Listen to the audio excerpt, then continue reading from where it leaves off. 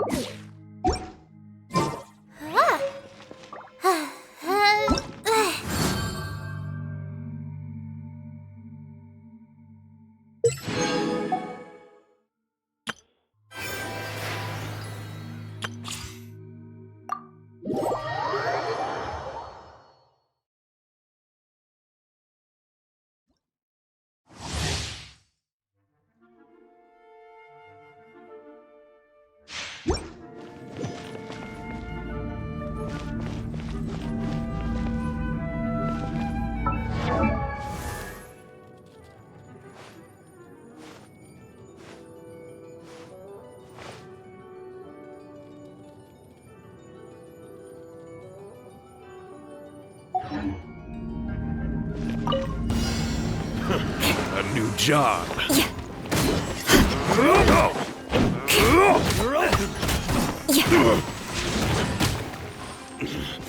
I wasn't done. You're open.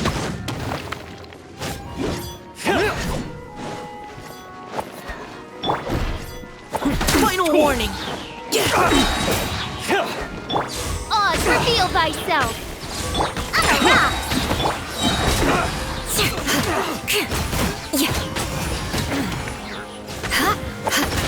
You're open. More speed. Crush. You're open.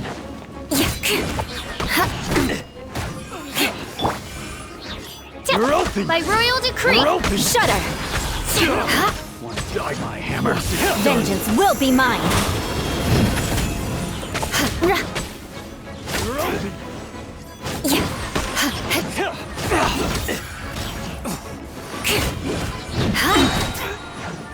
You're open.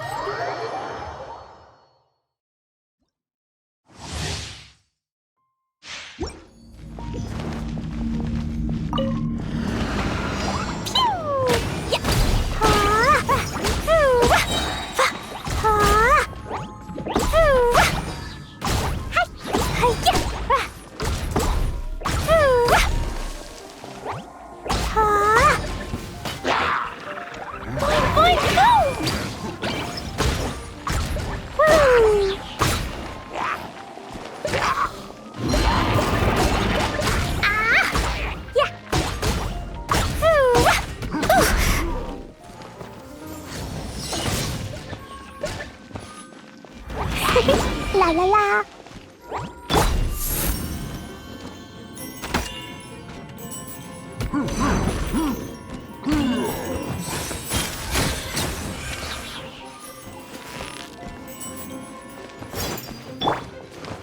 Jumpy Dumpy go! Da da da. Yeah.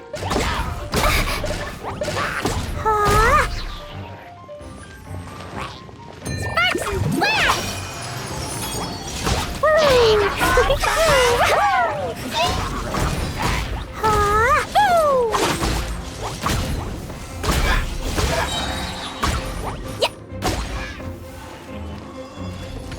Rain outlines your fate. Witness the power of Gugwa. Huh? Everybody stand back! Boing, boing, boom!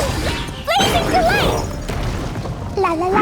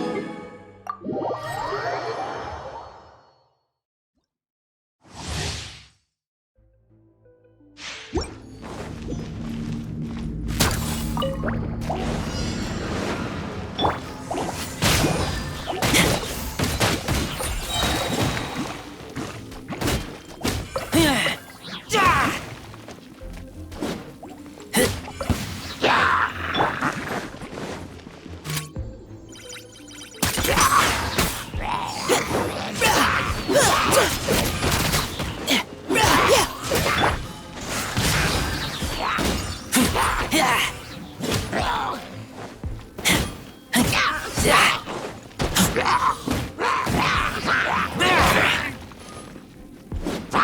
Boom!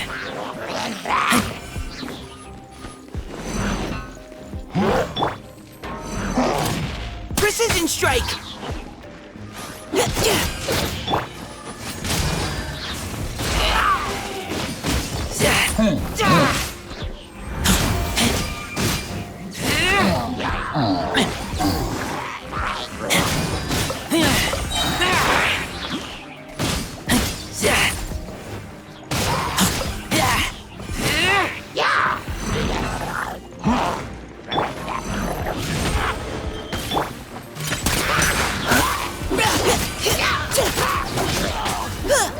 Leave the wounded to me.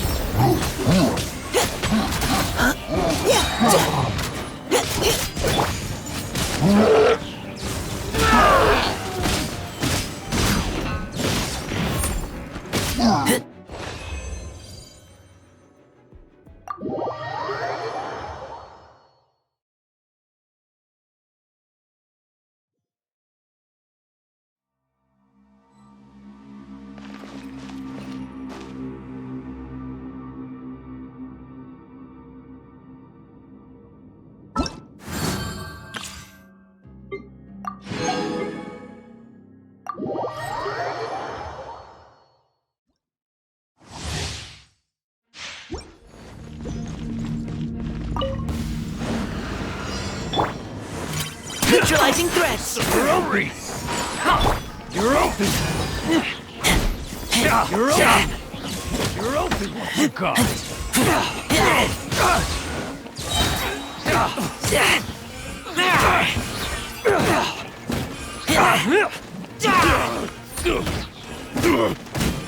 Engaging. You're open!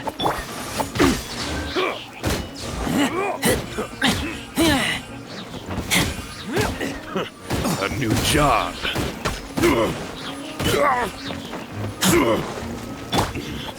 Now's our chance. What's it done? You're open! You're open! What's it done? You're open!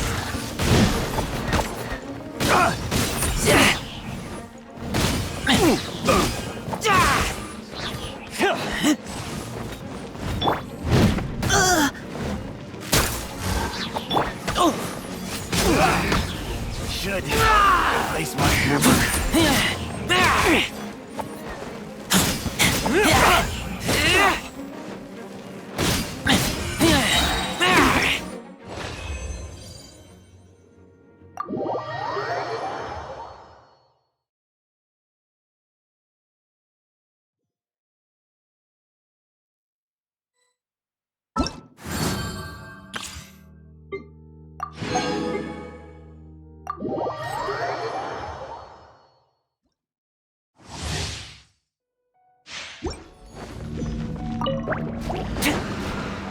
Fire it up! Freeze!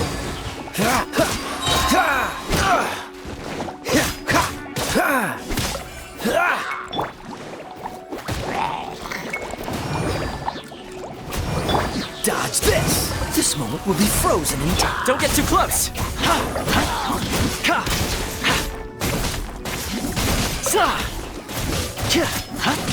I got you covered!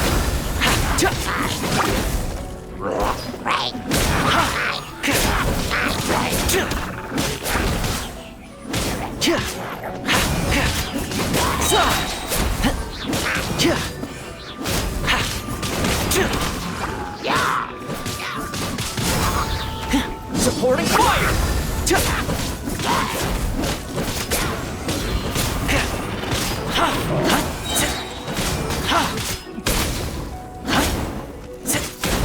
Boba, get them! Eat this!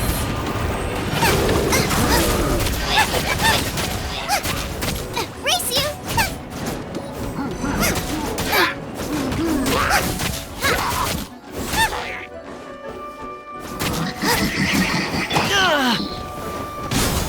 I got you covered!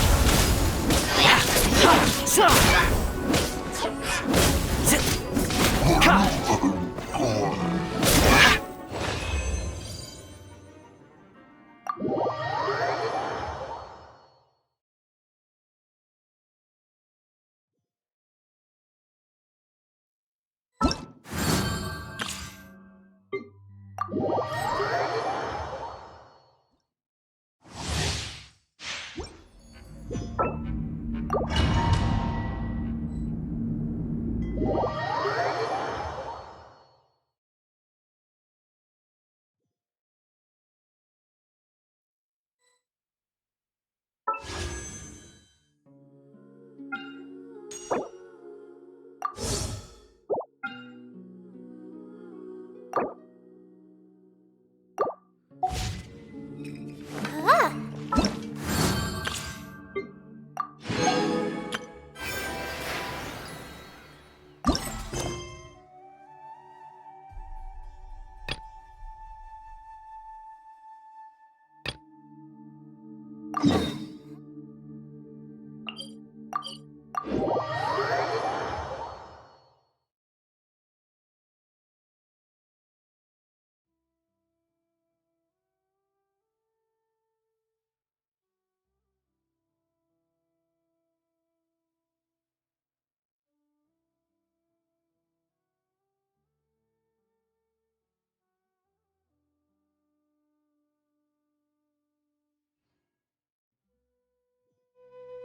The weather's so nice. Let's go have a walk around the harbor. Huh?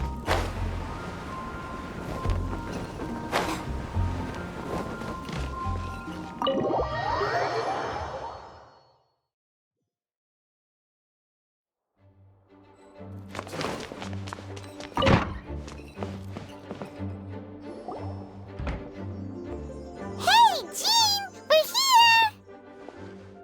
Ah, Paimon and the Traveler. I've been waiting for you. Whoa, looks like Jean wasn't the only one waiting for us. Kaeya and Kaeya are here too. Oh, it's Paimon and Miss Honorary Knight. It's been so long. Ah, look who it is. You've caught me completely off guard this time. But then again, it's always a pleasant surprise when you two show up. Guess we were so excited to see Jean again that we forgot to knock. I hope we didn't startle anyone. Wait a sec. You weren't talking about anything that we're not supposed to hear, were you? Showing your guide the way? Yeah, right. It's been a while since we last met, but I can see you two haven't changed one bit. Don't worry, we weren't discussing anything confidential. In fact, we were just talking about you. Maybe we should let the star of the story explain it in their own words. Yeah! Let me tell it! Let me tell it! A few days ago, I was reading Todo tails in the solitary confinement room when all of a sudden, whoosh, a letter came flying in through the window. Flying through the window? How does a letter fly? Like a bird does. It was flapping its wings. It could even talk. It said, well, it was a bunch of stuff I didn't understand. You couldn't understand? Then it must have been talking about how to avoid solitary confinement.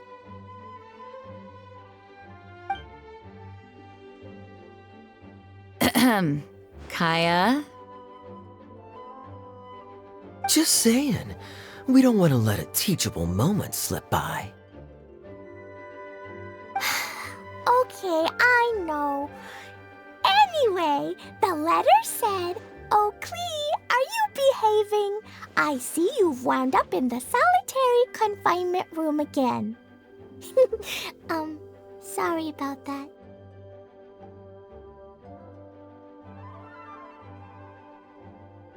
Mommy is busy these days and can't take you out to play. But there's good news. I have a friend who has very kindly invited you to visit her. Oh, so the letter's from Alice! In principle, yes. But the issue is that Alice's friend lives quite far from here. The letter says that Mom's friend lives in Sumeru. The Knights of Favonius could never agree to send Klee off to Sumeru on her own, but Klee is rather intent on taking Alice's friend up on this invitation. Yeah, I really want to go. You see? So we were wondering, who can we send with her on the journey? Preferably someone who's a reliable hero and with a history of saving Mondstadt. Oh, so that's why you wanted to see us. I do apologize, but Klee gets along with you so well. We couldn't think of a more suitable choice. Sure, we can do that, no problem, right? Can you really miss Honorary Knight? Yay! With Miss Honorary Knight around, Klee's not afraid of anything! See, I told you that she'd agree. In that case, we'll leave Klee in the trusty hands of the Traveler. And you too, Kaeya. You should join them. I noticed you quietly completed that backlog of paperwork we had. You deserve the chance to unwind a little. Oh, so you noticed. Well then, I suppose I have no reason to refuse. Great! Things will go even more smoothly with Kaeya around. Still, Sumeru is pretty far. It's gonna be a long journey. Don't worry, Mom's letter had a magic invite inside. Mom says we just have to all shout out where we want to go at the same time, and poof, we'll be there in the blink of an eye. Wow! Well, that'll definitely make things easier. It only works 3 times though, so we should only use it when we really need to. 3's plenty. 1 for the way there, 1 for the way back, and 1 extra, just for good measure. Sounds very mysterious. I still think we should use it sparingly. After all, we don't know the exact location of where we'll be headed, or what dangers we may encounter on the way. Here's what I suggest. Traveler, you're well connected. I'm sure you must have friends who are familiar with Sumeru. I say we start by teleporting to one of them.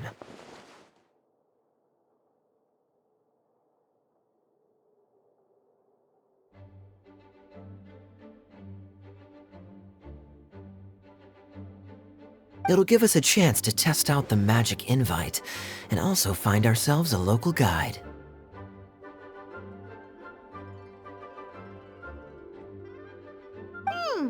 that kinda makes sense.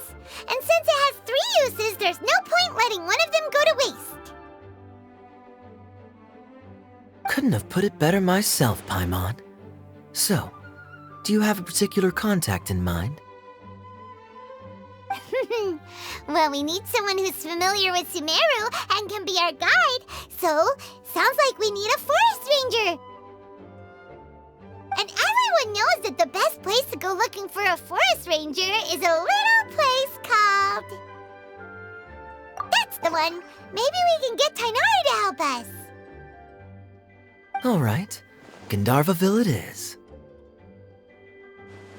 Okay, I'm happy wherever we go, especially with Kaeya and Miss Honorary Knight. We should be on our way then. If you'll excuse us, Acting Grandmaster. Yes, let the wind lead. I wish you a safe journey. And Klee... I know. I'll be careful, I promise. Great! Okay, here goes nothing. Take us to... Gandharvaville! Gandharvaville. Grand Arbor Hill! Huh? No, it's not a hill!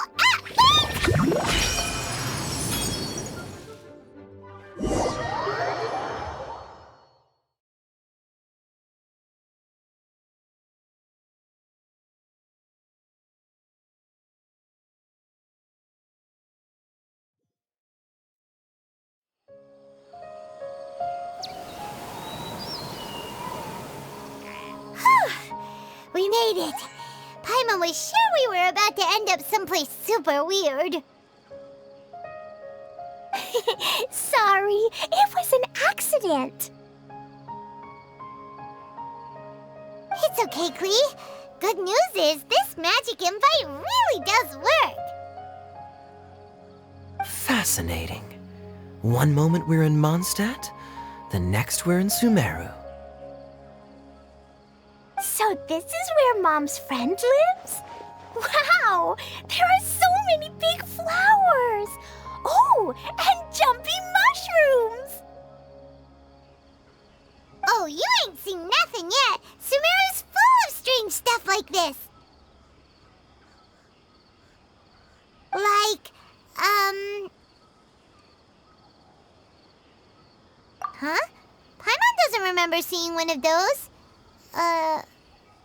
Wait! Are you talking about Paimon? Listen carefully, Klee. Those jumping mushrooms are called fungi. They may look cute, but if you get too close to one, it'll try to hit you with its cap. Really? Okay, well, I'll hit it back with my cap. And then I'll hit it with the hood on my jacket, too. I'll definitely win if it's 2 hats against 1. As long as playing with hats doesn't escalate to playing with bombs. But Klee's our friend, so we should be able to convince her to keep this trip explosion-free. Right? Uh-huh. I'll be extra careful not to blow anything up. I mean, I'll try my best. That's very good of you, Klee. You're being very grown up today. Yep, I'm super grown up. I'm already the Spark Knight. Okay, Spark Knight. Well, keep up the good work, because very soon we'll be introducing you to a friend of ours called Tighnari in Gandharvaville.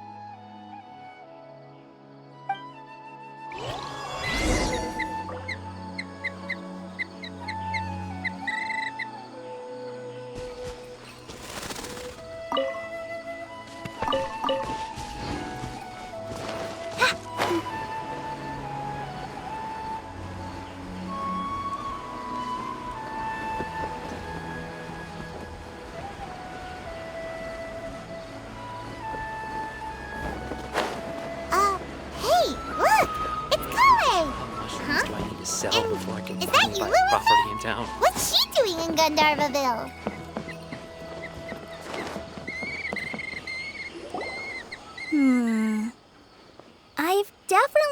The other forest rangers mentioned somebody dressed like that before. I see. Then it looks like my suspicions are correct. Who do we have here? Traveler and Paimon! Huh? Oh, Kaeya and Klee are here too! Hi, Kale! It's been ages! Kale, Yula! What are you two doing here? Well, that question's really more for Yula. What a coincidence. I didn't expect to run into a fellow Favonian captain this far from Mondstadt. How's the vacation going? Seriously? Bring the whole crew, why don't you? Is it just Paimon, or does Yula not look particularly thrilled right now? Oh, cool! Great idea! Let's go!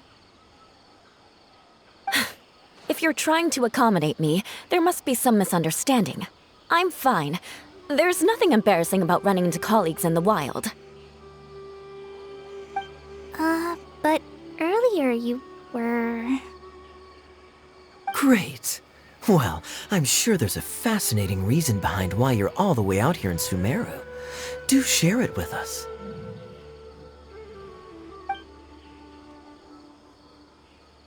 If you must know, it's a little complicated. But simply put, I'm searching for a cousin of mine from the Lawrence clan.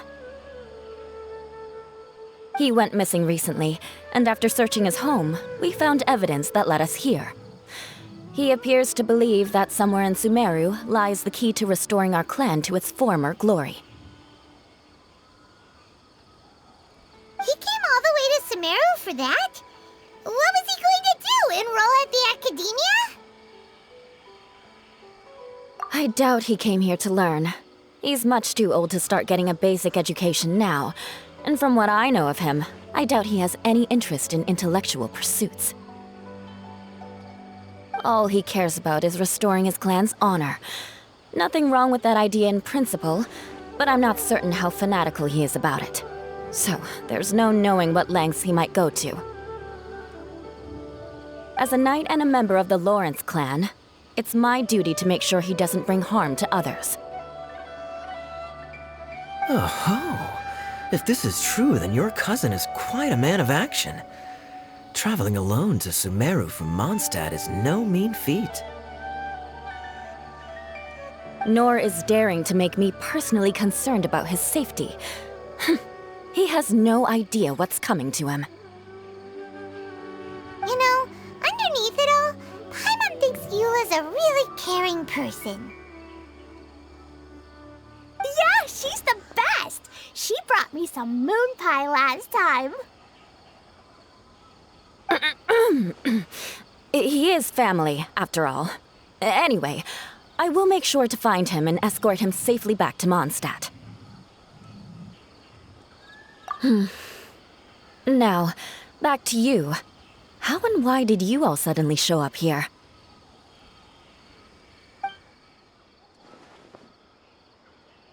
I'm afraid that could be tricky. Master Tighnari is still at Partis the Eye delivering his lectures. He isn't due back for a while. But I think I'll be able to help out. The description in the invitation letter is vague, but I'm pretty sure it's hinting at somewhere in the desert. The desert? Does that mean Mom's friend is from the desert? I guess I'll call her Auntie Desert for now. I remember Mahamatra Sino once told me a strange rumor about that part of the desert. They say there's a secret domain there that can make all of your wishes come true. Wait. You said I should just call him Sino. I keep forgetting that. A domain that makes people's wishes come true. Wow. So is it true? Does it really exist? I probably would have believed it a few years ago. But now that I'm a little older and wiser, I think it makes sense to be more skeptical about things like this. This explains a lot. The domain could well be a myth, but he probably figured he had nothing to lose. If you intend to search for this place, then please allow me to join you.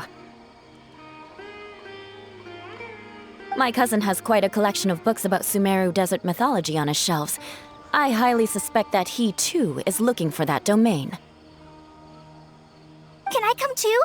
I think you might need me there. You'll definitely need a local guide while you're in Sumeru. And I think I have what it takes to be that person. Plus, it's a forest ranger's duty to bravely lend a helping hand to others in need. We have every confidence in your abilities, Kaeya. Our party grows bigger and stronger still. What say you to this, Captain Klee? I think it's super cool! I read in a storybook that on your own you can only have a drop of happiness, but in a group you have a whole ocean. So I'm sure Mom's friend will be super happy if I show up to visit and bring a whole bunch of friends with me. That's the spirit. In that case, let's get the magic invite to take us there.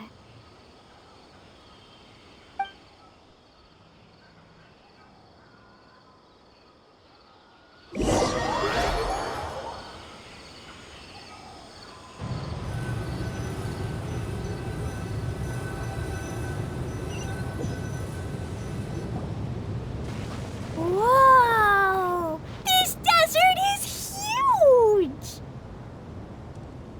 Wow, what an incredible sight. Yes. The scenery is quite magnificent.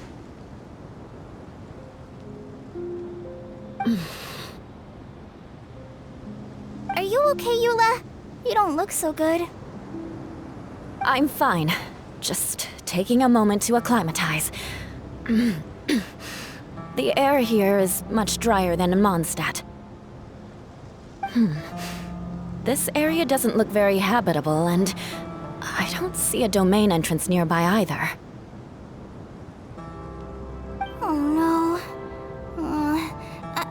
I didn't pronounce the destination wrong, did I? I mean, I don't think I did.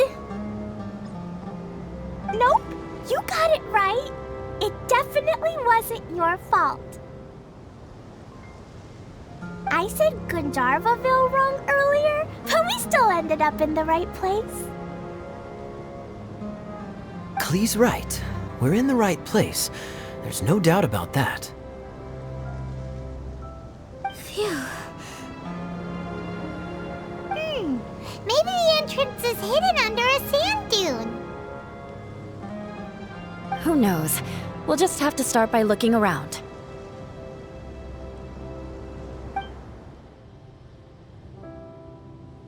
Oh, Paimon's so tired and so thirsty. We should have found something by now. Unless there's a problem with the magic invite. Huh? How could that happen? Uh-oh. Did I break it by accident? But I didn't do anything. Todoko will back me up. I'm innocent. It's definitely not your fault, Klee. See? Not even a wrinkle on it. Does Miss Honorary Knight have an idea? Ah, Paimon knows where you're going with this. Interesting approach. Assuming we're right about this magic invite. That is to say, if it was sent from within the domain, the invite likely has some sort of connection to it. Oh, I get it now. Plus, I know a super special trick we can use. What kind of trick? Can you teach it to us too? Of course! Mom said that if I ever need help, I just need to shout this out loud. Magic Magic invite, magic invite. Klee needs your aid. Do something now so Klee's not afraid. Look, something flew over.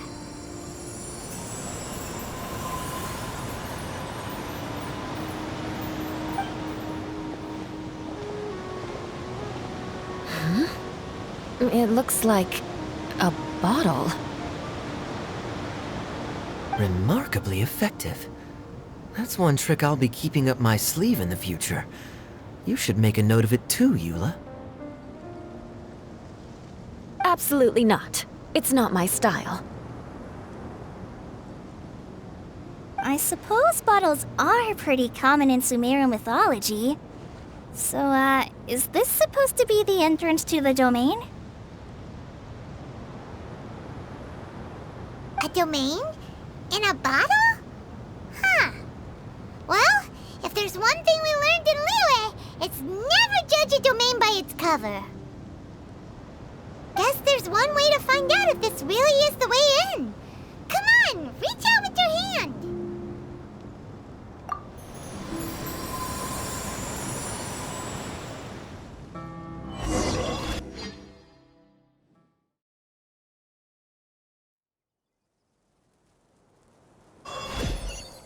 We made it! Oh, that answers that question. There's a path! I'm gonna take a look!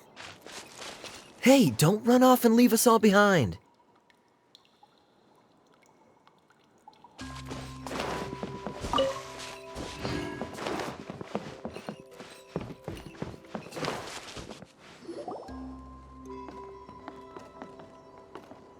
Look! There's a huge garden here! Incredible. It looked so small from the outside. Everyone, I suggest that we stop here for a moment. We should take stock of our surroundings before deciding on our next course of action. Since we're in a bottle, has anyone heard the story of the magic bottle? Oh, you mean the one about King Deshret and the genie in a bottle? I've read it before, but I struggled with some of the vocabulary. What's the story about, Kaeya? Mom told me a story once about a group of adventurers who went to Bottle Land. But I don't think there was a magic bottle in that one. Don't worry, Klee. I can tell you all about the story of the magic bottle. But if you keep running off on your own, you'll miss all the good parts. Oh. Okay, I got it. I'll stay with the group from now on.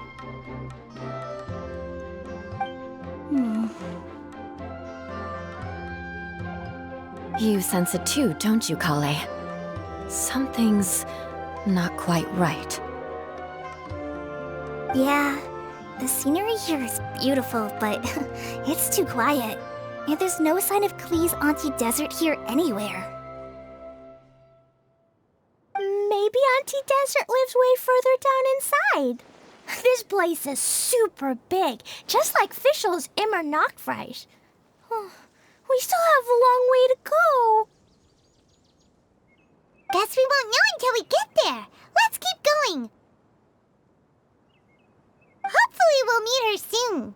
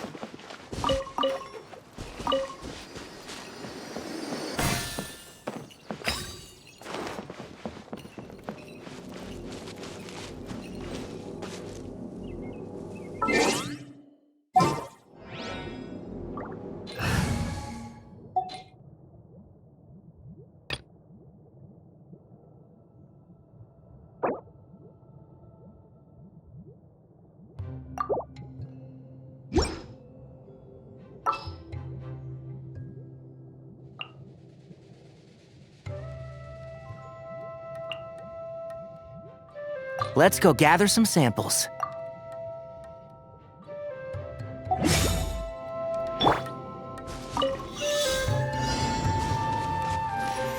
Yeah. Ra.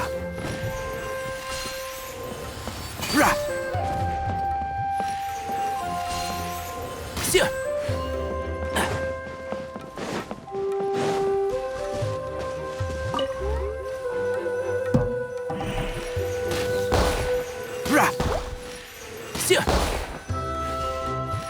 Ra. Yeah. Ra. Keep up. Why is there a chest here?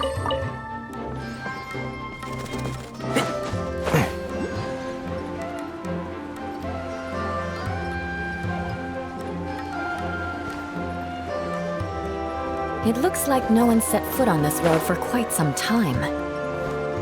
I agree. And the further we get, the more I feel like this place is a whole lot bigger than we imagined. Hey, there's something strange up ahead. Let's check it out.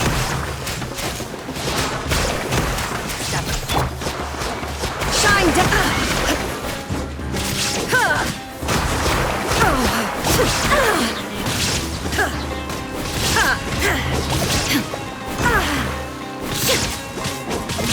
Illusion shattered! What the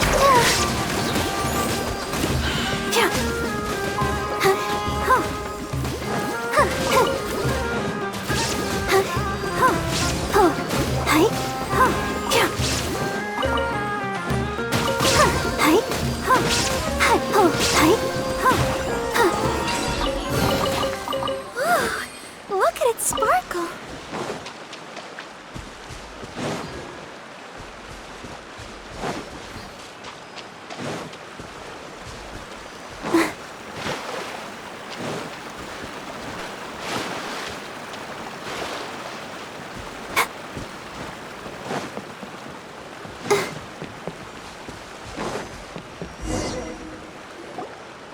Wow, it's a big ball of water.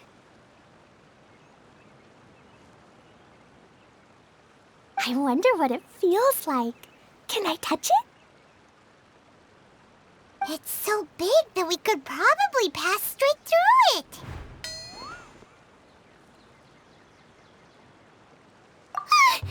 That's so scary! Stop giving Paimon the heebie-jeebies! Let's not touch it for now. We still don't know enough about our environment. But we can't just do nothing at all, because then nothing at all will happen.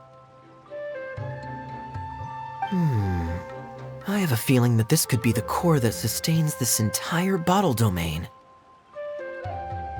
In which case, the moment we touch it, this place will instantly revert to its original size, with all of us still inside.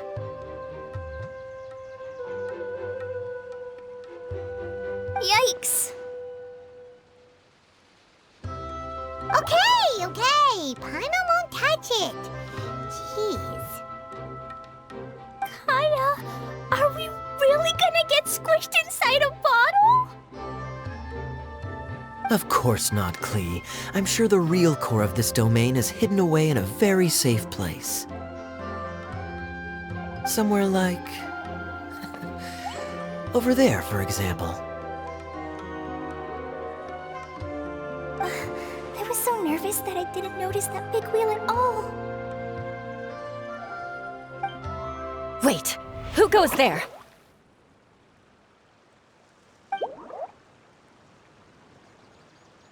It's the water ball monster! Ah! The water ball monster is real! It doesn't seem hostile. In fact, don't you think it looks happy to see us? Really? You sure it's not gonna gobble up Paimon whole?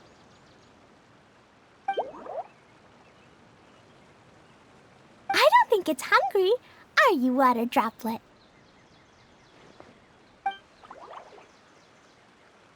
Oh dear. I don't know about anyone else, but I'm not understanding a word of this.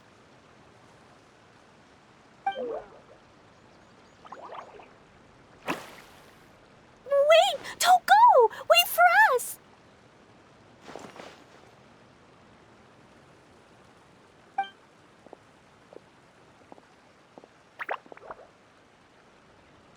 Why'd it stop? Maybe it can understand us after all. Oh, I get it now. It's leading the way for us, just like the cats in Mondstadt. Like the cats? How so? When you're walking around in Mondstadt City, sometimes a cat will show up on the side of the road.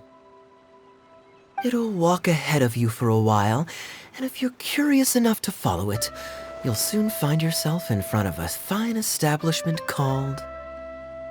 Exactly. So let's see where this water droplet takes us. It could be interesting.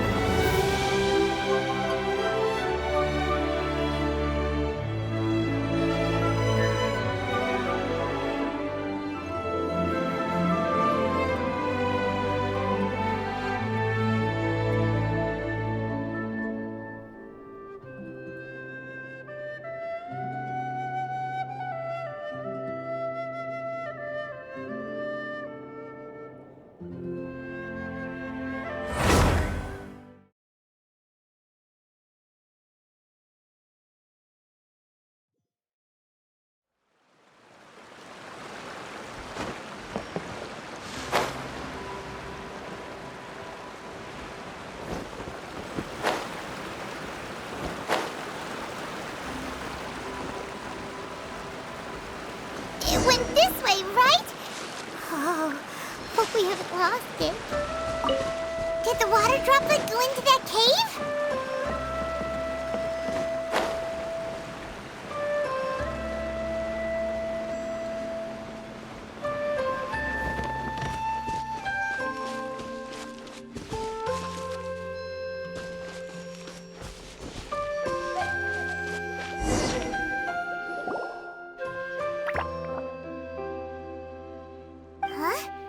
Another strange contraption. And there's a weird-looking wall over there. This kind of looks like that ball of water we saw earlier. Did the water droplet bring us here because it wants our help with something?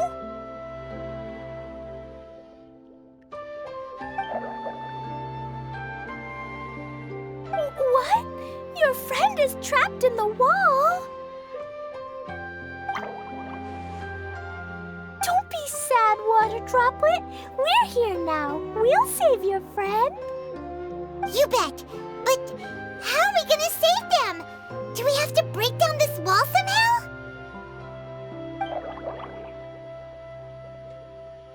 Nope, we can't do that. No breaking the wall. Do we need to find a key of some sort then?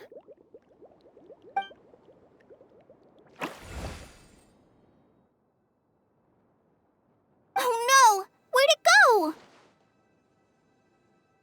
Look, the device has lit up. And it's projecting images onto the wall. A two-dimensional space with objects of the same composition as the device nested inside. Yep, what Kaeya said, and that's where its friend is. But how exactly do we enter the image on the wall?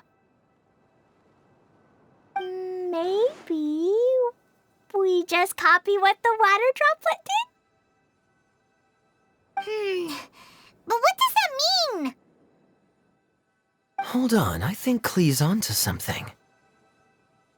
Since the water droplet appears to be the key that activated the mechanism, we may be able to follow it inside simply by touching the device. The principle is no different than how we entered this bottle domain. Fair enough. Okay, deep breath, then head in.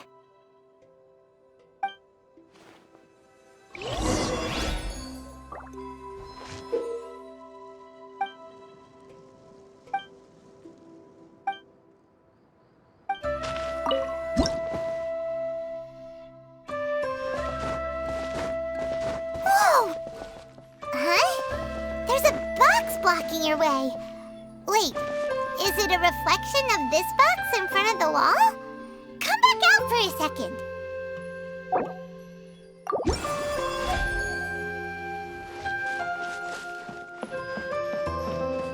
Aha! The box on the wall moved too!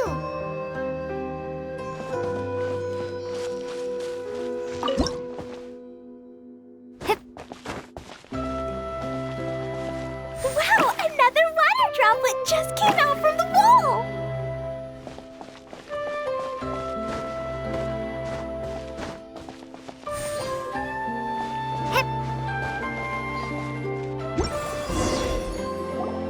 It was flat as a pancake in there, but as soon as it came out, it turned all plump and round. Guess it makes sense that the water droplet's friend is also a water droplet. Aw, and they both do the same thing to show they're happy.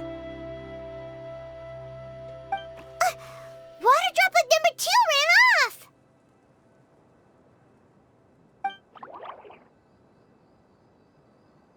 It's saying thank you, Miss Honorary Knight. That was a huge help. Traveler, how do you feel after entering that two-dimensional space? Any physical side effects? Quit while you're behind. You're clearly fine. Well, I'm just glad that you're okay. Good thing you is here to look out for everyone. Can't say the same for you, though, Kaeya. You were pretty quick to send the traveler inside. Hey now, I only suggested that because I was confident that the traveler would be fine. Water droplet, is there anyone else here besides you and your friend?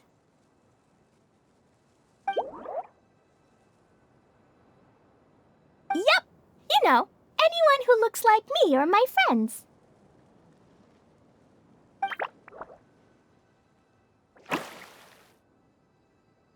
Oh, it ran off again. Hopefully this is a good sign. Amazing. Come on, let's follow it.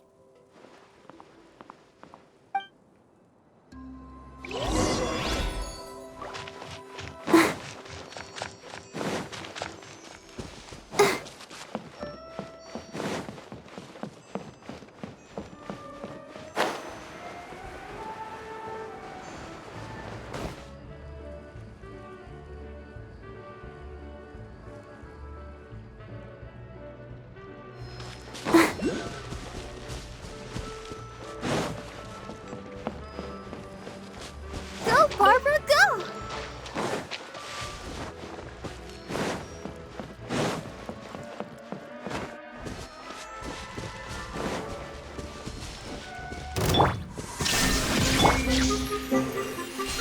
Sia!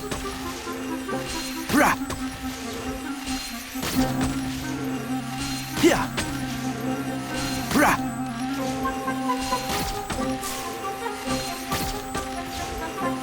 Sia!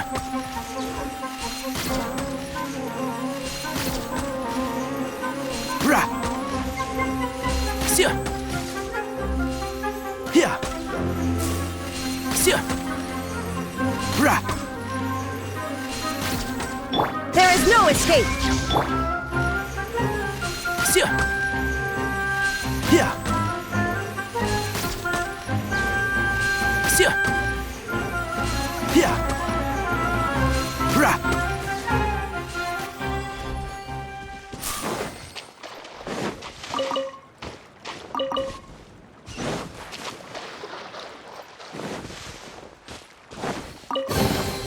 Why is there a chest here?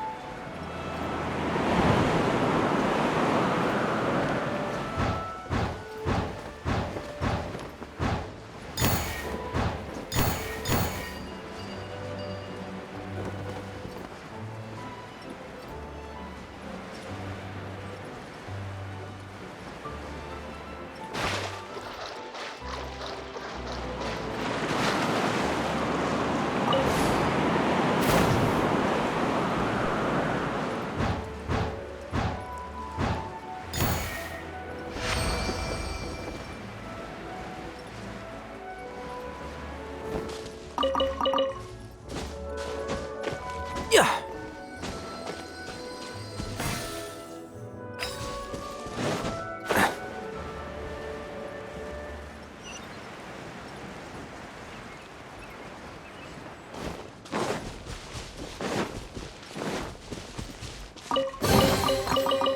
I think we can forego the lost and found report.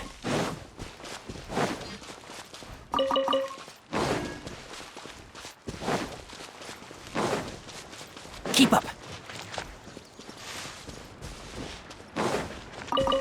It looks like there might be a town up ahead. Huh. Maybe more people live in this domain than we thought. And maybe that's where Auntie Desert lives!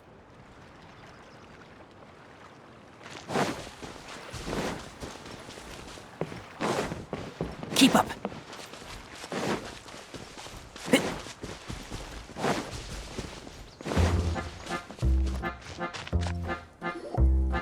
Itia, the situation is now critical.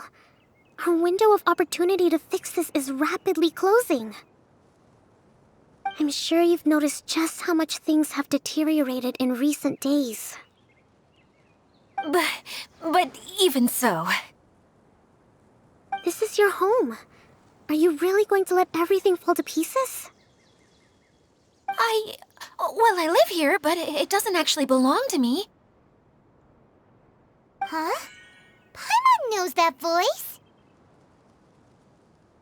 Anyone else who comes into this domain in the future will take one look at the ruins before them and conclude that this place was abandoned years ago. But just imagine how different things could be if you maintain this domain in perfect condition. Whoever sets foot inside would witness a magical wonderland.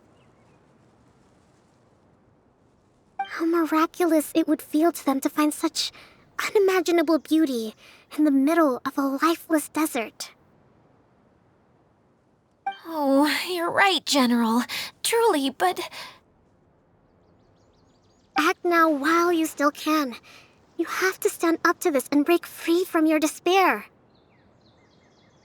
The most important thing is to have no regrets in the end. Well, no one chooses to have regrets, do they? But I take your point. I'll try my best to stop running away. But the question remains of where to begin. Paimon's figured out who it is! Is it Miss Honorary Knight's friend from a faraway land? A divine priestess? What's that? Is it a kind of mage?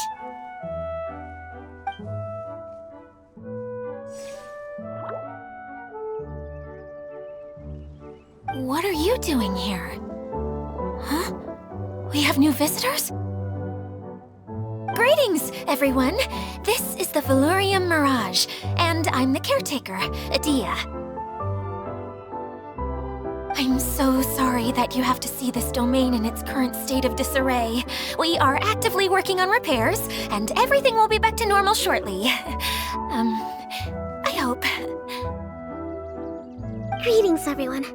I guess I should introduce myself too.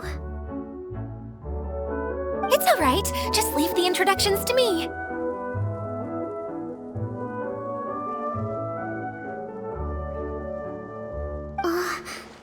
I kinda wanted to say hello in my own way.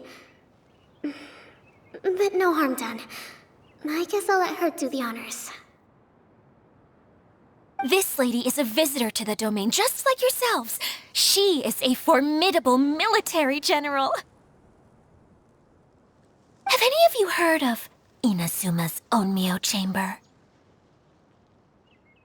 The, what chamber?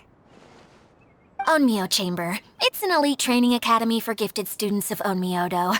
Practitioners are divided into 4 classes, A through D, and assigned the power of Shikigami based on their mastery of the art. Wait. This lady famously led the Class D underdogs to victory against the Class A favorites in the final mock campaign before graduation. An astonishing feat that few in the history of the Academy have ever achieved. Hence, formidable general is no exaggeration. Isn't that right, General? What's wrong? Huh? Wait, so the favorites were beaten by the classy underdogs? Paimon's not completely following.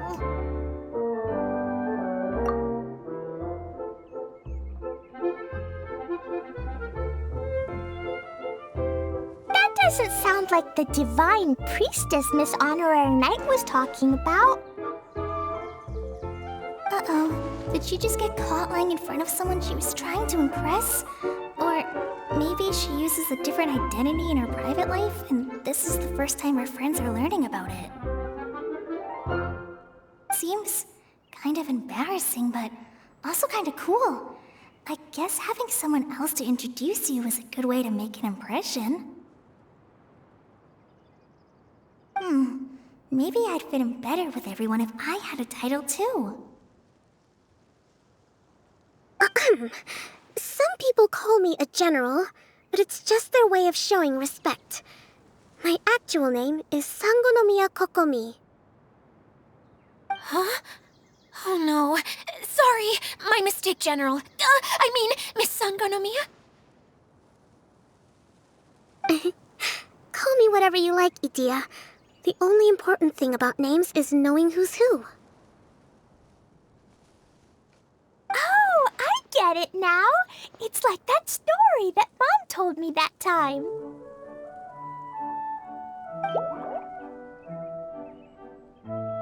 Klee can explain. So basically, in the story, a big group of people go on an adventure to Bottleland. One of them's called the King, and some of them are called Knights. So, Miss Sangonomiya must be the super smart one who solves all the problems in the story. What's that one called again? Perhaps a sage? Indeed. Wisdom is an important attribute found in military generals. Okay, well, I'll just call you that. Miss General it is. Fine by me. Sounds really cute, coming from you. At least, cuter than my pen name, that's for sure.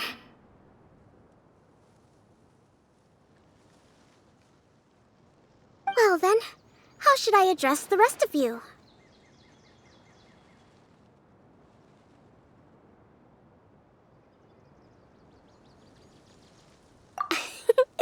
How could I ever forget you? But what about these esteemed ladies and gentlemen accompanying you? I'd be delighted if you could introduce me to them too. Wait, Klee wants a title too. Okay, got it. Klee wants to be a mage, the kind that flies around everywhere. Da-da-da! Whoosh! Kaeya can be the master thief. Miss Honorary Knight can be... the knight.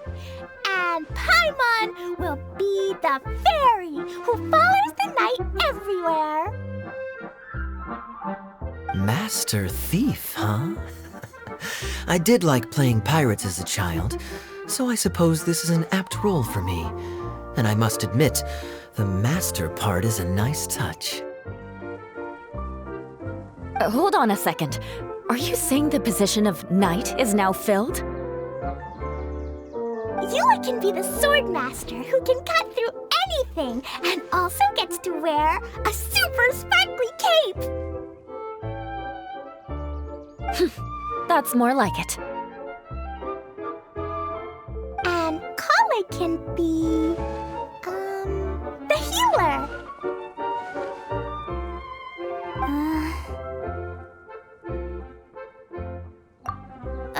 No, I don't mind. Healer is a great role. I just don't know if I'm qualified to be one. Whenever I'm thinking of titles for myself, I usually imagine myself as an adventurer or musician. I never thought I could be a healer. I mean, it feels like it should be Master Tighnari's role, if anyone's. Don't worry, Kale. You'll be the bestest healer ever. You don't talk much, but you're very kind, just like the healers in Mom's stories. You'll do fine. I heard you're good with bandages. You can patch up a wound, can't you? I can pitch a tent. Maybe you heard wrong? But I'll do my best. It's my first day filling in for Master Tighnari, but hopefully it's the first of many. This is a great idea.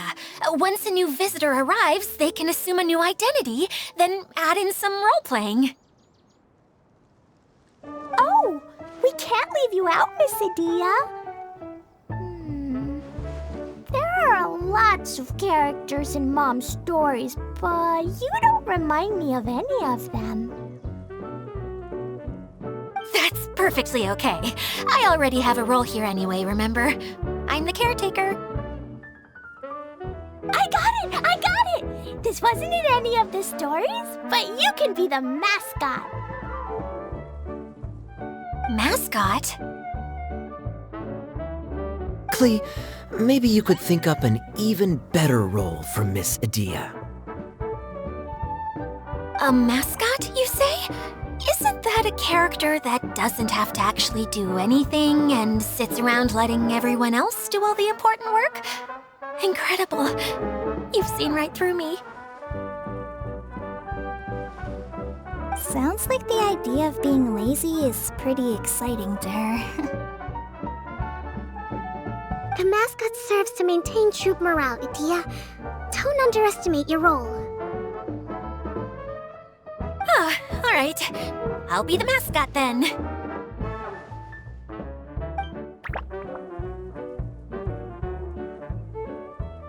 That's right. Thank you for bringing these new friends here safely. You can go off and play now. Thanks, Water Droplet. See ya!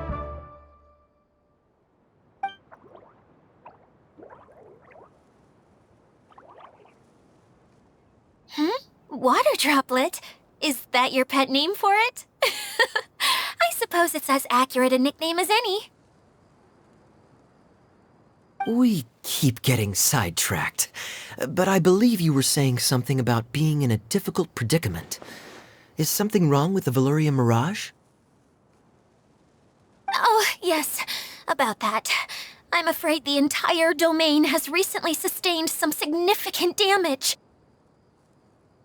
It was as if the whole world was suddenly flipped upside down. A few components went missing from the core, which sustains the domain, and the impact cascaded out from there.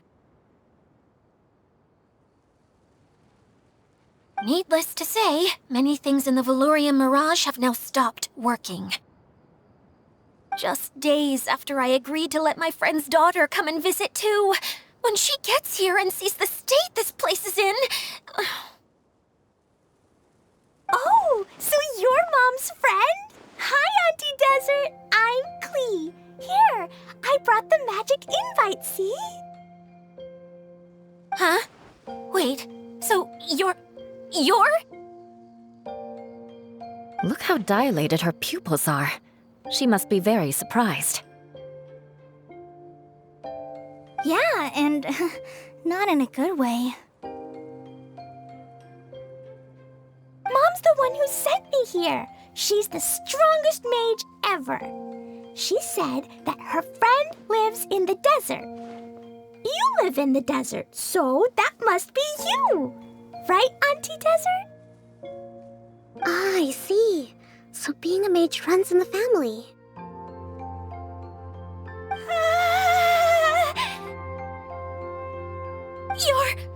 You're Alice's daughter? Oh, I just want the ground to swallow me up right now. Wait, that's it. I'll hide myself away in the core of the domain. Hide there until this all blows over. See you all in 100 years. Adia's really going through it. She's like a shriveled little forest fungus, hanging its head in shame. Kale? That's a harsh analogy. Where'd all that come from? Don't worry, Auntie Desert. Klee's here to help you. And all my friends will help too. Just take a deep breath, and then another deep breath, and all your worries will fly away. Yeah, don't you worry. Lady Fix-A-Lot over here has a good track record with this kind of thing. Well, I'm useless, but it looks like that won't matter with all you capable people around. Fantastic. Don't put yourself down, Adia. You're great too. Thanks for your encouragement. Anyway, for the time being, please talk amongst yourselves. That'll give me some time to think things through and maybe make a start on, delegating.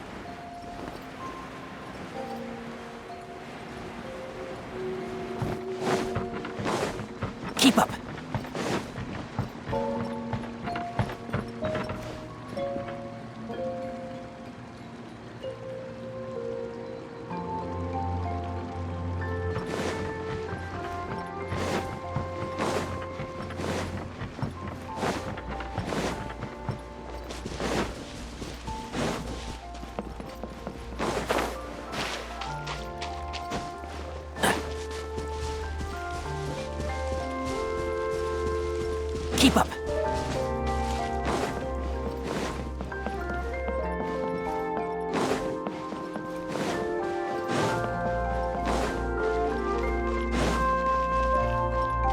Hi, Miss General. Miss Honorary Knight says that you're from Watatsumi Island. What's it like there? There must be loads of fish, right? Wait! You look kinda like a mermaid. Are there fish in your family? Oh, sorry to disappoint you, Miss Mage, but I'm just an ordinary human.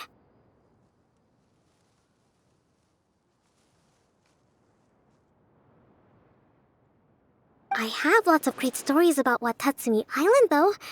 Come on, let's enjoy the scenery while I tell you all about it.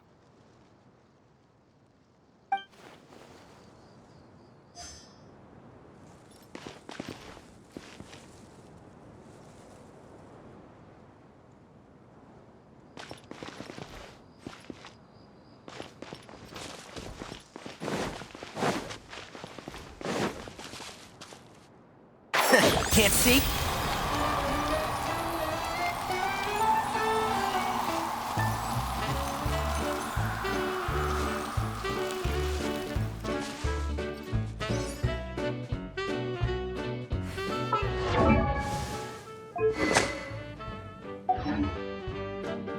Feeling nervous, Kaeya? Well, it's your first time as a guide, after all. Oh no, not at all. I'm just, still settling into the role. So I was thinking about how to talk more like Master Tighnari. Well, the easiest way to imitate someone is to start with their most common turns of phrase. Oh, okay. In that case, put that mushroom down. Now, it's highly poisonous. There you go. With just a few simple words, you've captured your master's personality perfectly. Anyway, what about your role? Don't you mind being the master thief? It doesn't sound like you're one of the good guys. Maybe not. Until you factor in that I only steal from the enemy. I think that's enough to make me one of the good guys. Don't you? Oh! Fair point, fair point.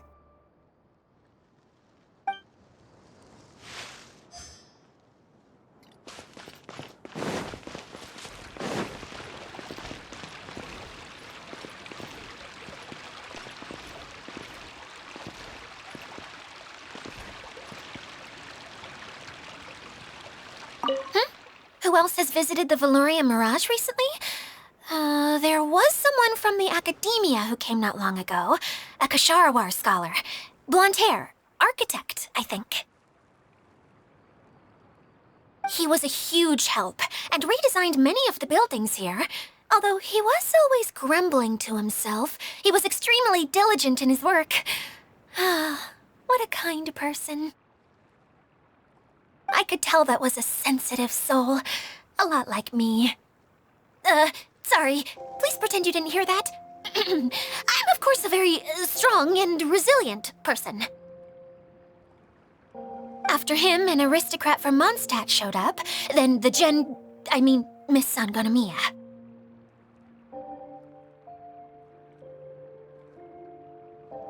Unfortunately, everything here suddenly started changing before I had the chance to be a good host and show them around.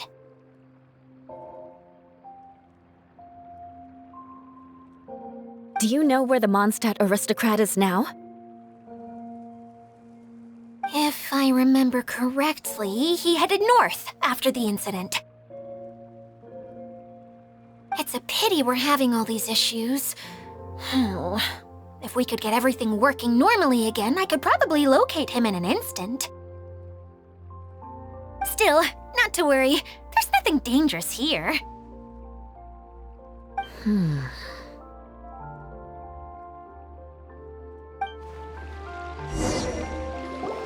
Hey, Idia, you got an update for us? We've all caught up with each other. Very well. Then please allow me, Dia, your mascot, to explain exactly what's happened here.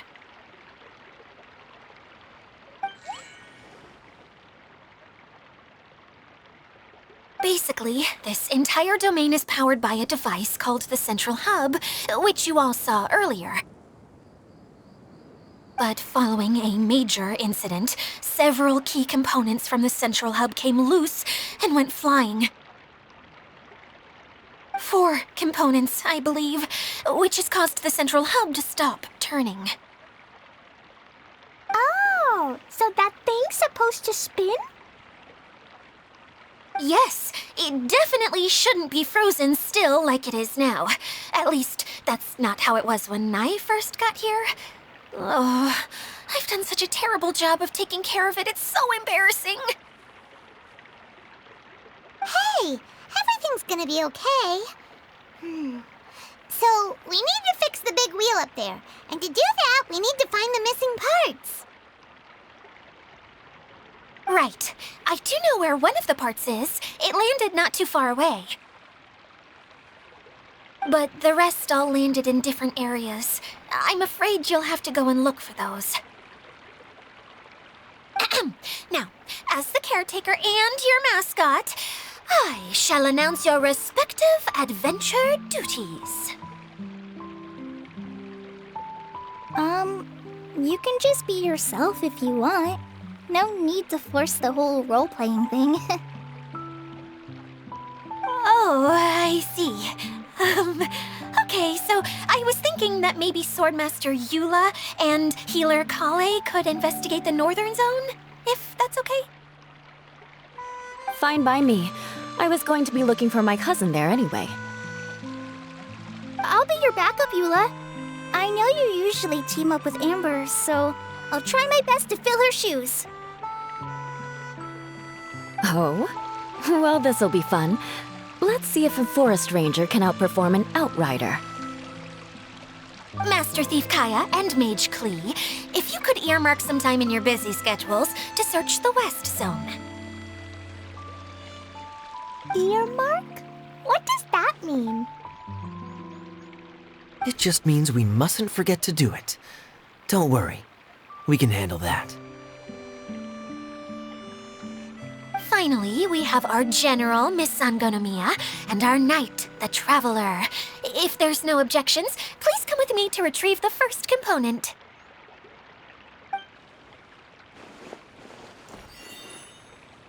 Wow, spoken like a true knight. Then, for my part, my strategic mind is at your service. All right, well, if anyone finds anything, come back here and we'll regroup. Please take care while you're out on the road and look after each other, especially our little mage here. You got it! I'll take extra special care of Kaeya.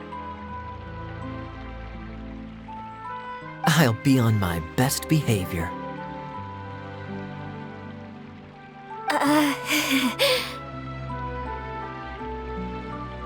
Okay, we'll leave it there for now. You two, please follow me. I remember seeing it just behind the Central Hub.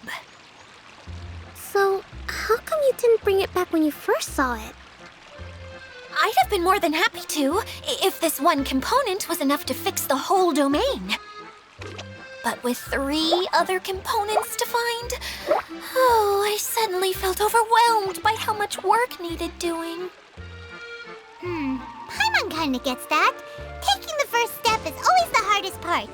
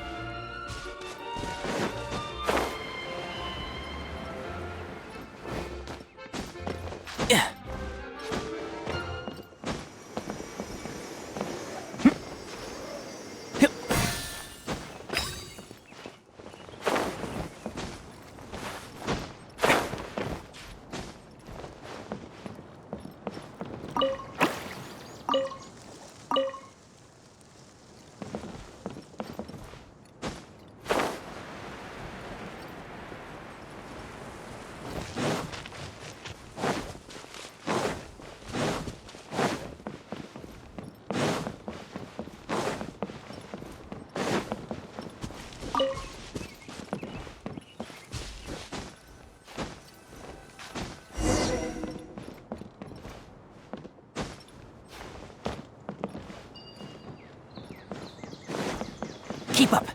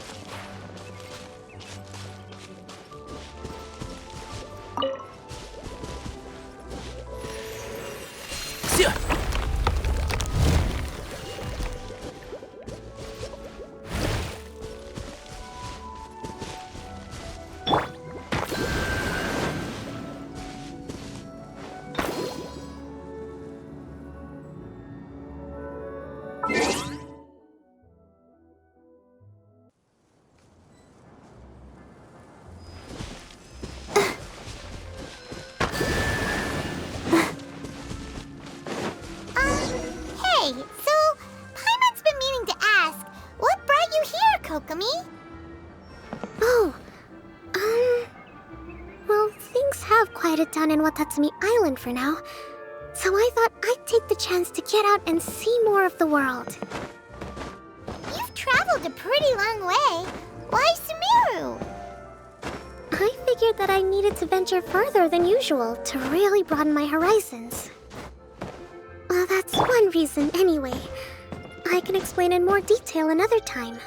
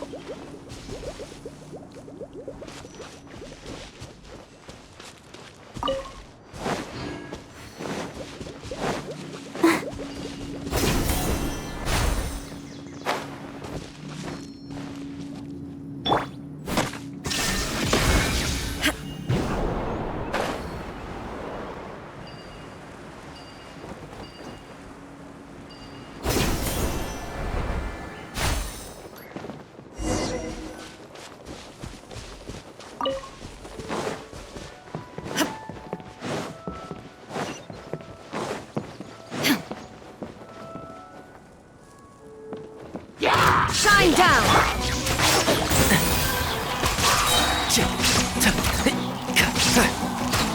I'll protect us.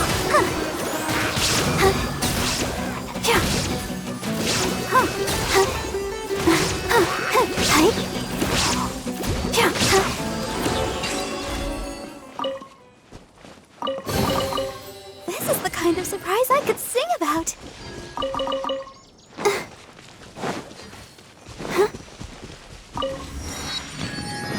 Go, Barbara, go!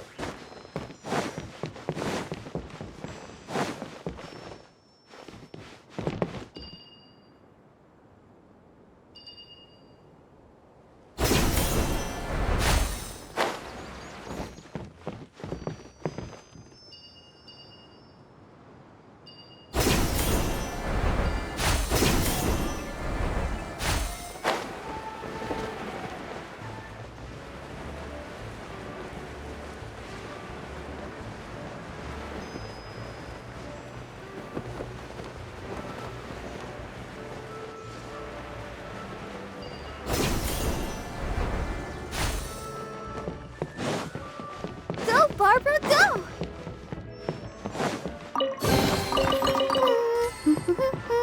Things are going so smoothly today.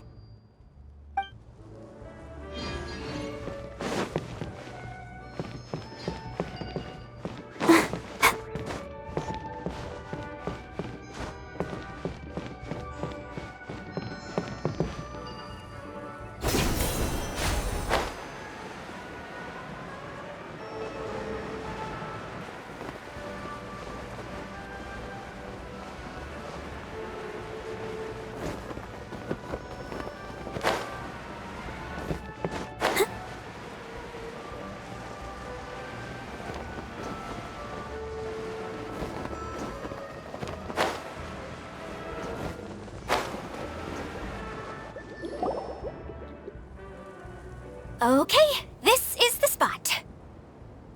Now, I'm sure you're both wondering, but where's the component?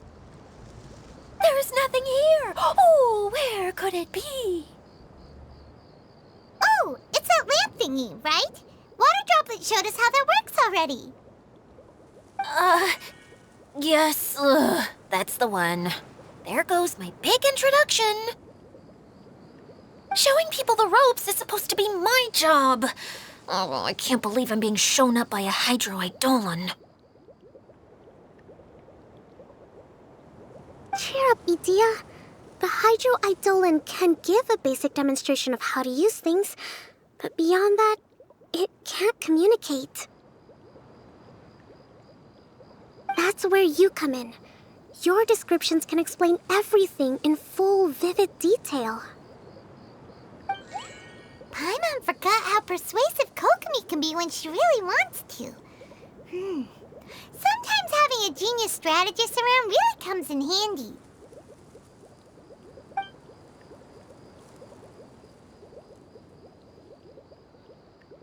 Oh, well, if you put it that way. Well then, just pretend like you've never seen it before, and I'll tell you all about it. This is called the streaming projector. Everything here in the Velurium Mirage was made using this device. All you need to do is place an item in the projector, and you can construct a corresponding item based on the shape of the original and your imagination. At least, I think that's what it used to do. With the domain in its current state, only its most basic functions are still operable. Okay, not quite that basic. At the moment, it's only able to show two-dimensional objects. I call them preprints. Think of it like a sort of draft or blueprint or something.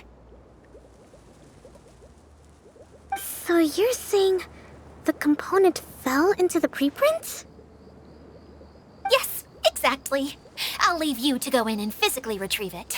Well, I'll be out here rooting for you by doing a motivational dance. Really?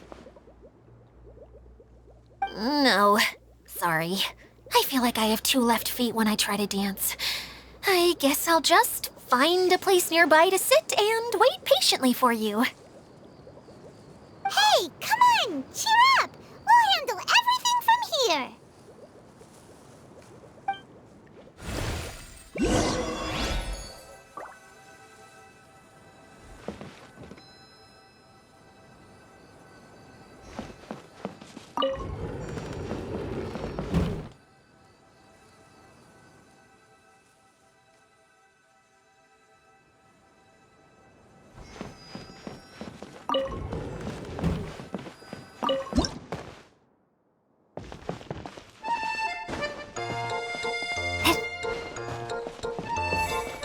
Doesn't look like the component is in here.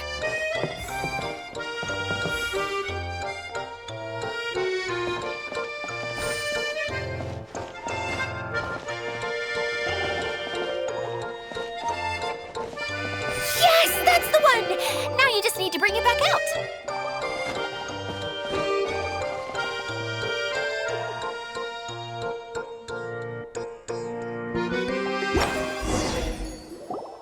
What is this thing anyway? Some kind of gear? And why is it so small? It doesn't look like it belongs in that huge wheel. It's hard to explain, but I assure you that it's definitely one of the components. So that leaves 3 more components missing. Every journey begins with a first step. I think we're off to a good start, and things should keep going smoothly from here. You really think so? I suppose you're right. She did manage to defeat Class A at the Onmyo Chamber, after all.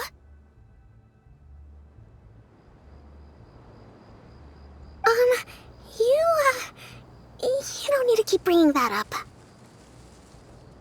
Anyway, thank you for all your help. I'll take this and start trying to repair the central hub. You two may as well head back to town. Oh, why am I so clumsy?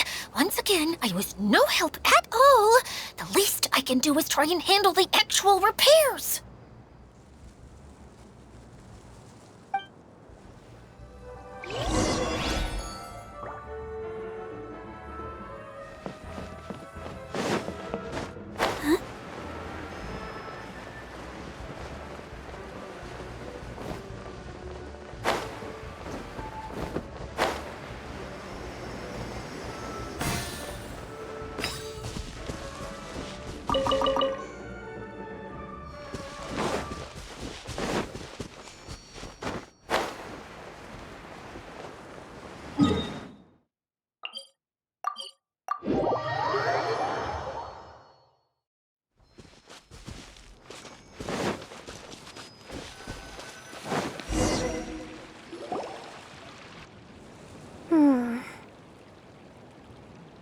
What's wrong, Kokomi?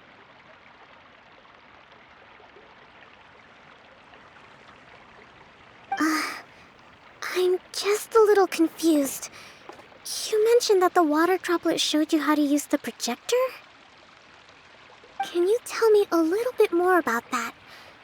I'm so curious to know what happened. Oh, sure!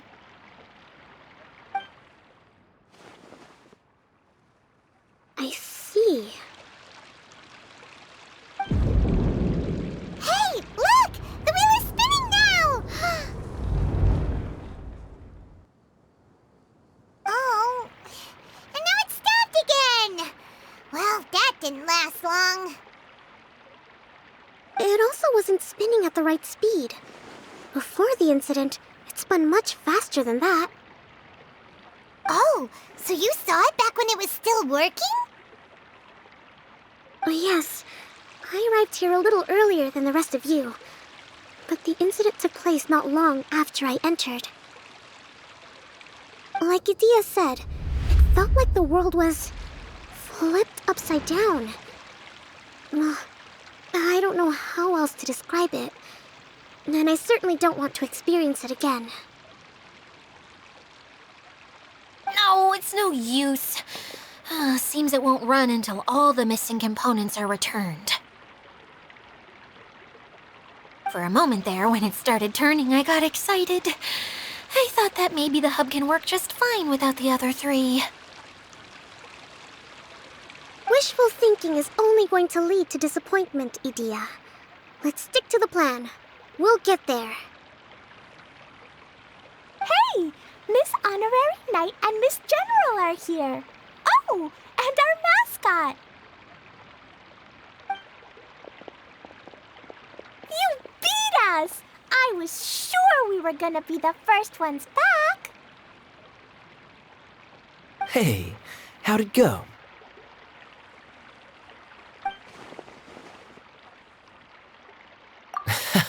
Impressive.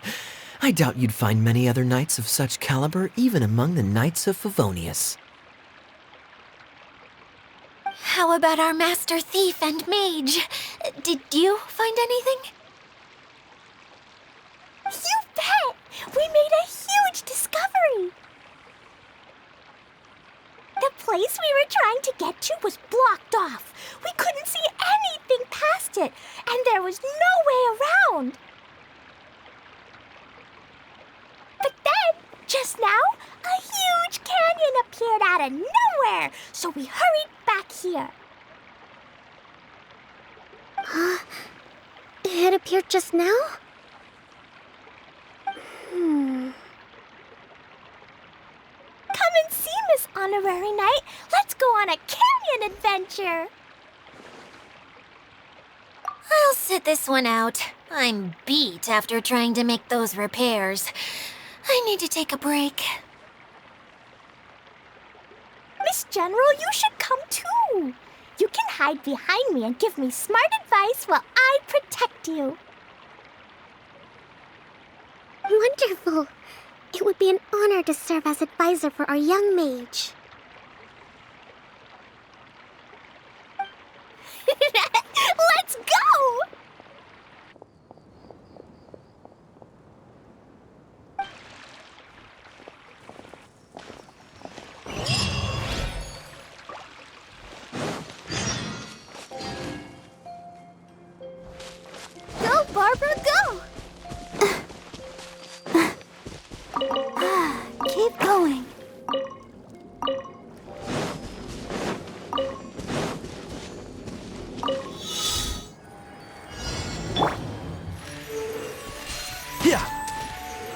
Yeah.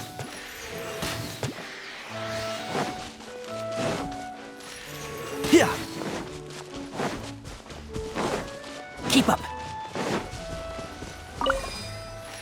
Rah. Yeah.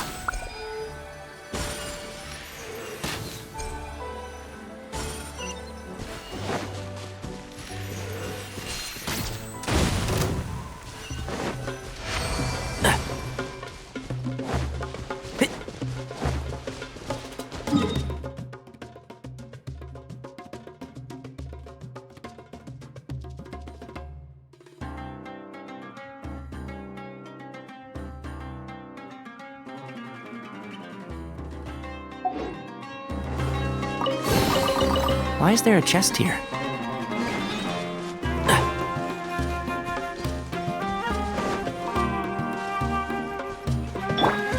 Illusion shattered! Rah. Yeah.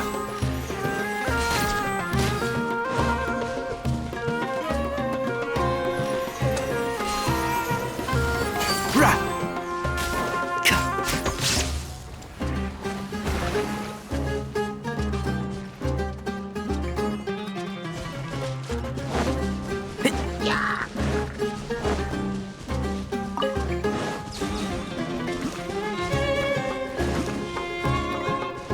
Keep up.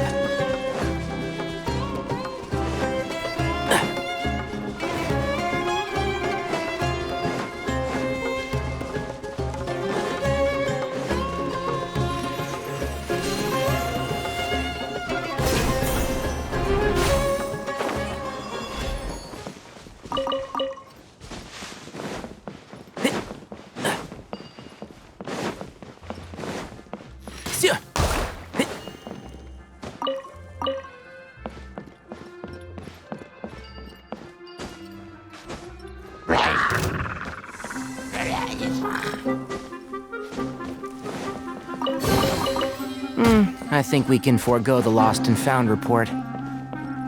There is no escape!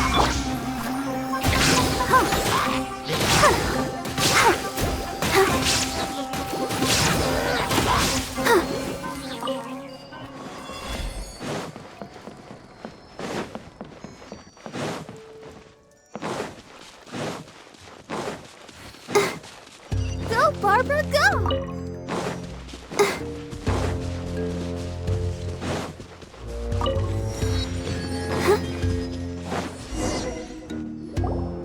Here it is! Here it is! See? This canyon wasn't here before! Just before the canyon appeared, I heard a faint sound, like something mechanical turning. Ka-chuck, ka-chuck, ka-chuck! Could it have been the central hub? That would mean this canyon appeared after it started spinning. Hey, you, oh. New guys, huh? Oh, hey! Paimon didn't realize anyone else besides Dia lived here. You actually saw her? She's barely shown her face since everything started falling apart here. Excuse me for asking, but who are you? Oh, right. I didn't introduce myself. I'm Ferdinand. Me and my brothers look after this whole zone. Well, we used to, until this whole domain was, like, flipped upside down, or whatever. The method we were using to make the carts and tracks stopped working after that. Dia is working on repairing the domain. We were just with her before coming here. Really? Huh. I assume that she'd be curled up in a fetal position somewhere, hoping all her problems will magically disappear on their own. Good for her. Anyway, I checked all the stations around the whole circuit. They've all conked out. Conked out? How? Would you mind elaborating a little for us? But aren't you just travelers who stumbled upon this place by accident? Nuh-uh! I'm Mage Klee, Idia's helper. A mage? You? me to explain?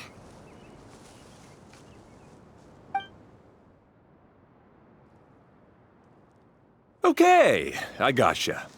Well, right now the more helpers we got, the better, I guess. Anyway, our first priority is to get the carts here up and running again. Oh? And why is that? The roads here twist and turn so much that the best way to get around is by riding the rail tracks instead. Let me show you. This is what we used to make them. Did Adia bring you up to speed on these things?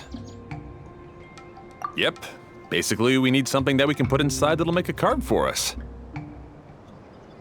Like what? Can it be anything as long as it looks like a cart? Yeah, you could put it that way. But one other thing is that it has to be compatible with the tracks. So, something like a sedan chair, maybe? But I'm not sure we have all the materials required to build one of those. How about you, Traveler? Any ideas?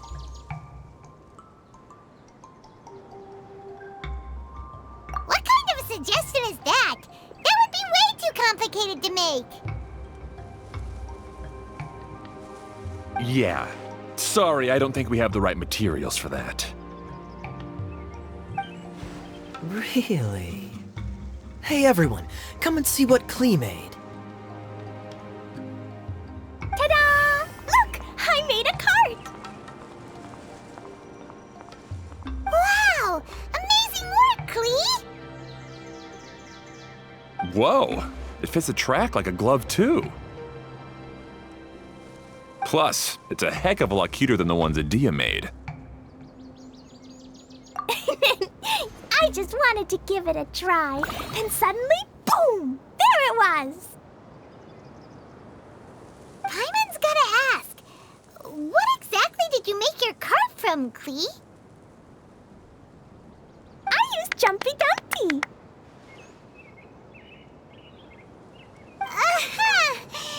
Thought so. Is there a problem or something? If not, then let's get ready to leave. It's just... this cart is made from, It's a bomb or something, isn't it? Yeah, I gathered from your conversation that Jumpy Dumpty is a little more volatile than the cute name suggests. It's okay, though, because the end product only takes on the general look of the source material. So to be more specific, while different materials have different properties, most of them aren't transferred to, It's okay! No need to delve into the theoretical stuff. Paimon just wanted to make sure we aren't about to end up like the, flying fish of Starfell Lake. Huh? Can we ride the cart now?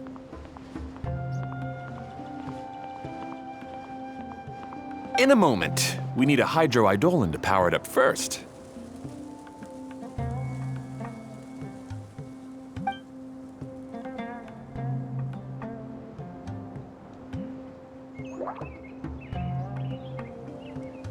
Okay, she's ready to roll. Hop in.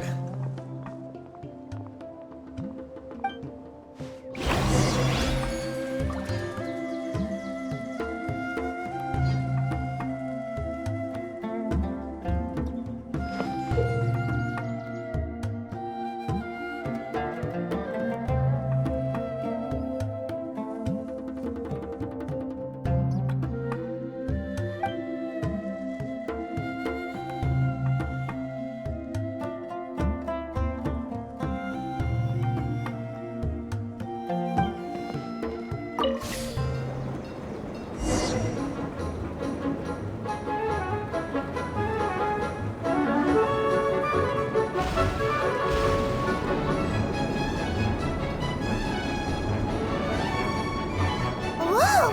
This cart is fast! Chugga chugga chugga chugga! Woo woo! Yeah! I'm gonna call it the choo-choo cart!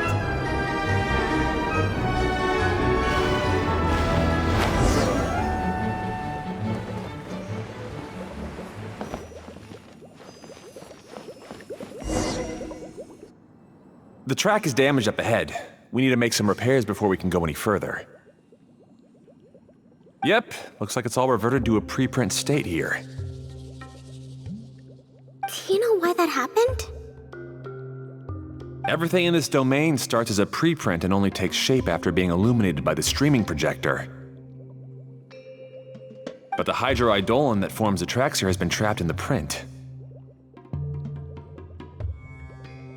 So someone needs to go into the preprint and rescue the hydroidolin, right? But the projector here is sealed off by a giant bubble. That's the hydroidolin's way of protecting the device from damage. If the streaming projector broke, then we'd be seriously stuck. Aha! So for step 1, we need water droplet to help.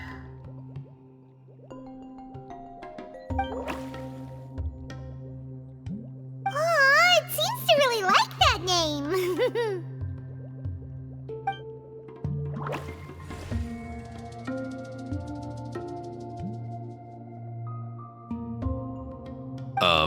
Any volunteers for step 2? Leave that to us. We know what to do.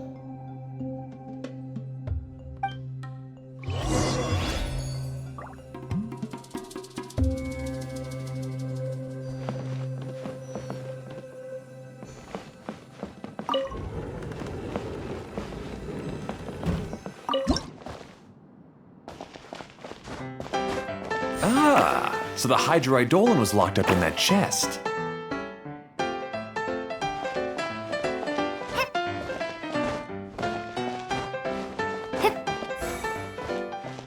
Aw, it's completely empty.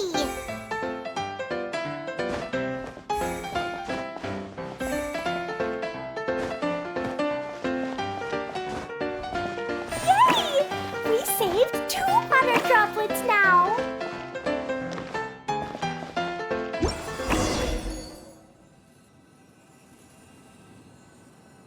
Whoa! Water droplet just transformed into some new tracks! Good. Let's keep going then.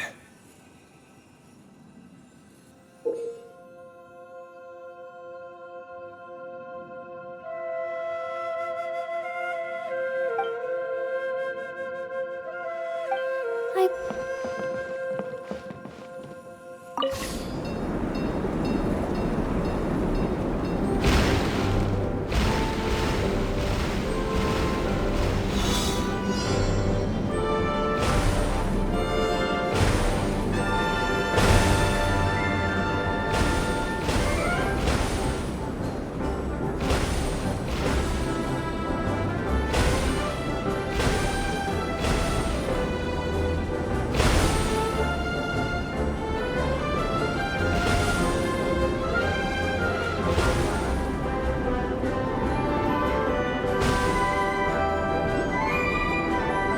Ferdinand! You mentioned that you managed this place together with your brothers. Did you mean that your brothers are water droplets? No, the hydroidolins are like helpers here. As for my brothers, well... those two. You'll meet them soon enough.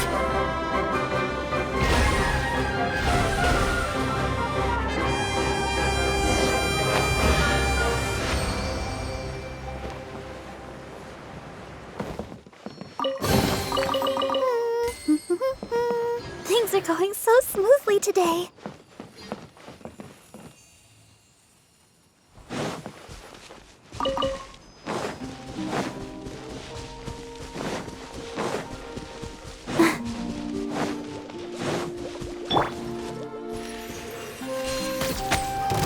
Shine down! Rah! Sia!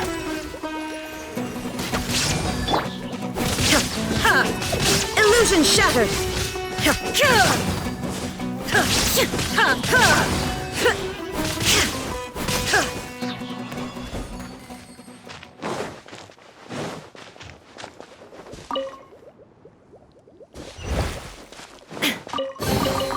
But a momentary distraction.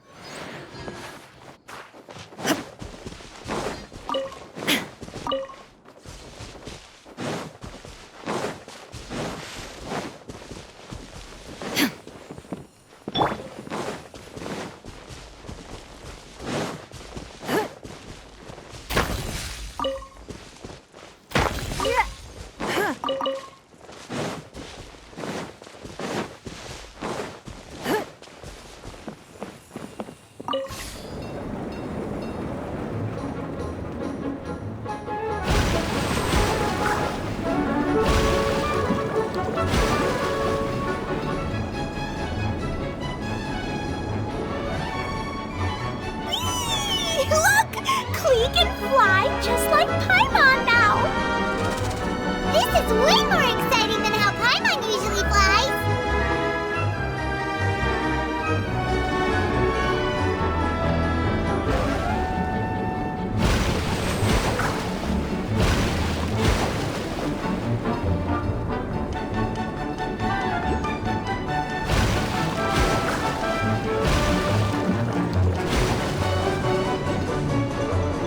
Seems we've just about finished repairing the station and the connecting tracks. Let's go check the track switcher now. It's over there.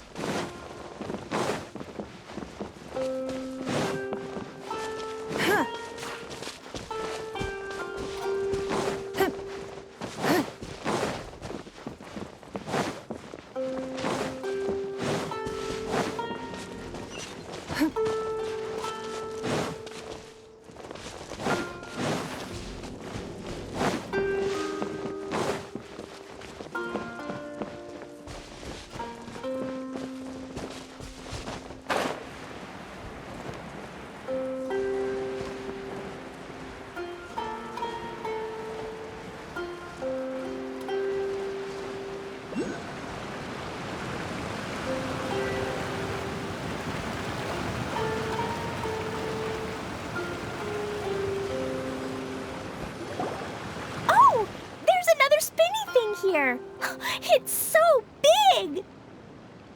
But, not as big as the one we saw in the middle of this place. That one was huge. I bet it's something super important. I remember what Kaeya said earlier. Very good, Klee. You're using what you saw earlier to make observations, like a real adventurer. It appears to be a system that rotates to switch tracks. That's right. Originally, all you had to do was flip this switch and the junction would rotate. But it seems Jeremy still hasn't fixed it yet. He sure talks big, but when it comes to actually getting things done... Is this Jeremy you mentioned one of your brothers? Yeah.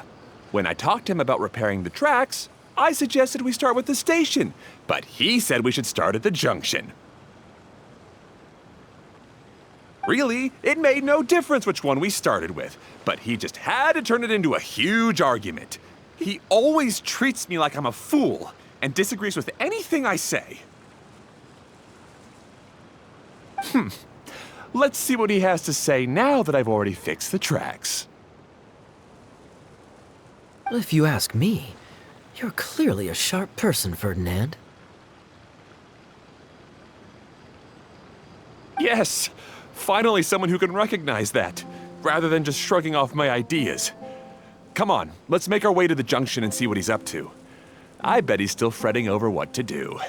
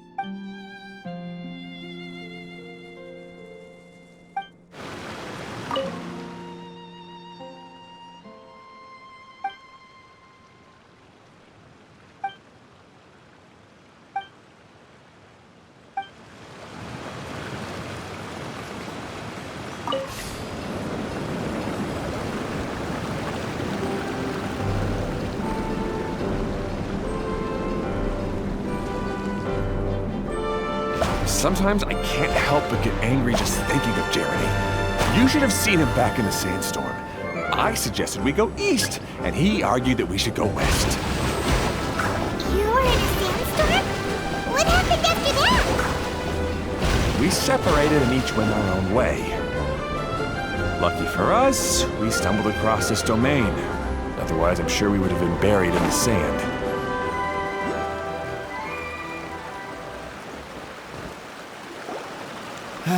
Everything will get better once we get the switcher working again. Still stuck here just as I expected. Well, did you make any progress? Didn't I already tell you? Just have the hydroidolins fix the junction and then make a new cart. After that, we can use the junction to... Wait a minute, how did you get here? It took a lot of effort for me to climb all the way up here. The answer is standing right in front of you. Yeah, sure. Those travelers must have helped you. You never get anything done on your own. You always get someone else's help and then try to take the credit for yourself. You're one to talk. What have you managed to accomplish, huh? You were here just moping around all day. Whoa. They started arguing the moment they saw each other. But aren't they supposed to be brothers? Me? His brother? Hardly. All right, Jeremy. That's enough. Fine.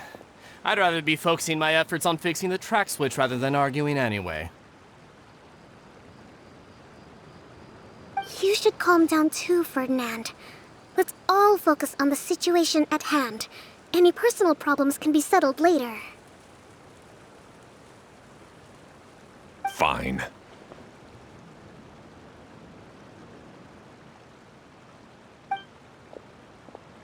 I'm sorry you had to see that.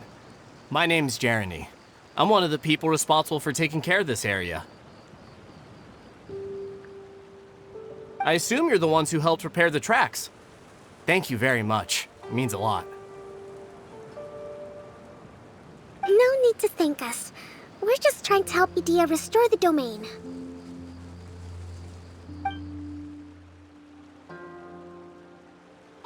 I see.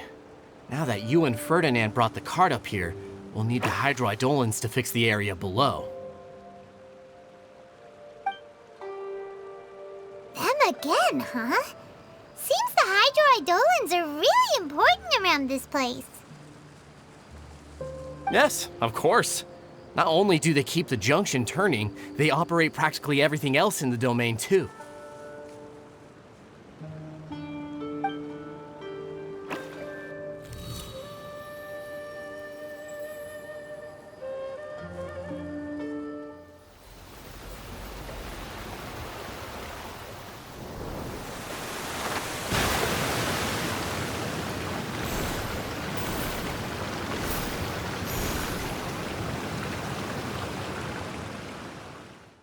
All right. Seems most of the tracks and junctions have been repaired now. Yep. So maybe it's time you give credit where credit is due, What? You think you deserve the credit? If anything, we should be thanking these travelers. You... Well, either way, you're not the one getting any credit. You're always quick to criticize my ideas and push your own, but you never actually get anything done. And what about you? Don't forget it was Hado and I who took care of the mess that one time you impulsively tried one of your brilliant ideas. Speaking of Hado, wasn't he with you? I left early this morning. I assumed he'd be with you. Seriously? Couldn't you have at least looked to see where he was before you left? Hey, come on! You didn't see him either, so what's your excuse?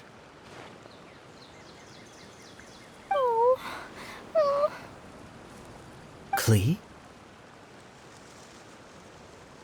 I don't get it. Nobody did anything bad. Why are they arguing? I just don't like his smug attitude, that's all. Who are you calling smug? If anything, you're the one who's making such a big fuss right now. All right, I think we've heard enough from you two. If you insist on bickering, then I'd suggest you go somewhere else. Otherwise, I'll just cool you two off myself.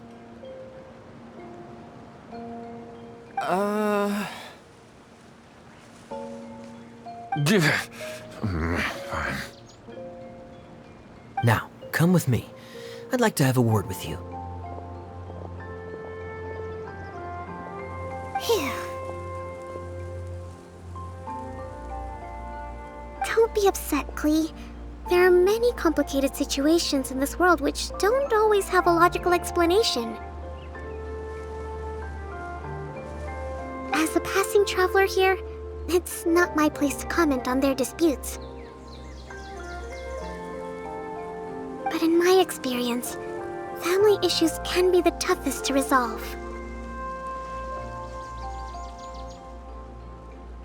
Seems you don't like dealing with this kind of thing either, Kokomi. But it's still not right. I don't know how to explain my feelings. I'm sorry. We've calmed down. We shouldn't argue in front of a child like that. We're sorry, Klee. It's okay. Back to the topic at hand. Weren't you about to go look for your brother Hado? Ah, right. Our best guess is he's somewhere around the torrential twister. We would have to use the junction to send the cart to another area. Sorry to trouble you again, but would you help us find him? Oh, all right. Hey,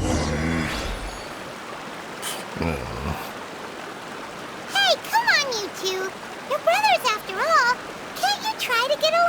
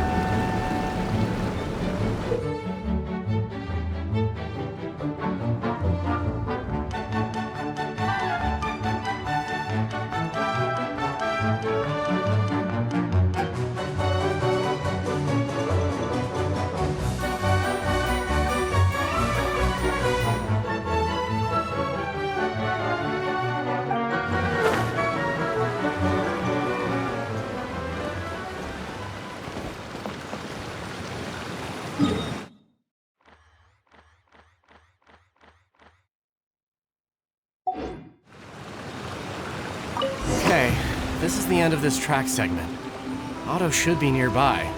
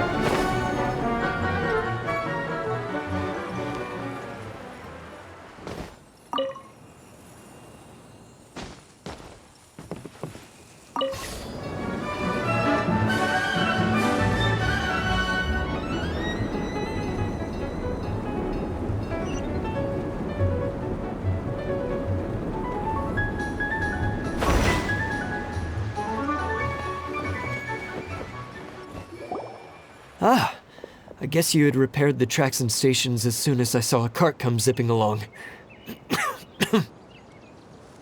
Now that the tracks, station, and carts are all repaired, we're about ready to reopen Torrential Twister. It will be good to see my design back in action again. You're in no condition to be out running around like this, Hado. Yeah, but these are unusual circumstances. That's true, but you should stop to think things through. Exactly. If there's anything that needs to be done, you can just let Ferdinand and I take care of it. You and Ferdinand? Together? It would be a miracle for you two to do anything together without fighting. Hey, that's between Jeremy and me. No need to add fuel to the fire, okay? I'm not trying to make trouble. I'm just saying. Hey, Ferdinand? Oh, don't worry. We're not arguing, Klee. We're just, discussing some things. Are you and Jeremy worried about Hado? Why don't you just talk to him about it? Kaeya's also worried about me sometimes, but he doesn't ever criticize me. You're right, but our relationship is much better than these guys. Well, our situation is a little different. Really?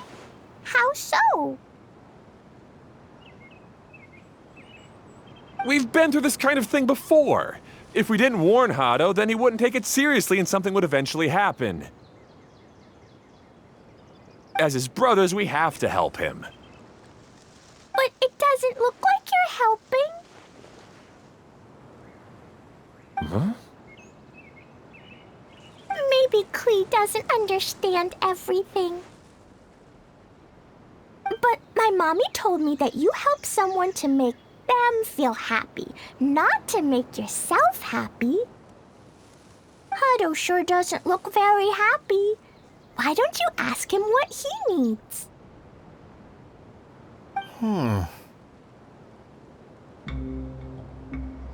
Klee's right, you know. You three need to open up and talk things through.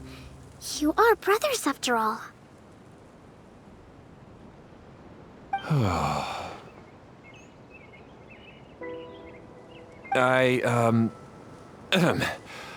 I've always cared a lot about you, Hado.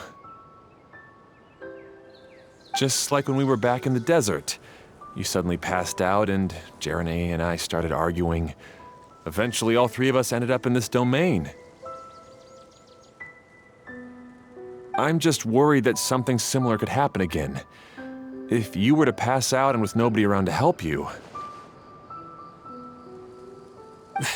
I know, but this domain is nowhere near as dangerous as the desert.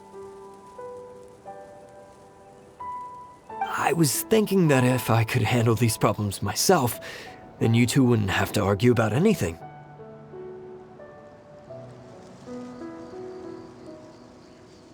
If it weren't for my poor health and lack of energy all the time, then I wouldn't have always been such a burden on you two.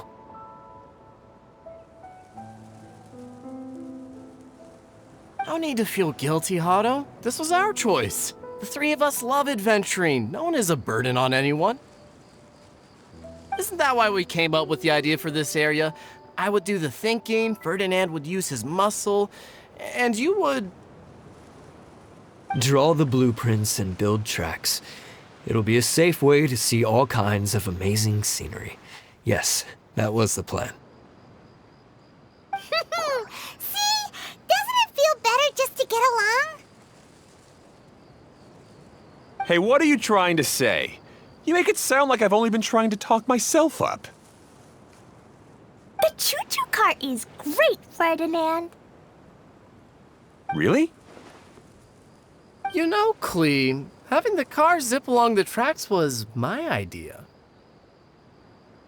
Yeah, what an amazing idea. You're so smart. Hey, Klee, do you want to ride even more fun carts? Yay! Let's ride more! Looks like all three of them are trying to win Klee's approval now. Klee hasn't realized it yet, but her innocent, childlike nature is very powerful. It can inspire and even help heal others. Hey, everyone. Please come with me. We need to get the hydroidolin in the cart to help us.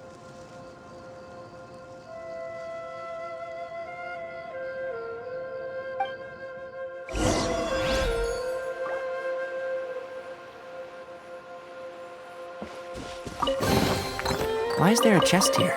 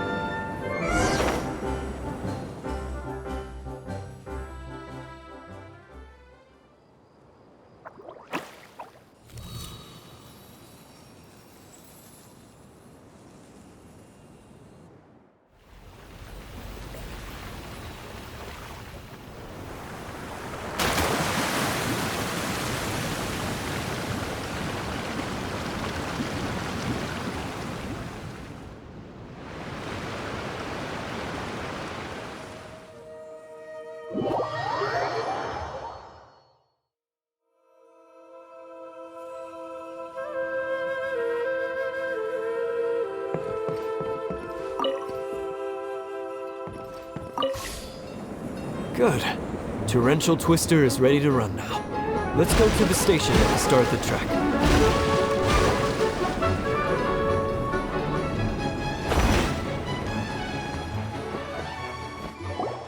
Hado and I have double-checked everything. It's all operating safely. You can go for a ride now. Hold on a sec. Before we say goodbye, I have something I'd like to give you all. It's a rock climbing rope. We used it on our adventures to climb mountains and traverse many places. Huh? But doesn't it mean a lot to you? Are you sure you want to give it to us? Yes, of course. Please take it. Thanks to Klee and everyone else's help, we realized that there's a special bond that keeps us together. Even though it's invisible, it's even more important than rope. We can always hold on to it through tough situations. Huh? I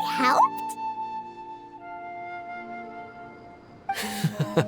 Yes, Klee. You are a big help. Even bigger than that huge thing in the middle of this place? Yes, much bigger. Wow, that's huge! I'm so happy. By the way, have you ever seen anything like the choo-choo cart in the outside world? Nope. Today was the first time I rode anything like it. Is that so? I guess I'm not surprised. Seems you won't find Torrential Twister anywhere else. Be sure to come back and ride the choo-choo carts again while you still have the chance. Yep, I will.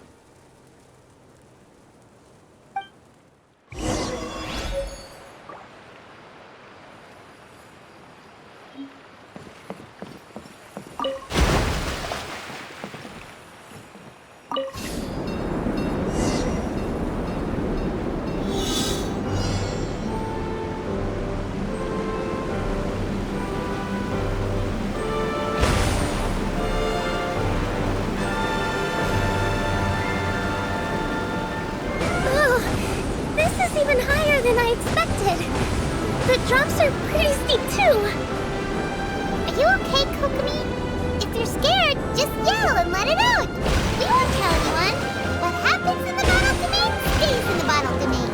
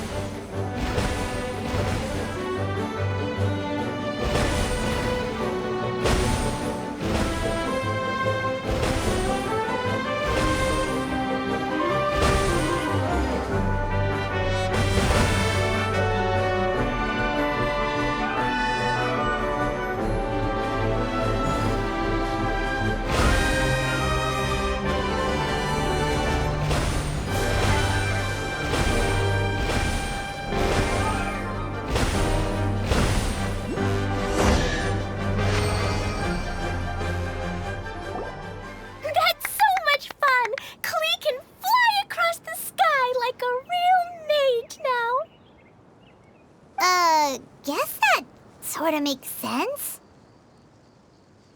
Wait, but if being able to fly makes you a mage, what does that make Kaeya, since he's here too? Nothing! Kaeya's just the master thief! Don't you remember, Paimon?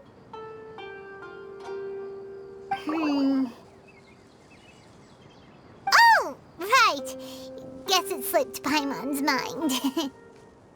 Sorry to bother our young mage, but there's something a master thief would like to report. Do you still remember our mission? Uh-oh. I was having so much fun that I almost forgot. We're supposed to be helping Adia look for the missing components. But don't worry, I've already got one. You mean you snatched it when we weren't looking? I didn't have to go that far. In fact, the component we were searching for was actually that orange rope. If anything, you could say it came right into our hands at the right time. Let's head back and give it to Adia. Aw, do we really have to go? Okay. Even though I want to keep playing, I know Adia is really important. That's our wise mage. Don't worry.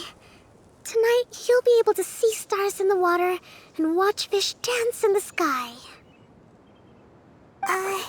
Seems Kokomi's out of it after that ride.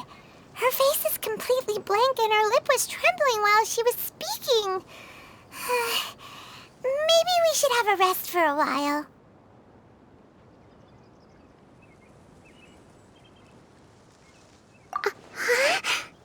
I thought I was keeping my composure pretty well.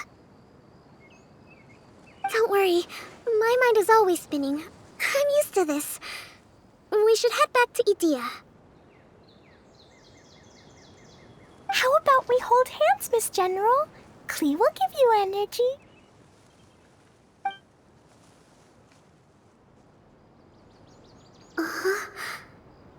After holding Klee's hand, the stars in the sky and the fish in the water have all disappeared.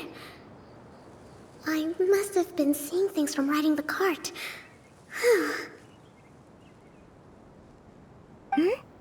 What are you smiling about, Kokomi? Oh. Nothing. Nothing at all.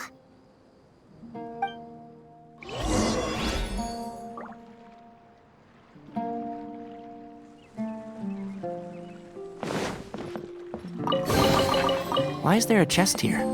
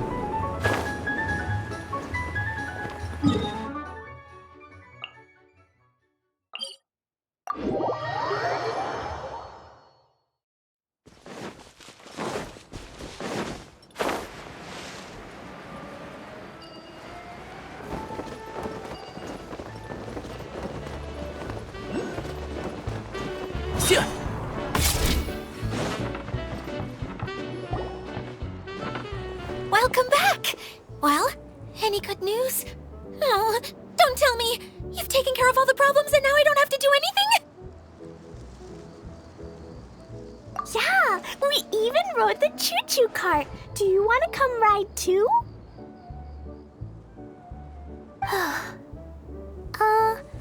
But maybe you'll have to wait till tomorrow. I'm a little tired now.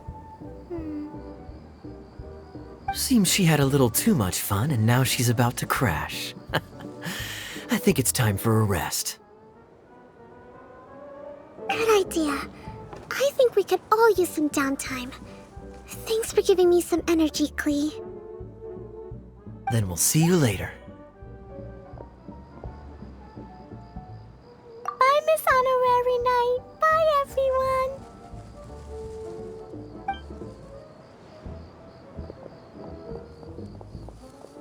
Well, it sounds like our young mage enjoyed herself. I'm so happy that she had a good time. So, back to the missing component. Did you bring it? You bet! Kaeya said that the missing component was this orange climbing rope. Ah, it just occurred to me that you probably ran into the three brothers while you were in the canyon. If I remember correctly, the two eldest brothers were taking their sickly younger brother on adventures when they ran into a sandstorm and ended up here. They were all arguing with one another when they first arrived, but it wasn't long before they broke down and were huddled together in tears. They sure must have a lot of energy to keep up their bickering and adventuring every day. I'm a little worried about them, yet quite envious of all that energy. You almost sound as if you're reminiscing about old friends, Edea. Yes, I've known them for quite some time after all, but I seldom go to that area. You can hold on to the rope for now, Traveler. I have no use for it until we have the other components. By the way, Eula and Kale have also returned, but I'm afraid they weren't able to make much headway. They mentioned that they would like to head to the jungle north of here, once you have all rested up. Now that I've told you everything, I'll go rest.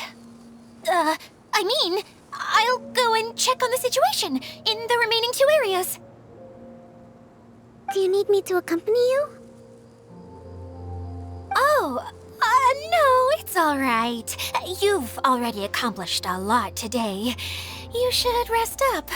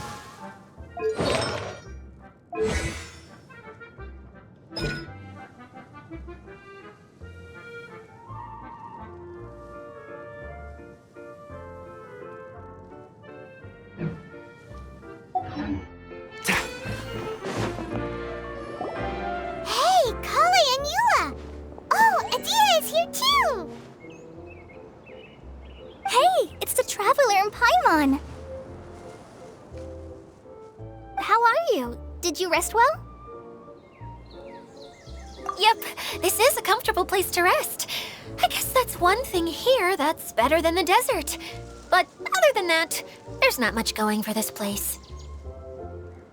Saying things like that isn't going to help, Edea. But it's the truth. The desert is full of terrible memories for me. Being there was like wading through thick mud. That's a weird way to put it. Actually, if you hadn't mentioned it, Paimon would have already forgotten that this domain is in the desert.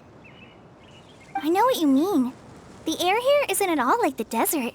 It's very humid, almost as if we're in the rainforest. It's a very familiar feeling for me. Everyone looks well rested. If you're ready, we can start making our way to the jungle north of here. Good luck, everyone! I'll be rooting for ya! Hold on. I said we, didn't I? No need to say goodbye, because you're coming too. Huh? But wait, I'm just the mascot! You can't back out this time, Adia.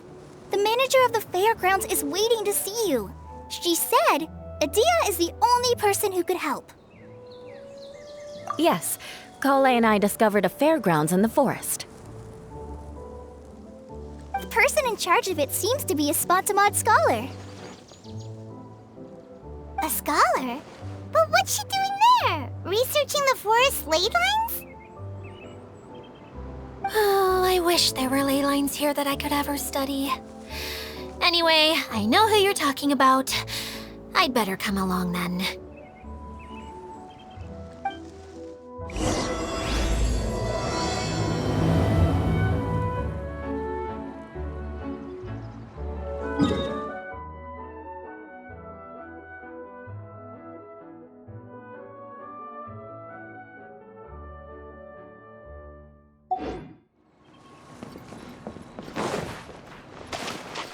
Keep up.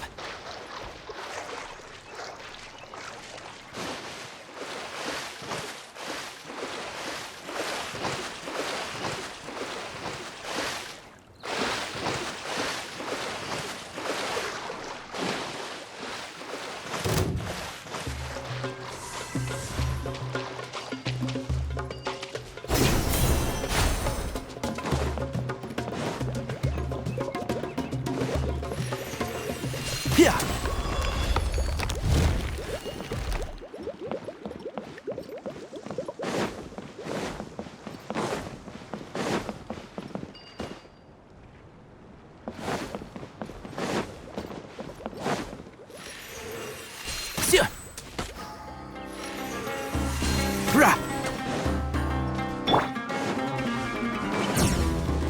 There is no escape!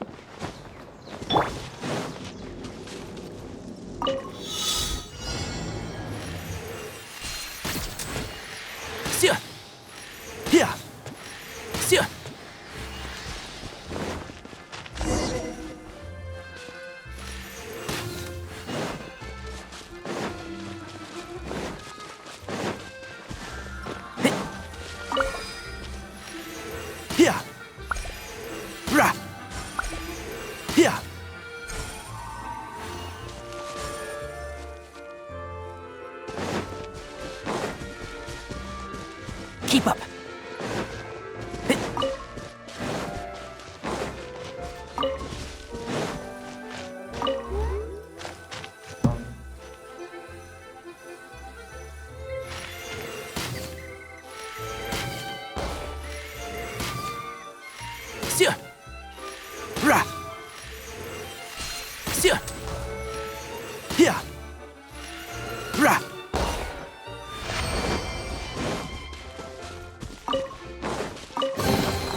Why is there a chest here?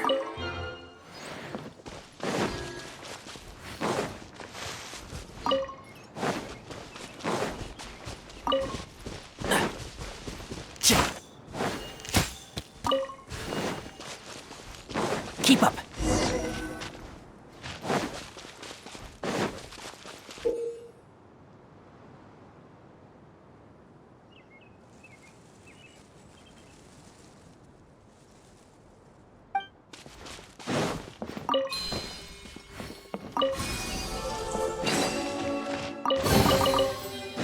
I think we can forego the lost and found report.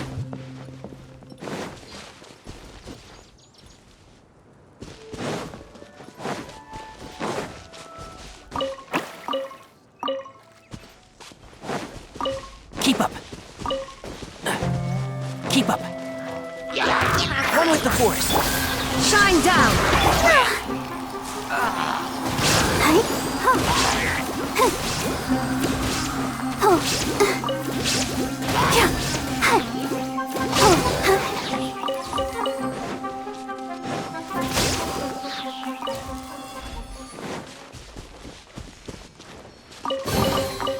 This is the kind of surprise I could sing about.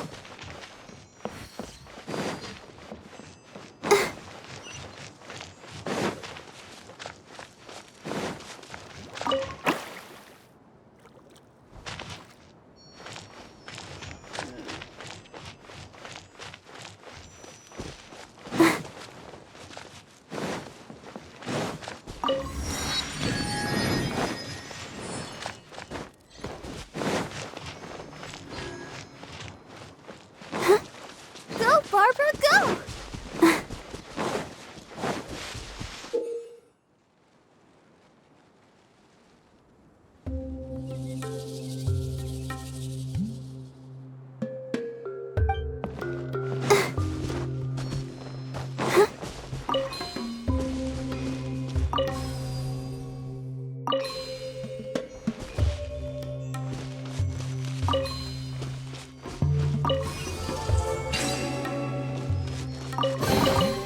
This is the kind of surprise I could sing about.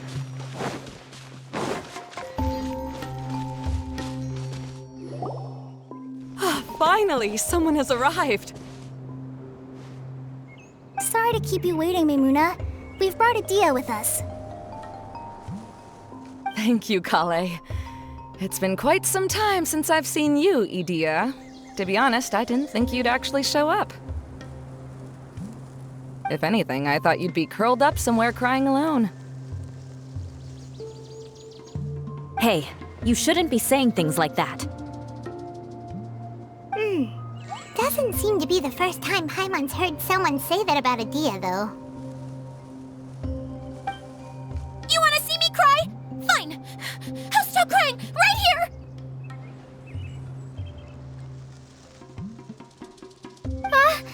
No, please don't!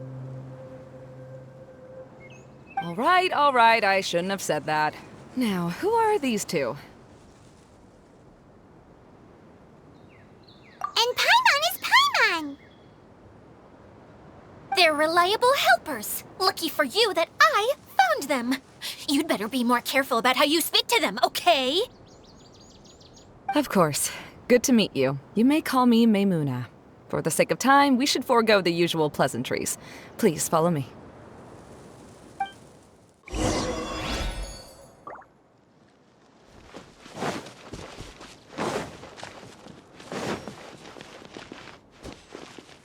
Go, Barbara, go!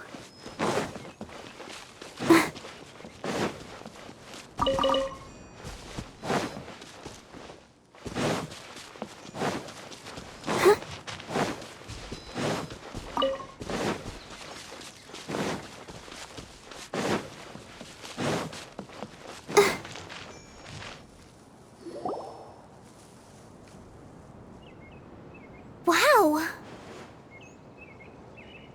Look at that huge tent! Amazing, isn't it? I helped make it. What fun would a fairground be without a tent, right? Really? Paimon knew you couldn't be so pathetic. You just act modest all the time to hide your actual abilities. Huh? What is it, Kale? Sorry. I'm not sure if I should tell you. I'm afraid it might dampen the mood. That's not important. Please, just speak your mind. Well, there are lots of vendor booths set up here, but there's no one running them. In fact, there's no one at this fair at all. It looks pretty deserted. The truth is, this used to be an exciting and bustling place. But just a few days ago, something happened, and it seemed like... Like, the world was suddenly flipped upside down? Yes, exactly. Something fell from the central hub into the tent and knocked down the crystal light that was hanging at the top. Oh, the crystal light. Mm-hmm. I remember a certain someone said that we should have beautiful lights to celebrate at a fair, and made us that crystal light. But once the light fell, the tent became a complete mess and the hydro-eidolons were trapped inside. Just when I was at my wit's end, a man from the Lawrence clan came and offered his assistance. Wait, he offered to help you? Yes, and he refused to listen to any of my warnings. He just walked straight into the tent, and then... Yes? And then? Yeah! Don't leave us hanging here! What happened? And that's it. He became trapped inside along with the hydro-eidolons. Oh no! We have to do something! We can't just leave him there, Maimuna! I know, but the situation inside might be more difficult than you think. You should mentally prepare yourselves.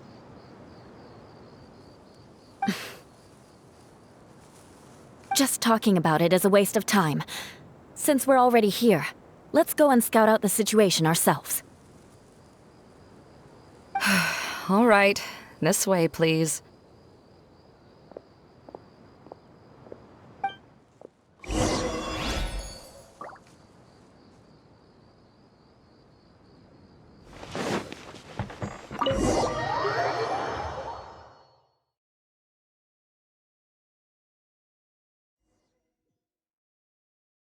There used to be a large stage inside, but after everything got shaken up, it seems the very nature of the entire place was altered.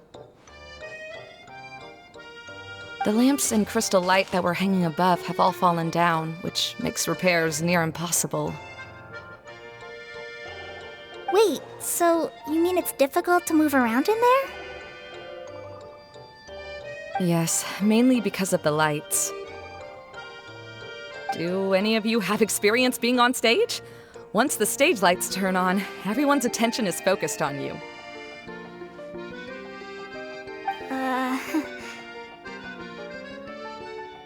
I can't stand that feeling. Having everyone's attention focused solely on me would just make me feel terrible. Me too! I'm no good at speaking in front of people. And then to have everyone staring at you. Oh, just the thought of it makes me shudder.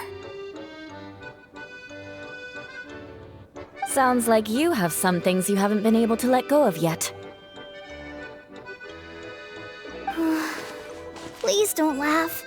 I'm trying my best to change that, but there are still some things I can't overcome. Like when there's a lot of people around, or when people are staring at me. No, there's nothing funny about that. And you know what? It's not a bad thing to care when other people are looking. That's my opinion anyway. Think about it. Only people who have high standards for themselves would worry about failing to meet others' expectations. You have many good qualities, Kaeya. I bet if you had to learn dance since childhood like myself, then you'd be an even better dancer than me. No way! That would be impossible. I can relate. I know exactly how she feels. Maybe we should find a time for you to learn with me. And one day, you will become an outstanding dancer too. By that time, you'll be so focused on performing your beautiful moves that you'll no longer worry about an audience watching you. Wow. You are so passionate about this that she's practically glowing now. Really? You do that? You wouldn't think I look stupid and secretly laugh at me. would you? You really think I'm that kind of person? Fine. Vengeance will be mine. Oh, no! Of course not. Alright, please teach me. Seems there's no need for me to warn you again. Anyway, you just need to open the curtain and you'll be able to see the stage.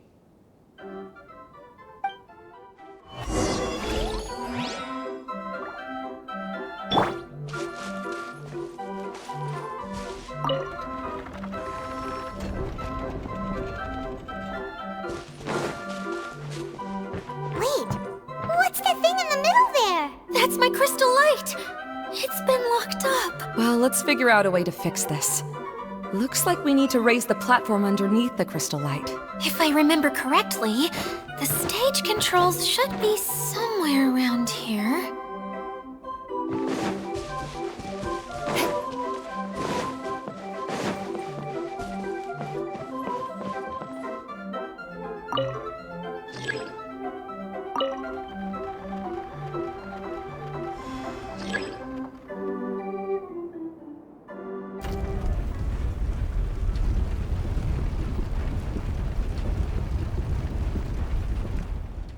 It seems we have to use the colorful lens to make the light change colors.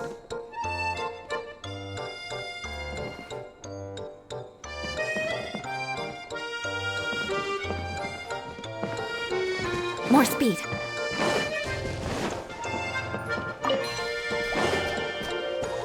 Yeah. Ha. Yeah.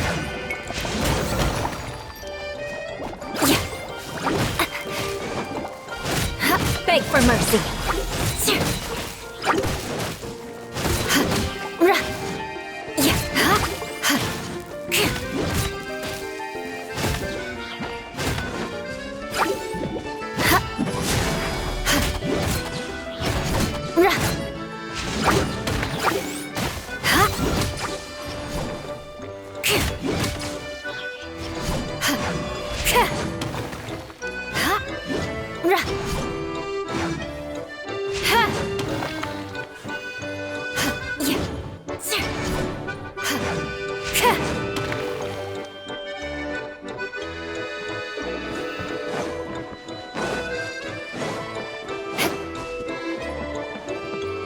That's one way of shining new light on the problem. Hey, Maimuna, do you happen to know someone named Sino? No, never heard that name before.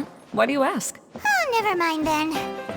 I was just thinking you two would have a lot in common.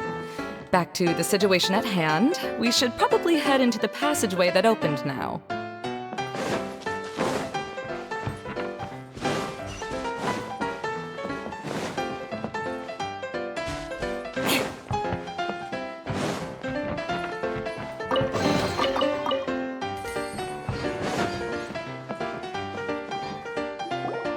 Hello? Is anyone here? If you can hear me, please help! Lessig Lawrence? Who are you? Who has the audacity to utter my full name? You sure don't look like you're in any condition to be talking like that. Yep. He's a member of the Lawrence clan, all right. Even though he's hanging on by a thread, he still insists on clinging to meaningless etiquette. You. What are you doing here? Huh. Have you come here to mock me, Eula? If you would just think for a moment, it should be pretty obvious why we are here. Yet, now you're intentionally trying to provoke me? Of course, you don't have to accept my help. After all, aristocrats are naturally superior and need no help from others. Yes, thanks for the reminder. I don't need help from the likes of you. I don't think he really means it, Eula. His tone was harsh, but he keeps glancing at you from the corner of his eyes. It's my opinion as the healer that he needs help. Okay. He's been trapped for so long that it seems he's forgotten how to hold a decent conversation. How ridiculous. Let's go. We'll leave the stage to this person who'd rather save face than save his own life. Hey, no, wait! Halt! You cannot just leave me here. We're both of the Lawrence bloodline, after all. Helping me when necessary certainly won't tarnish your prestige. If anything, my embarrassing predicament will be overshadowed by your virtuous deed. We must uphold the prestige and dignity of the family. This is the best reason you could come up with? You think tacking on the word family will be enough to talk me into helping you? You should be ashamed for your careless actions. It's because of you that we all had to come here.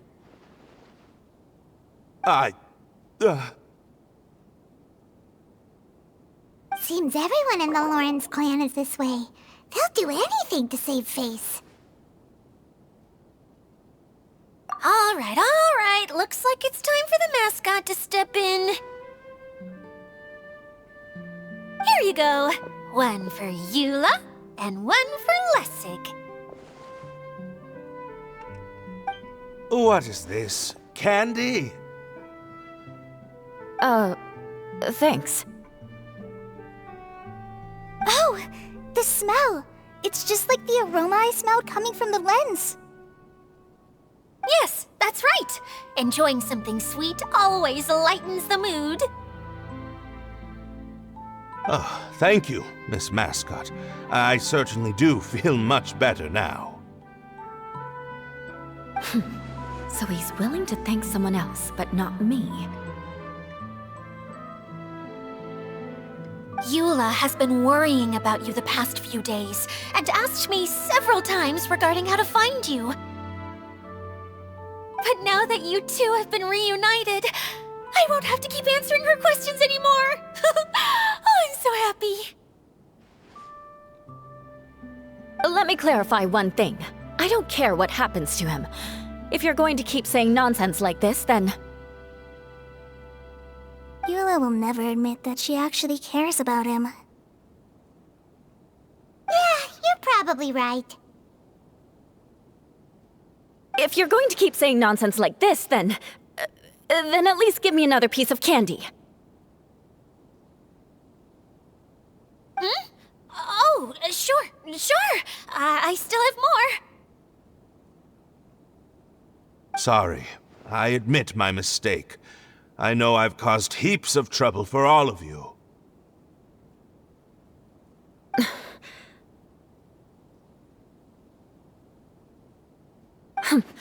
Why couldn't you have just said that earlier? I'm back. Oh? Have you already finished catching up? Why are you all looking at me? Oh, nothing. Don't mind us. All right, then let's clean things up here and keep working our way toward getting the crystal light fixed. There's no need to push yourself in your condition, Lessig. I'll take him and find some place for him to rest. I happen to be a little tired myself. All right. I'll leave my cousin to you then. You'd better rest up and regain your strength before we settle things, Lessig.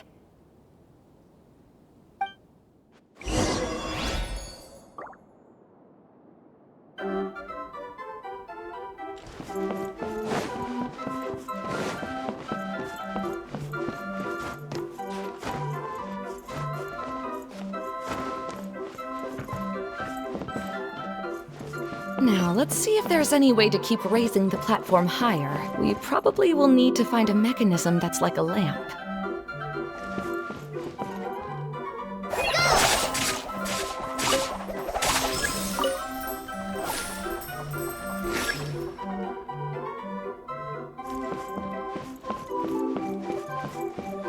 Strange. Is that really the Lessig that I know? You shouldn't always judge people based on the way you knew them before. People change, and people can always make different choices.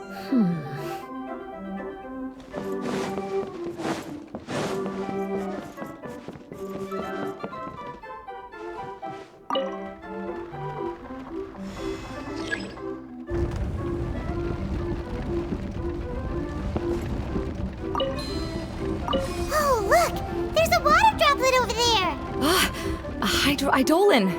It must have been trapped in the curtain, but at least it seems to be okay.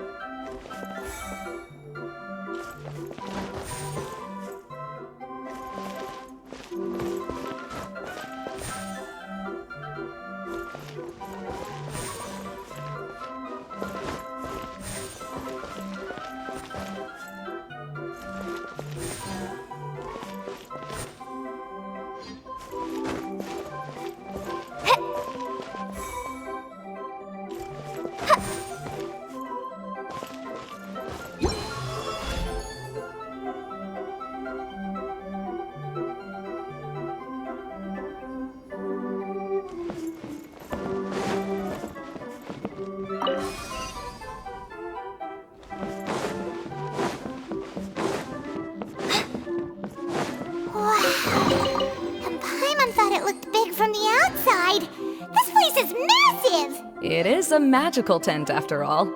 The inside is much larger than it appears from the outside. Haven't you heard stories with this sort of thing before?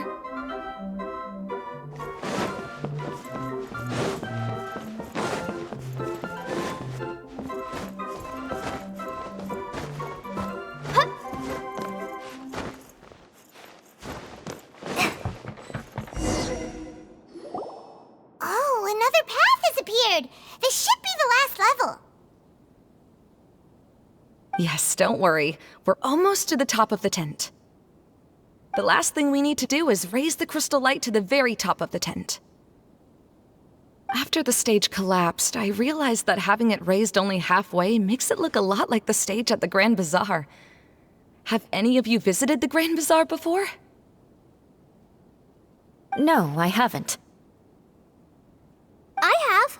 I've gone there a few times with Master Tighnari. The place is bustling with all kinds of vendors. And if you're lucky, you can see Nilu perform her dance. Oh, a dance from Sumeru? I'd like to see that myself. If only it were on the way back, then we could stop there. It doesn't matter if it's on the way or not. I would be happy to take you whenever you have time, Eula. Great. I'll take you up on that offer. Yeah! Now that Paimon thinks about it, we've already been there more times than Paimon can remember. Really? My father used to help with festivities at the Grand Bazaar and would always give me candy during the events.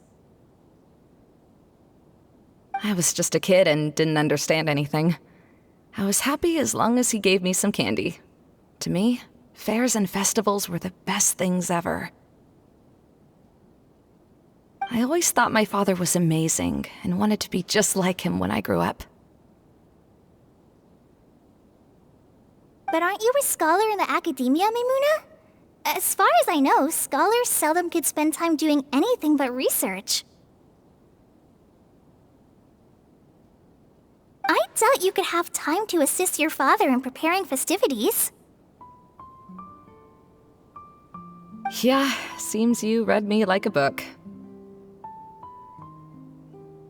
When I had the choice between becoming who I wanted to be and who my parents wanted me to be, I ended up choosing the latter. But I was never happy about it. Huh. That's almost the exact opposite of Eula's situation.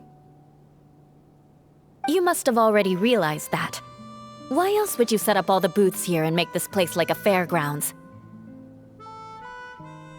Yes, but I'm still not as happy as I imagined I would be. I realized that attending a fair and running a fair are two completely different things. The main reason my childhood was so fun and carefree is because my family worked hard. But my father knew how difficult and tiring running a fair could be, so he wanted to push me towards academics. But in the end, I didn't do well in either. I gave up on myself and resorted to investigating ley lines in the desert. Some things happened, and then I accidentally ended up here. I finally had a chance to make my wish of running a fair come true. But after seeing everything come crashing down, I feel like I've lost the strength to go on. It's not as bad as you make it out to be, Maimuna. No need to feel so down. You have the courage to change, and you've been actively guiding us on this journey. Someone who's given up on themselves could never do these things. Oh, Kale. I understand my situation better than anyone. You don't need to try to comfort me. It's not that I'm trying to comfort you. It's just that people sometimes don't realize that their actions speak louder than words. Believe me, this is something that I learned from my time together with Eula.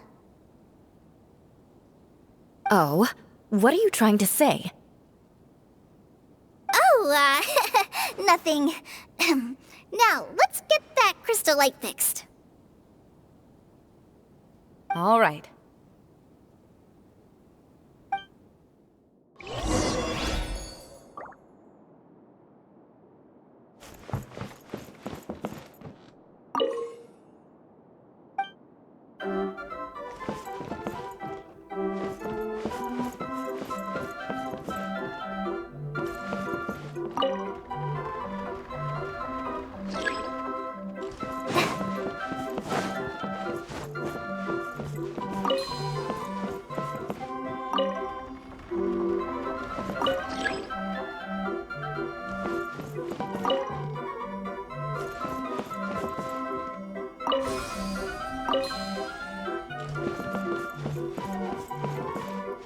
Pieces of the bolt have melted! Yes, the lens is made of materials that are easily melted by light.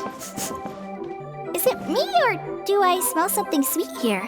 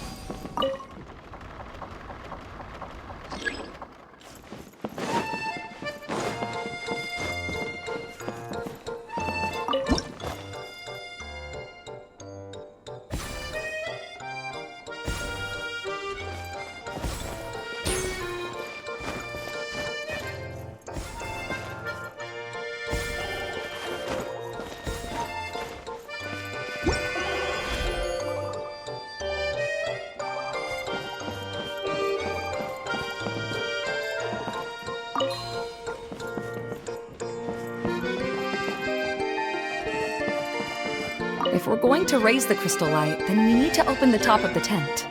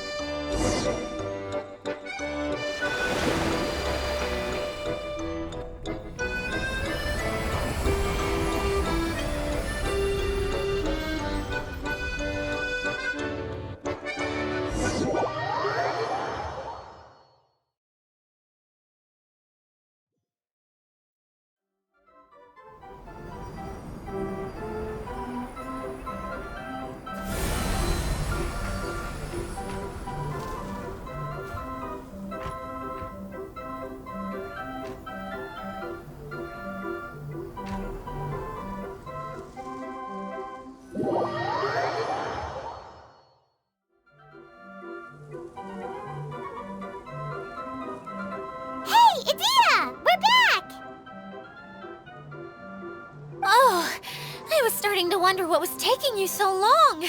But don't worry, Lessig is recovering well. I'm pretty good at taking care of people. Seems I've found another good thing about myself. I don't know if I should be worried for him or happy for her. The shadow. It's massive. Wait. The shadow just now, it's... Seems he still might need a little more time to recover. Tell me, did everything go well for you all?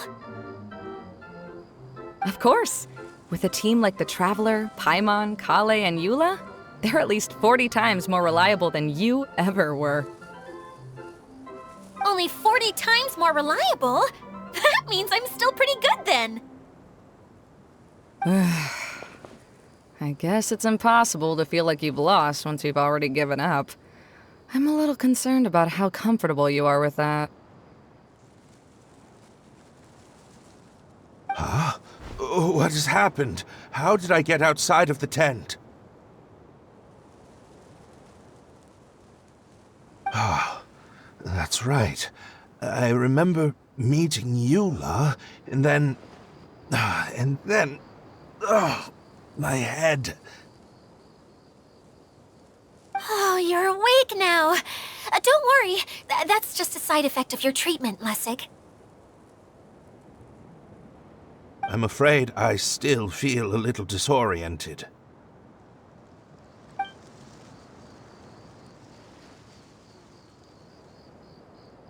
Lessig Lawrence. Oh, it's you, Eula. All right, I'll do it. I'll come back to Mondstadt with you and abandon my wild efforts to restore the Lawrence clan. Interesting. Now you want to talk. Seems like you've had a change of heart.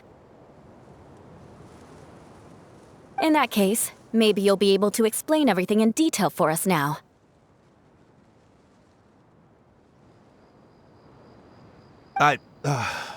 I admit it, yes. I came here in hopes of finding a way to restore the Lawrence clan to its former glory. But it was a long journey, and I didn't always know the way. I passed through Liyue and Sumeru. There was even a time when I lost my wallet and had to live in the wild. But the peculiar thing is, I realized that nobody knew me out there.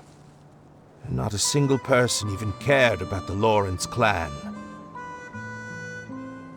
You and I are like glass pawns that were raised in shackles. We were taught to act like nobles, but outside the walls of our home, the people of Mondstadt despised us. Such pompous, hateful, and stubborn teaching.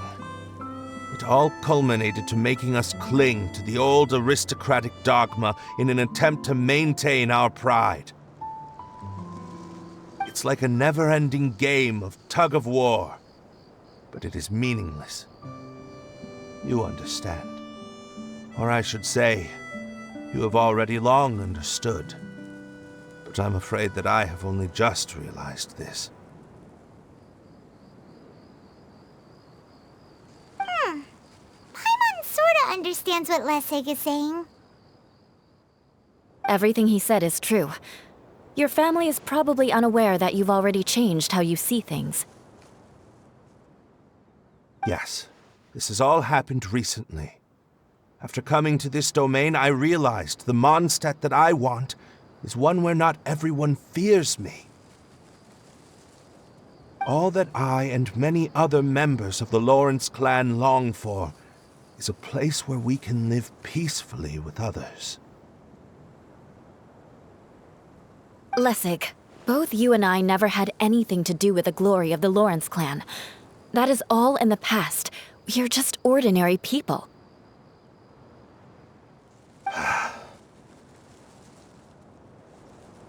I originally planned on returning to Mondstadt after taking care of things here. I never thought you would come here.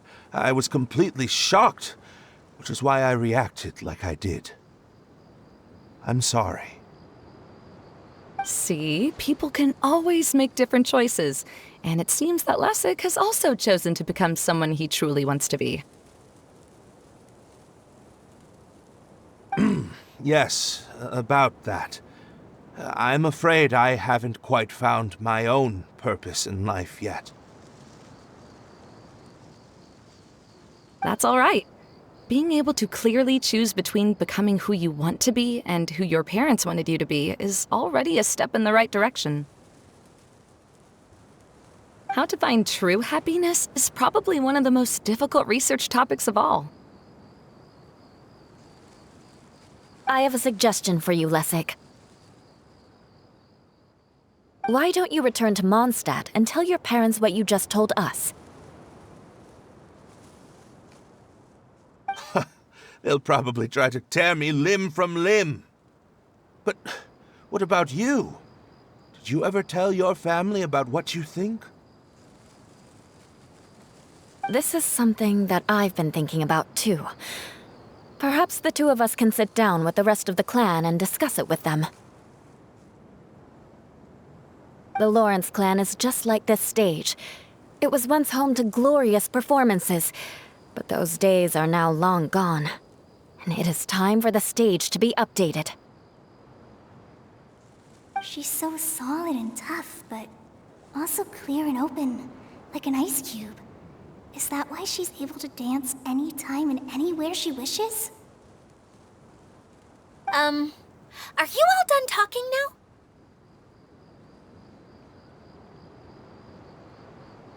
Yes, I think so.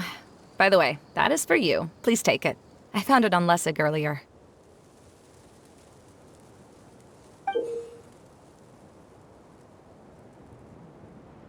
Oh! It's one of the missing components! Wait, so you had it all this time? Why didn't you give it to me earlier? Well, you didn't ask. All right, I admit it. I forgot about it. Okay, we'll let the Traveler hold on to it for now.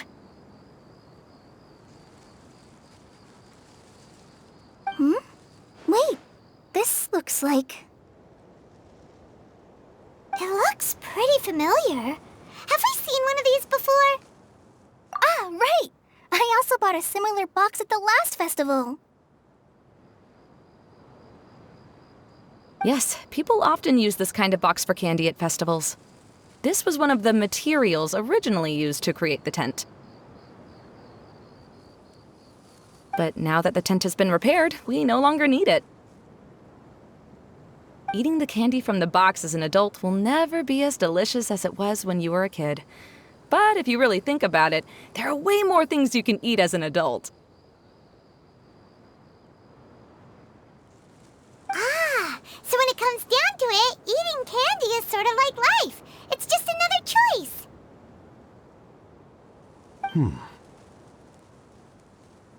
So, as of now, we've already collected 3 of the missing components. Only 1 more to go. I'm sorry that repairing the tent took so much of everyone's time. You should all head back and have a rest. I'll lead the way.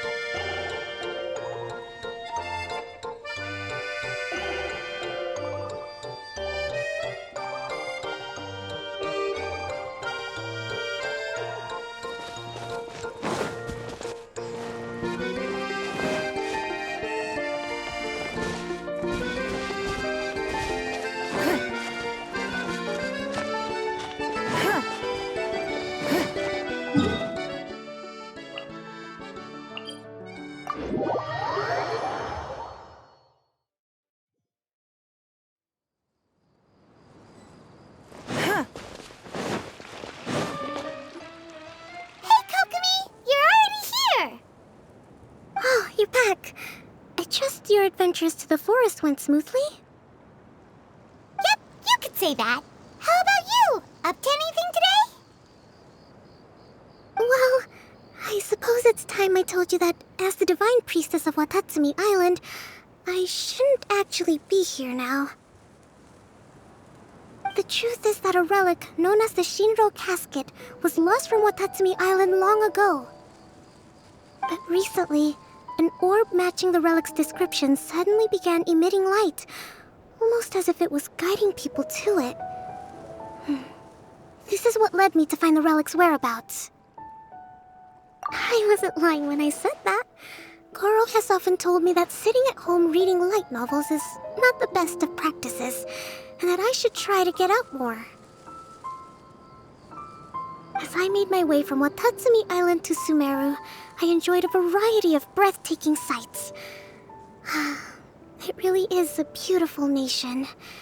I even stayed in the rainforest for several days. I was surprised to find that the relic had ended up in the desert. I knew it was somewhere here, but I still couldn't pinpoint the exact location.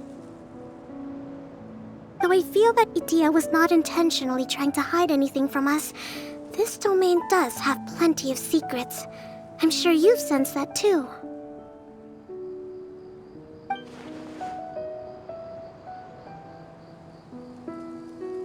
Now that you mention it, a lot did happen today.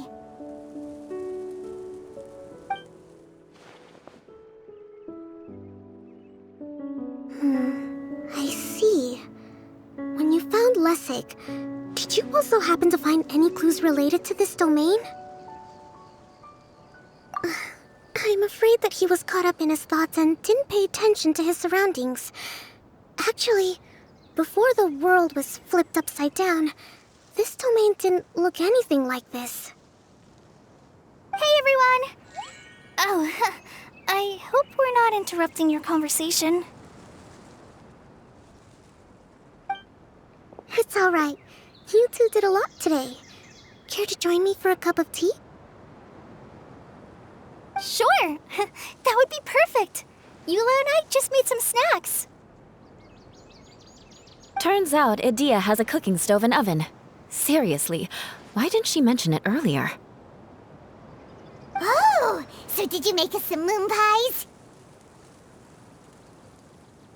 No, I made something called storm crust pie.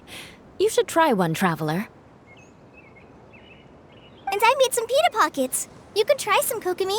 It should taste great with tea. Sorry. I should call you General. Oh, I would be happy to try some. By the way, Eula, how's your cousin doing now? Oh, him. You would never guess, but he's busy over by the oven now.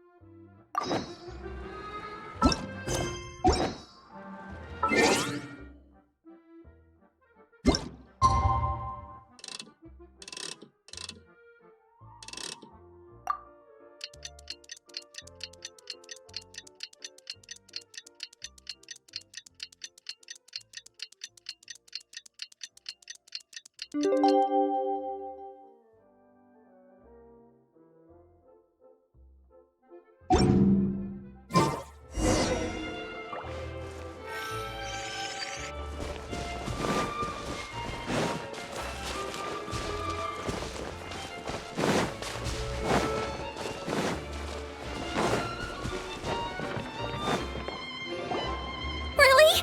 You do that? Oh, but that's too much. I can't. No, really, it's all right. We want to do everything we can for the domain. Yes, and to be completely fair, I'm the one who caused this terrible mess in the first place. Oh? What happened? Did Paimon miss something?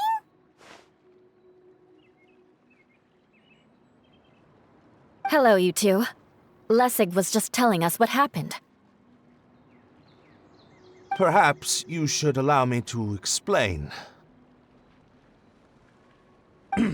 I'm afraid it was I who caused all this trouble in the domain.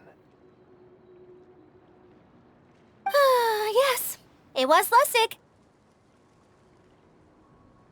To be precise, I saw a most exquisite water orb at the entrance of the domain.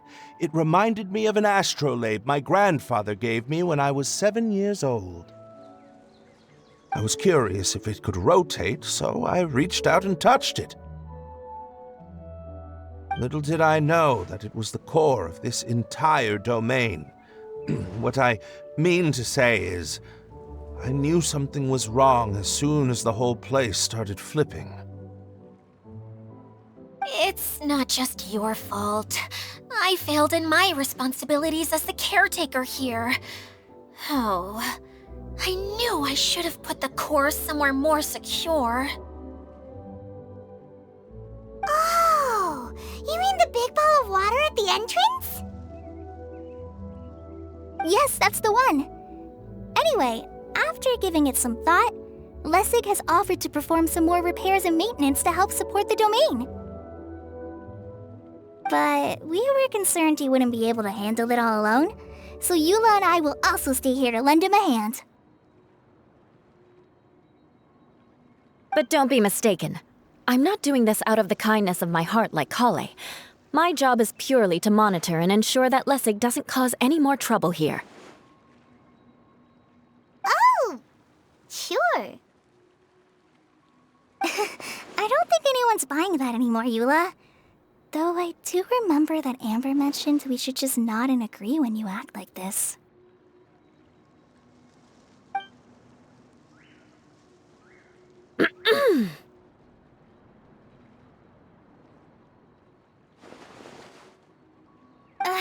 Right.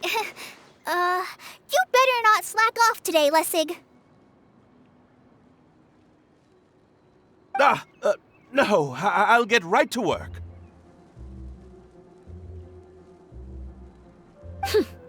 Either way, Lessig is going to be in charge of making lunch for everyone today. Yes, I'll do my best. No need to worry. What was that?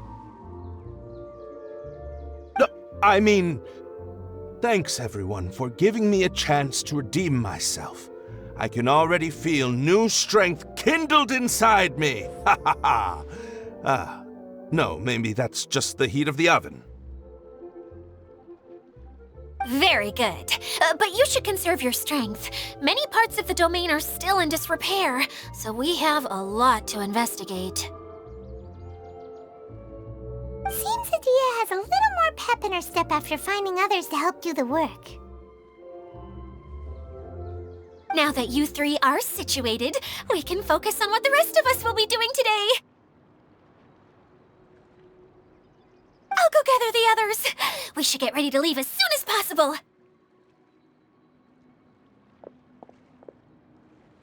And there she goes.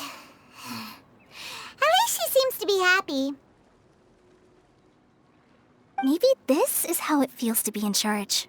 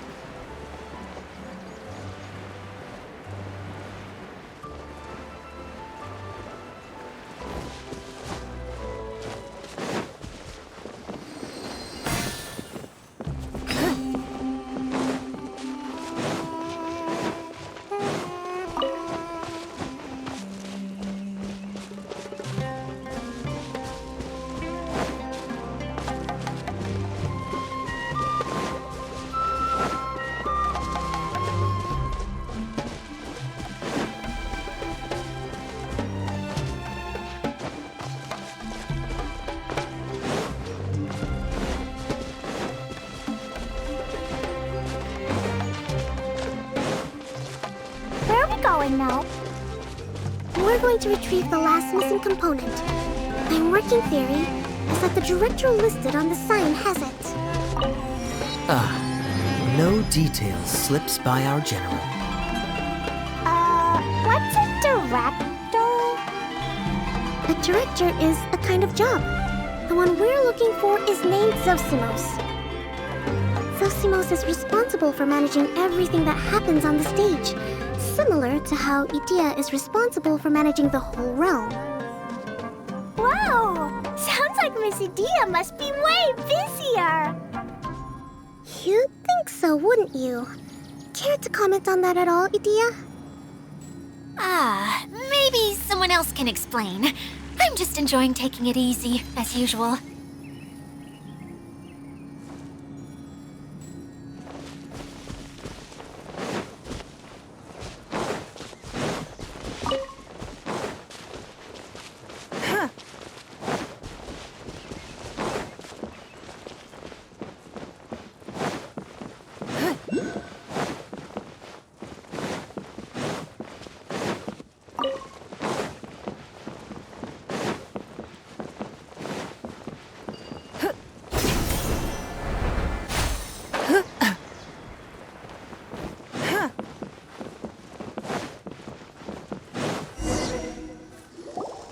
The director doesn't get out much. He's almost always cooped up in his treehouse making props or writing scripts.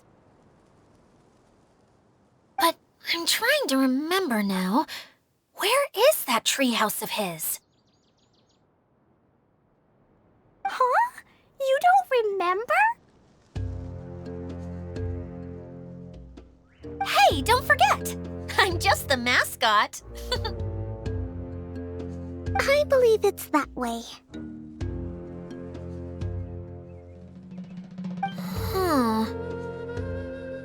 Though he might prefer to be alone, given he often has to move stage props, I suspect that he lives near the theater. And having a view of the entire stage would be useful when imagining a production's actual stage flow. So if I were him, I'd probably pick a treehouse over there. But how do you know which direction the theater is in? Simple. The overall layout and decorations look more exciting in that direction. Oh, good point! Why didn't I think of that?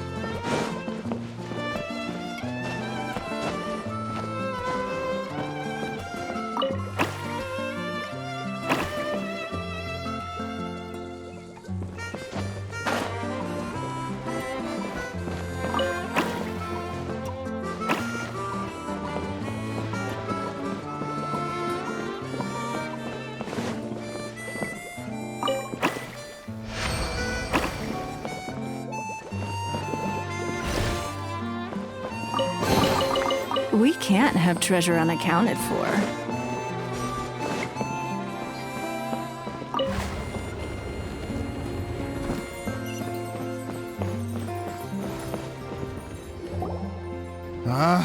Where did that blasted automation mechanism go? The male actor standees are here, but where are the female ones? Who's that? Idea? Yes, Sosimos! 'Tis I, Idea! How's that for a dramatic entrance? This is a surprise. I was sure you'd be... Curled up in a fetal position, crying to yourself?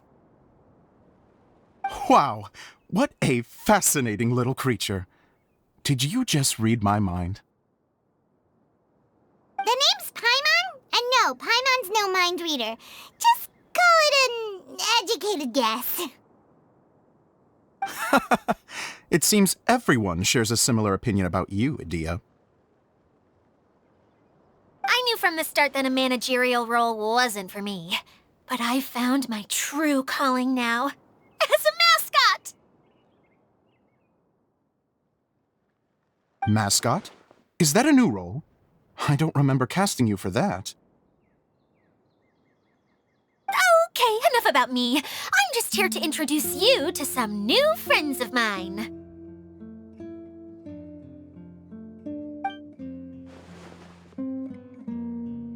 And that's why we came to see you. Well, do you have the component that fell out of the central hub? I do. However... I'm afraid the incident has caused many malfunctions with the stage mechanisms, and I can no longer put on any performances. Okay, so you're holding the component ransom till we help you fix the mechanisms, huh? No, till we fix the stage, surely.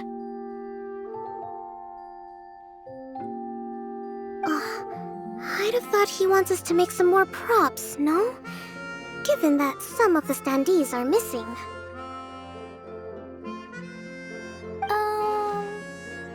Or maybe the component is broken and we need to fix it.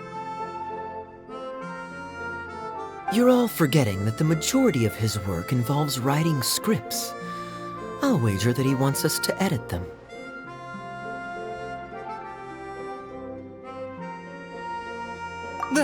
What has gotten into you all? What sort of person do you take me for, The component is safe and sound. I can give it to you now if you'd like. Although I was hoping that maybe you might be willing to help rescue my show? You're a big group. I have lots of roles to fill. It would really speed up the casting. A show? That sounds fun! I want to help! Can we? Can we? Also, truth be told, I've hit a bit of a roadblock in my script and was just thinking about how to move the story forward. And then you all showed up. Suddenly, I got my muse back. I don't know how to explain it, but something about seeing all of you finally helped me figure out how to continue my script.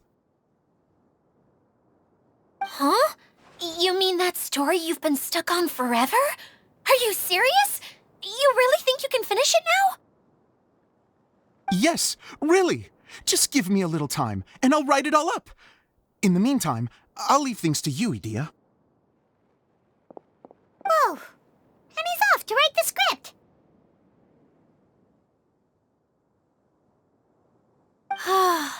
Zosimos has always wanted to write an epic story about a thief and a mage. Apparently, he got the idea from some rumors that were swirling around, but he only got as far as writing the intro before writer's block set in. Why don't you all take some time for yourselves while I see what I can do? We'll reconvene after the director finishes his script.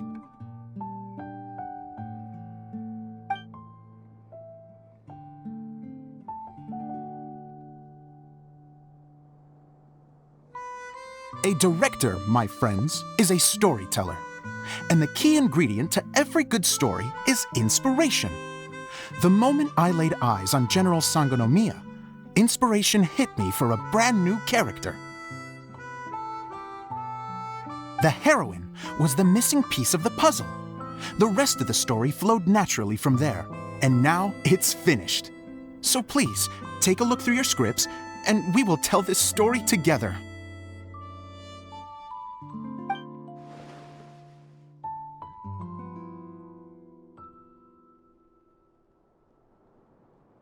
Well, is everything clear? Director Zosimos, how do you pronounce this word? Let me see. Ah, that's sojourn. It means to stay for a while. This is a very cute moment, so let's make sure that comes through in the performance. Oh, wait! There's another word I don't know here. It's okay, Klee. We can go through your lines together a few more times after this meeting's over. That would be most appreciated, Kaeya. I had a feeling about you, actually. You seem to know a thing or two about character acting. Tell me, have you acted before? You're too kind. It's all in the script, really. It just rolls off the tongue. Oh, you think so? Well, you definitely have a knack for it. I've actually been looking out for someone with your talent. If I make it as a big-time director, then I can see us working together for the long term. Be sure to stay in touch, okay? You and I are gonna go places. What can I say? Sounds good to me. Great. Fantastic. Now then, please go through your scripts one more time. But don't just read the words. Remember my notes, and really let the character inhabit you. I need to have a look at the stage, so I'll leave you to it. If you need me for anything, I'll be in the big theater right in the center of this area.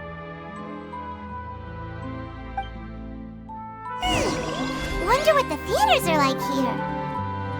Let's go check it out while everyone's still getting ready.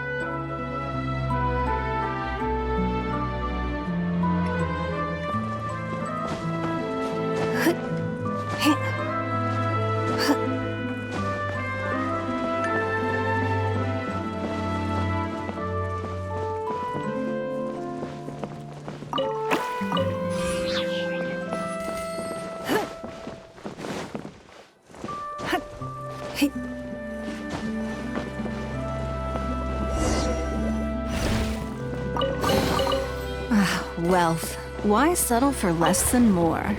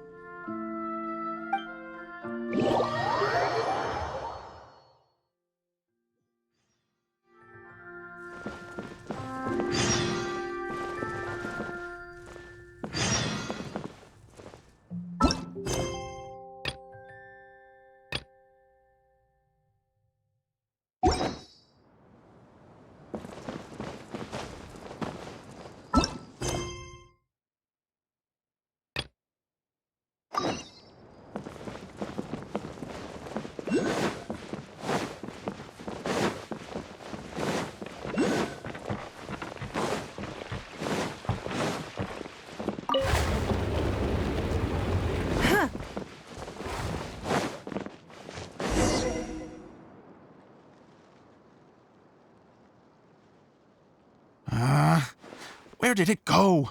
I put it right here. Hey, Zosimos! What you up to? Oh, it's you two. Please, come here. Feast your eyes on this stage. I designed it myself. So, directors have to design the stage too? Oh, I'm no ordinary director. I take a more holistic approach. Directing, script writing, stage design, I do it all. Sounds like a lot of work. Idea wouldn't be able to handle that kind of job. Idea has her work cut out for her too, you know. She's my one and only member of the audience, though she often criticizes my shows. Well, she just says what she thinks. You don't know how to write, or this is getting ridiculous.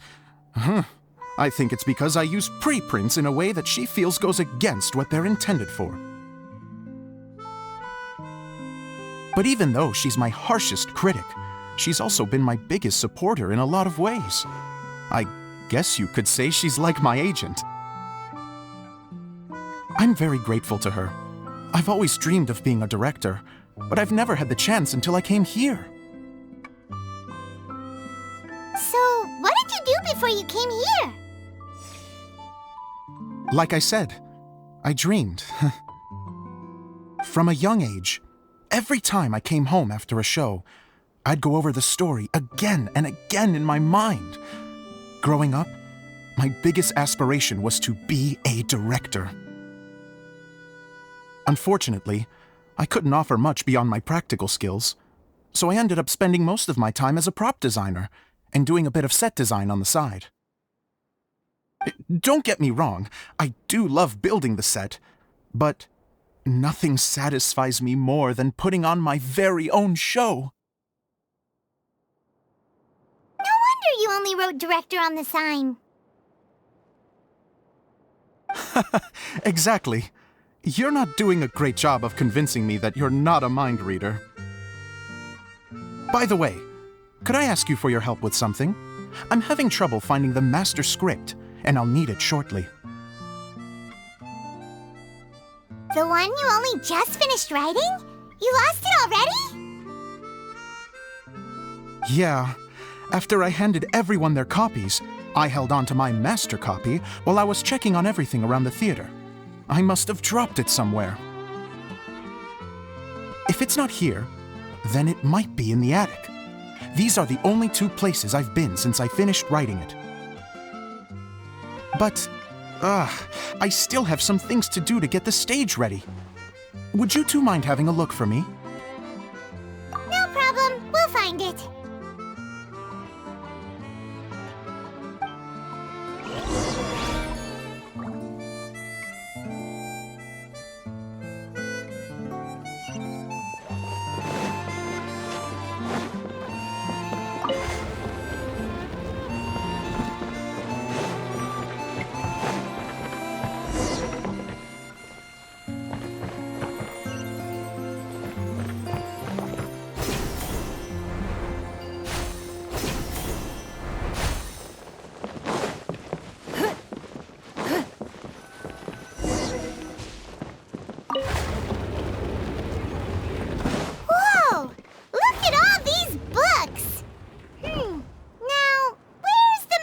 Script.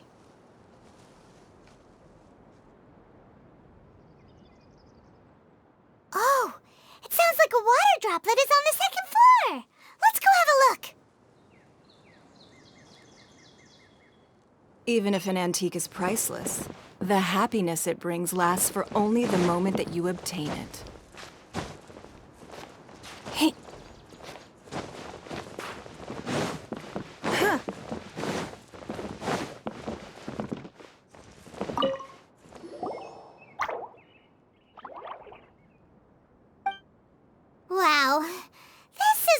of scripts. Looks like the water droplet has been managing them for the director. Most of them look like works in progress.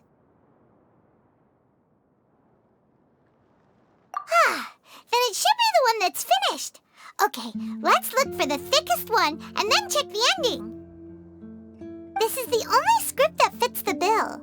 Plus, it looks pretty new. This must be the master script. Let's go give it to Director Zosimos.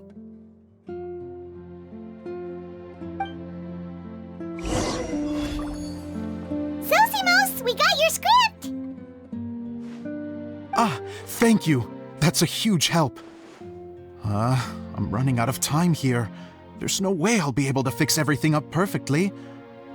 We may just have to wing it. Anyway, the stage is secondary. The performance is what really matters. Things can always go wrong on stage, but as long as the show goes on, it should be fine.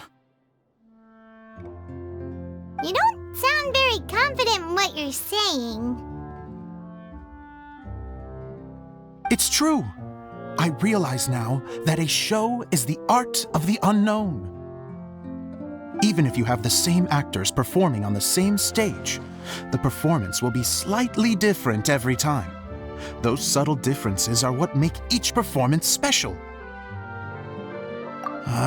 Okay, one last request. Traveler, you can enter the preprints, yes?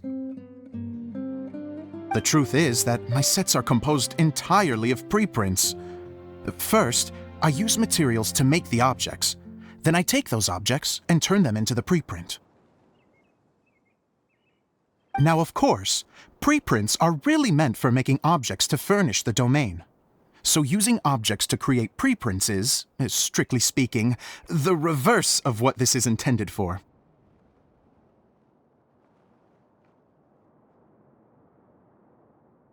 But Edea said that if this is what I really want to do, she's not going to stand in my way. So that's what you meant earlier. Okay, well, what do you need us to do? I'd like the Traveler to go into the preprint set and help move props around during the performance. The reason is, Oh,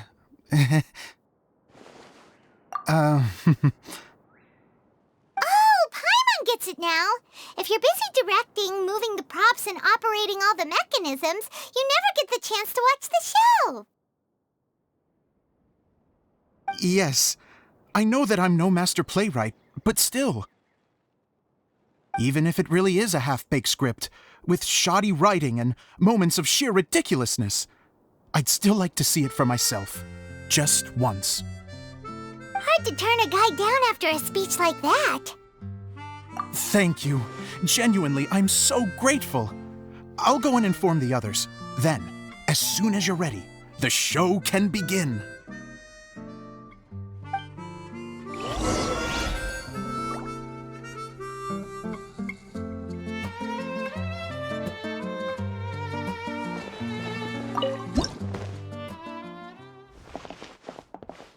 Long, long ago, there was a great thief. He lived in a land where the light did not shine, where all suffered in the darkness. People call me? Sorry, Kaeya. Directly into the microphone, please. Otherwise your voice'll, you know. Okay. They call me the Dagger Bandit, but no one sees that I rob the rich and give to the poor. Here in the dark, evildoers run rampant in the shadows, while the good, honest folk stumble blindly on, just trying to find a way through.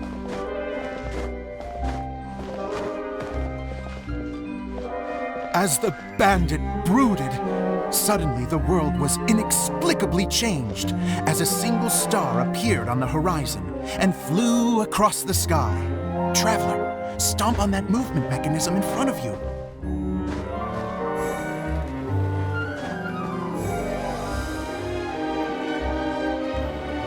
Light. A brief flash, yet enough to illuminate the world. If I can find the source of that light, I can shine it into the darkness, and the people will suffer in blindness no longer.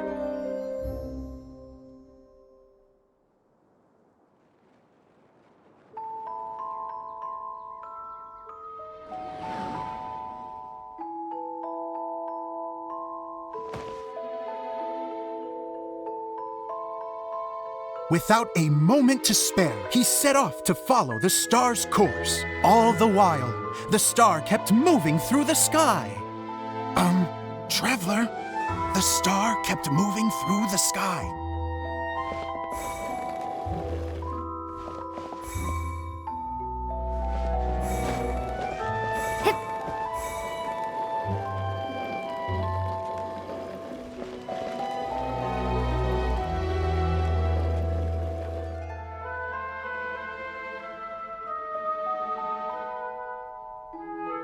Looks like I have to go through the desert.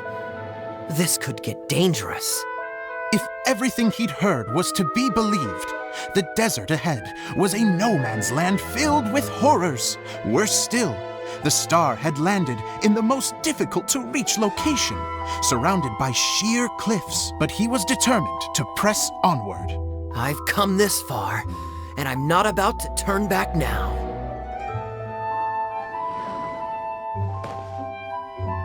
The Dagger Bandit trekked deep into the desert wasteland. Yet when he finally arrived at his destination, he found not a fallen star, but a young girl, dressed in white. How strange. I'm positive this is where the star landed. Young lady, do you know where the light has gone?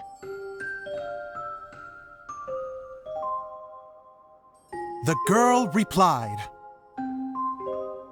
Traveler from afar, the light you seek is only a bottled flame. But the flame has now died, and its light is long gone. A bottled flame? Yes, it was a gift from another. And so, the girl began to tell the story of how the bottle came into her possession. The girl hailed from a kingdom that sat atop the waterfalls. But when the reigning dynasty fell and a new one seized power, she and her people fled for their lives. A thick fog began to fill the air as she made her way through the forest, and dense thickets tried to block her path. There is a mechanism down there that you can press to retract the thicket board below the stage.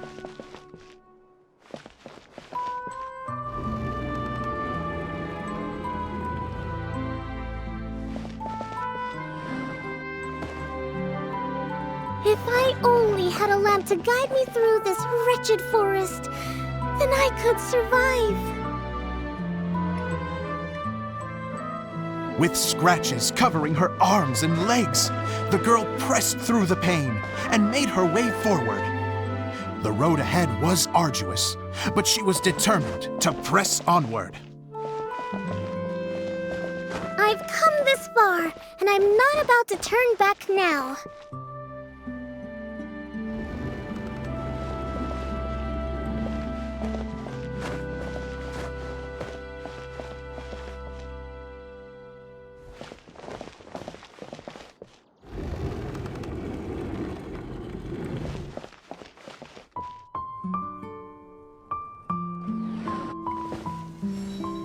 But just as she was drawing near her destination, a huge stretch of thorns and brambles suddenly came into view. Despair set in and began to weigh on her heart. If only someone could help me, I would give anything in return. The girl's heartfelt wish in her moment of desperation did not go unheard. Wait! There's no mechanism for the final thicket! I must have forgotten to check those boards. According to the story, those thickets should be gone from the stage now, right? Yes, total oversight on my part. What a pain. I can help! Traveler! Cat!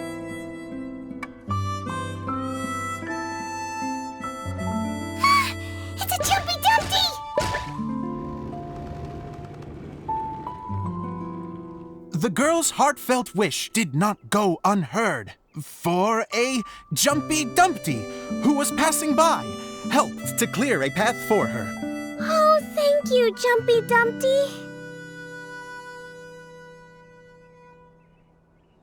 And so the girl continued her journey deeper into the forest. But what she found there was not a lamp, but a mage glowing with fire. So, just to clarify, it was supposed to be the mage who helped burn a path through the thicket. Save it for the end, man! The mage took pity on the girl and handed her a bottle. Then, the mage began to tell the story of how the bottle came into her possession. The fiery mage had an adventurous spirit and enjoyed taking long journeys. On one such journey, while taking rest in an oasis, she found a beautiful bottle by a crescent-shaped lake. Klee, quick! Get in the light! Coming! She was an extraordinary mage with the power to grant people their wishes. She turned the bottle into a thing of equally extraordinary power. But the only place that it could make wishes come true was inside of the bottle. Oh me, oh my! Look at this wonderful bottle of mine! It could make a fine toy. But better still, a sojourner's home. The fiery mage blew into the bottle, allowing it to grant one single wish outside its glass walls. To blow into it? Wow, it lit up! A flame was kindled within the bottle, and it began to glow a fiery red, just like the mage herself.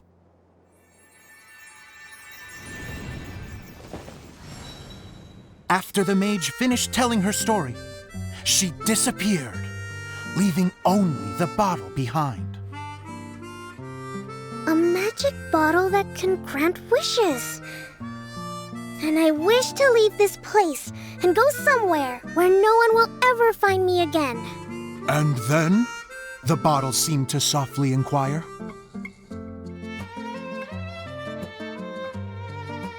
I don't know. The flame in the bottle faded as the girl's single wish was granted, and she found herself in the middle of the desert, far away, where no one could ever find her.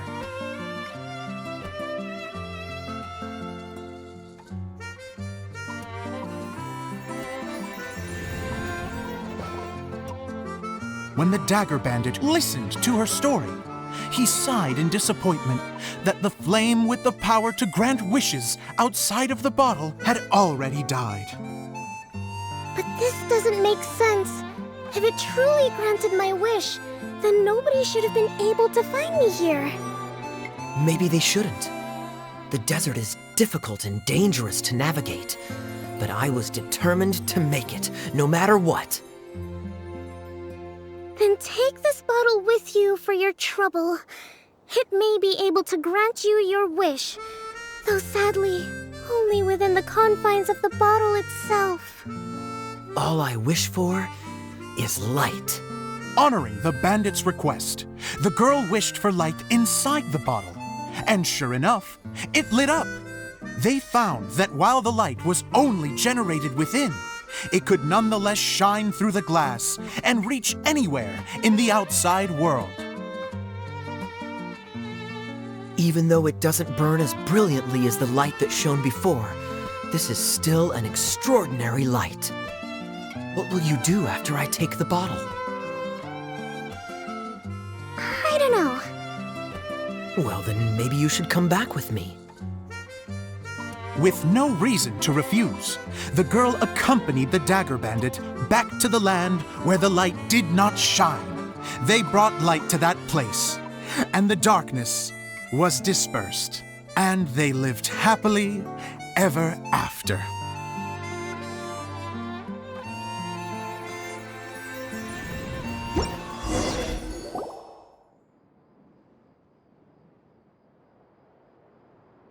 And we're done! Seems the show went pretty well.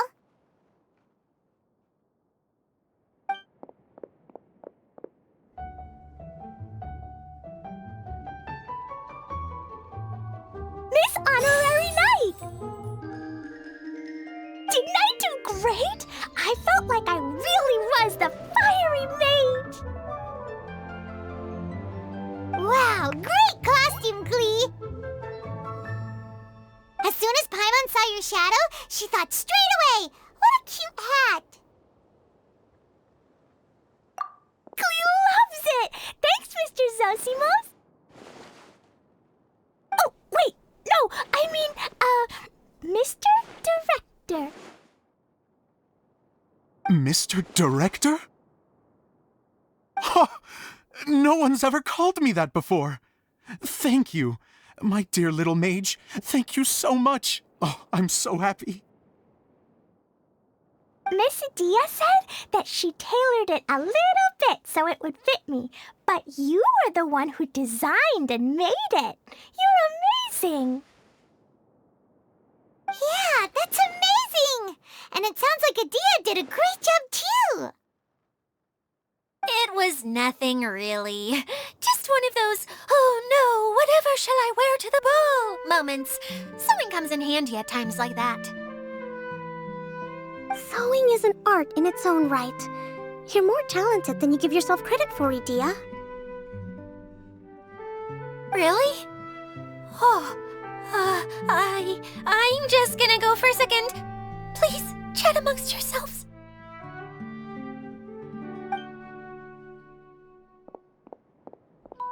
She gets embarrassed so easily.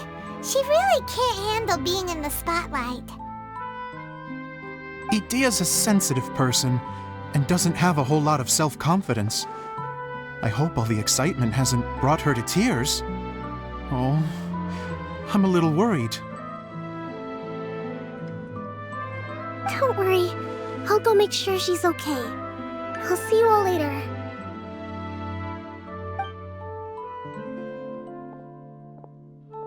So, what did you all think of the play?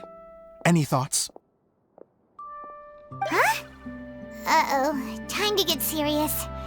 Now, are you sure you want to hear what we really think? Oh, absolutely! I had the courage to ask, didn't I? So, don't mince your words. Go ahead.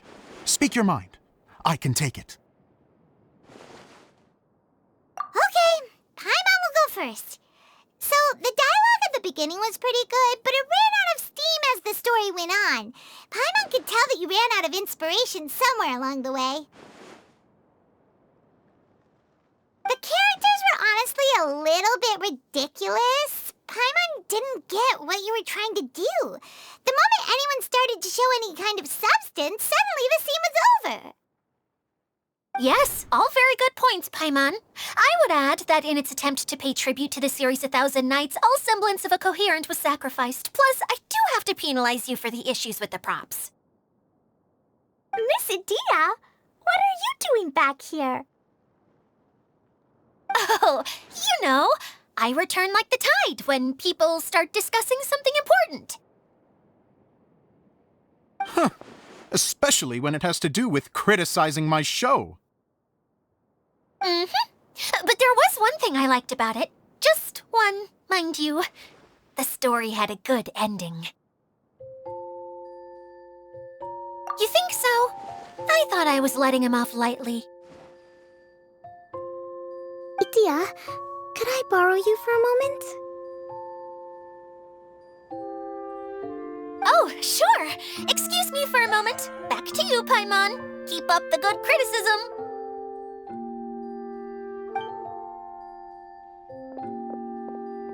Okay, in that case, Paimon did have one other complaint.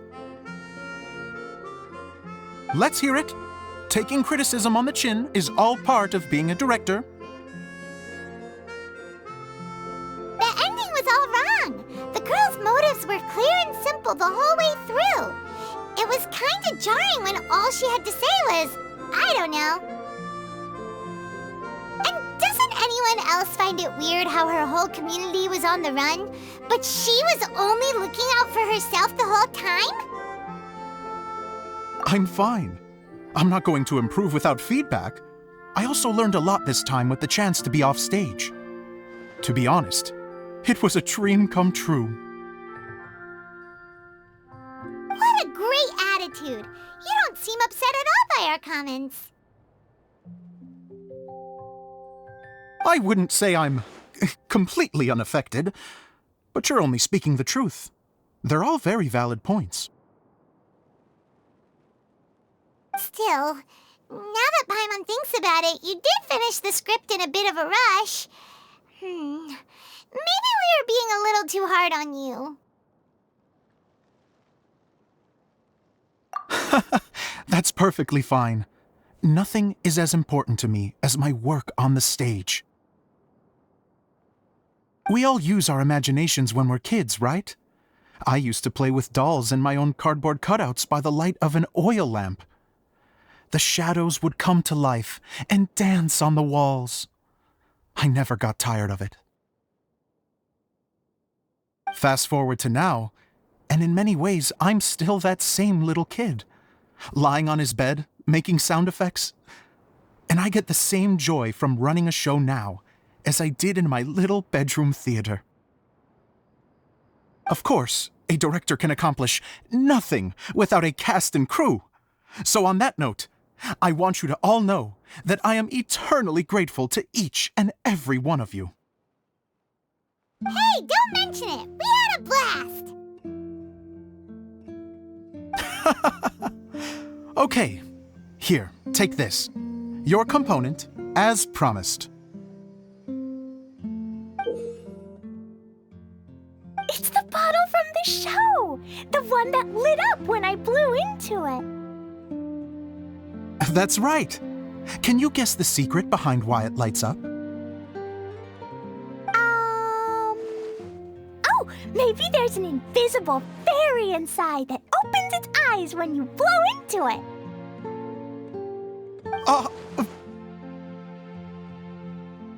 Bingo! You guessed it.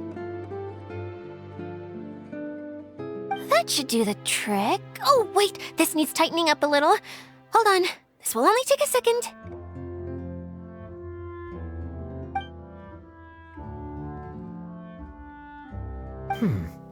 This outfit's more fashionable than I imagined. Excuse me, everyone. Do you have a moment? Especially you, Zosimos. Idea wants to do a little something for you. She says it'll be a dream come true. A dream come true? Yes. She said that as useless as she is, she wants to do something for you as the first person to have heard of your dream of being a director. Her words, not mine. I have to disagree, though. I have never thought of Idea as a useless person. How is this suddenly about me? If everybody is ready, then I'd like to invite tonight's male lead to take the stage. Ta-da!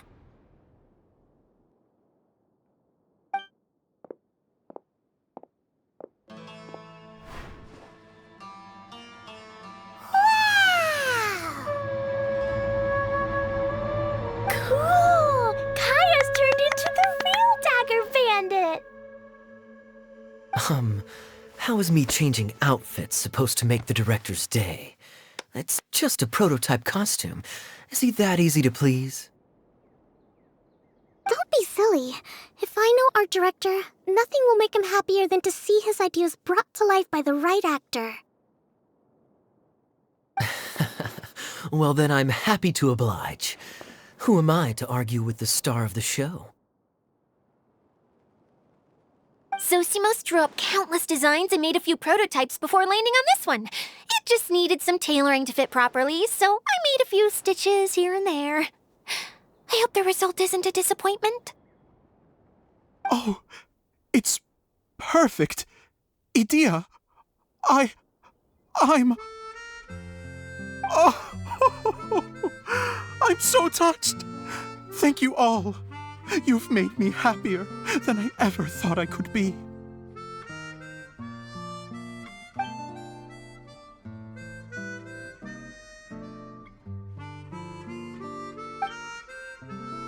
How are you doing? Recovered?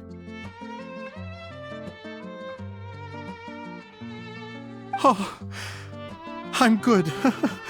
Thank you again, Edea.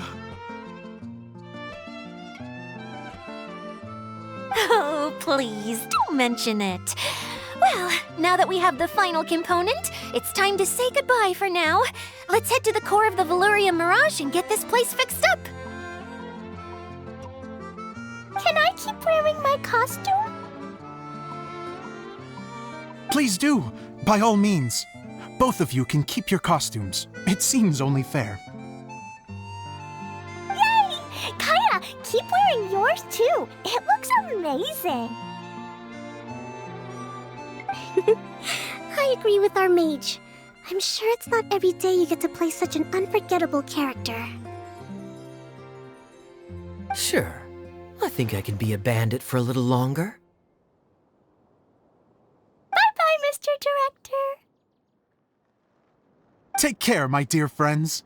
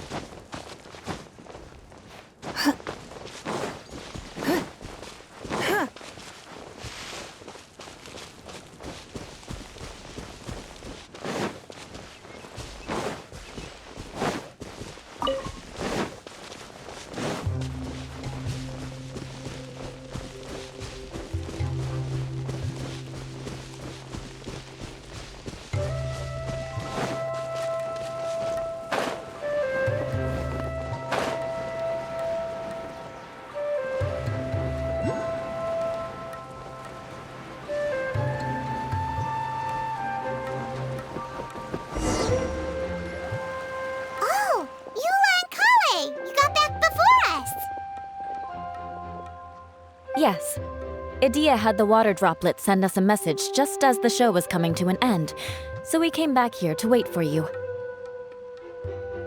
How is Lessig doing? He finished all the maintenance work, but it took a lot out of him. He's now fast asleep in his room. Oh, I feel a little guilty. Consider it his atonement. It's only fair that he had to do something constructive before being able to sleep soundly.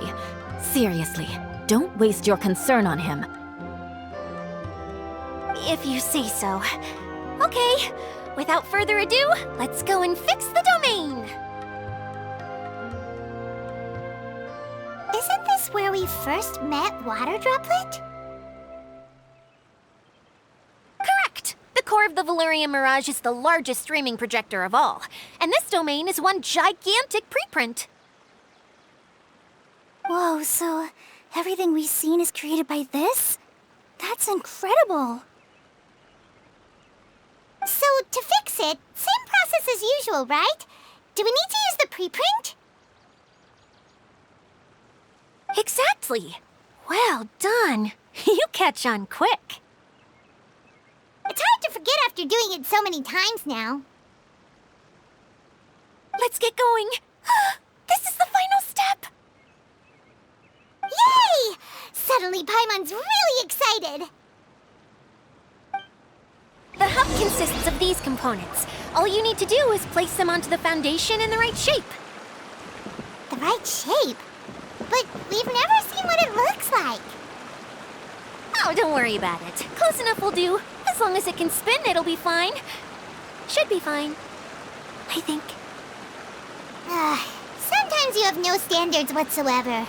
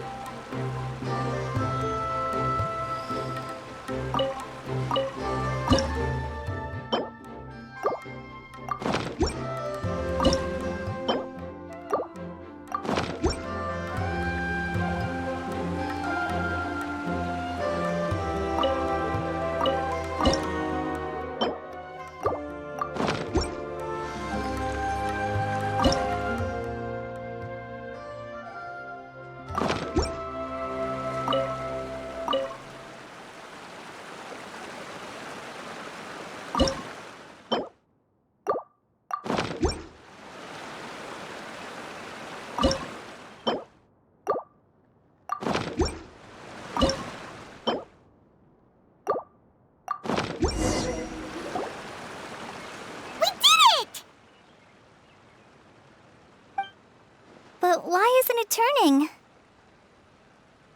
The components are back in the core, and the hub is restored to its proper shape again. That's all we needed to do. Like any wound, it just needs time to heal. It'll probably just start turning again one day in the middle of the night when no one's looking. Really? I thought that with your special abilities, you could get it turning again right away. What? Huh? All of us are dying to see it. Not just how the domain looks when it's fixed, but also Edea. In her element. I want to see Edea using her magic powers too! I bet they're super awesome! What are you guys talking about? And how is Klean on this, but Paimon isn't? They're referring to our mascot's true form. As I've said all along, there's much more to Edea than she gives herself credit for. She has a very special power. Though, I think some of us have sensed that already. Did you notice right away, General? I only found out when I was chatting with Eula. So our general was the first to notice. It seems like she's more perceptive than she lets on. I'd say the same about you, Kaeya. What the? All of you? No? I mean, I wasn't trying to hide anything from you, I promise.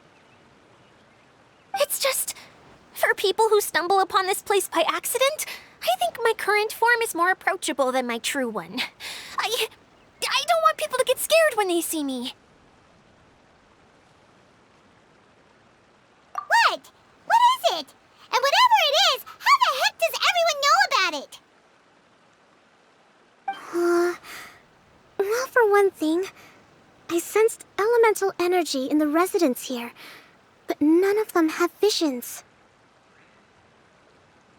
Then my mind started to wander as I was reading a storybook, and suddenly, I had a thought. Since hydro-eidolons can change into any form, why not human form? You hit the nail on the head. All right, in that case, please allow me to introduce myself once more.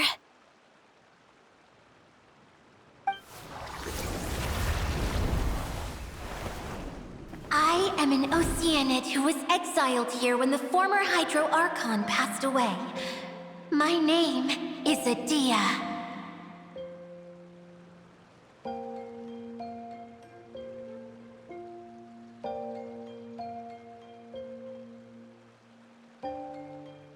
Wow, Edea!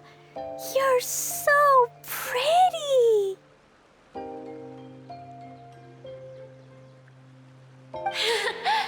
Now that I'm in my true form, I suddenly feel a little embarrassed talking to you all.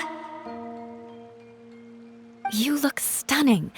You should be flaunting this look at every opportunity. Oh, come on. I'm too shy. Wait, so does this mean that all the people we met in here are actually... I'm guessing that the human counterparts to these Hydro alter egos are long gone. That's right. When they wanted to leave, I took them to the edge of the desert. The components are, in fact, gifts that they gave to me before they left. But I'm always curious about what brings people here, so I used the streaming projector to bring their wishes to life. The power to grant wishes, but only within the confines of the bottle. Exactly. It's a truly extraordinary light. I've just realized something. When the components fell from the core, it appeared as if they had returned to their respective owners. But actually, it was after the components landed where they did that their owners and the things associated with them arose around them to form the different zones.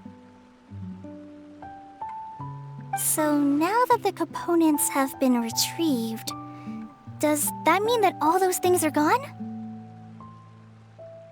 Don't worry, they'll be quite safe. As long as I remember them, they'll never disappear. However much we might criticize each other or get into scuffles, in this mirage, they will always be my friends. I had so much fun in the choo-choo cart and hanging out with Mr. Director. I'll never forget them either. Me neither. I'll always remember my adventures in this fantasy land. Very good. But it's probably time I set this wheel in motion. This one's all yours, Adia, our magical mascot. Please work!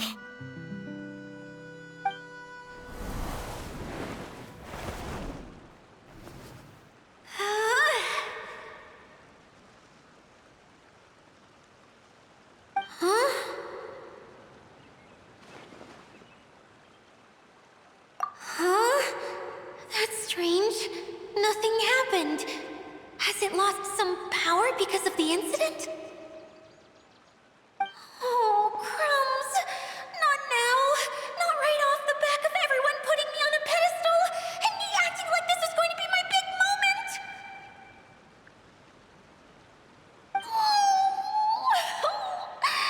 Someone get me a bottle! I'm hiding myself away! See you in 100 years! You're already in a bottle.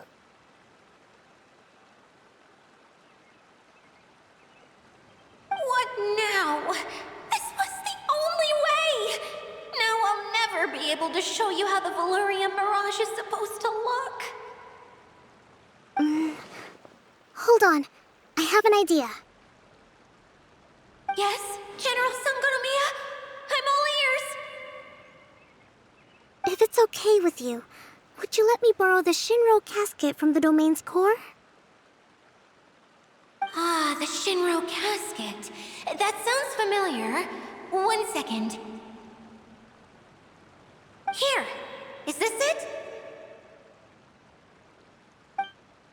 Wow! A huge shell! It's the relic that Kokomi mentioned earlier! So this is where it's been hiding! It was once a ritual vessel used for making offerings in the Moun Shrine.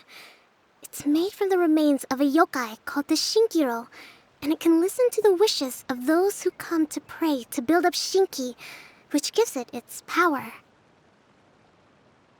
Several centuries ago, the relic was lost when the last prefect of Yashiori died in battle. Its final resting place was unknown. The pearl that goes with it should be able to sense the casket's location. But when, unbeknownst to anyone at the time, the casket disappeared inside the core of the Valurian Mirage, the pearl's light died out. Huh? How come? Well, imagine it was a sound instead of light. If the room is too big, you can't hear anything from outside the door, can you? Oh, I get it now. The shell must have been having too much fun one day and got locked in the solitary confinement room. I understand now, too. The core has been wearing out recently. That's why you were able to follow the pearl all the way here.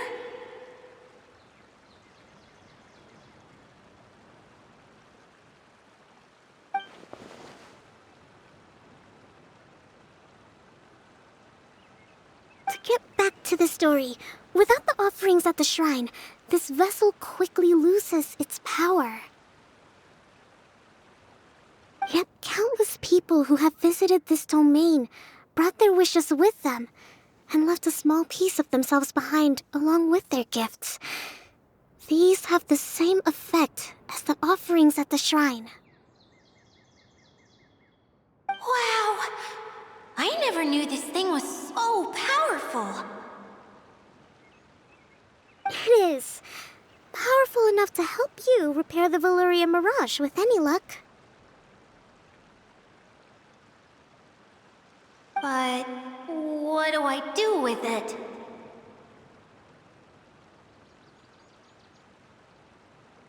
It's simple. We just need to awaken it by telling it what we wish for.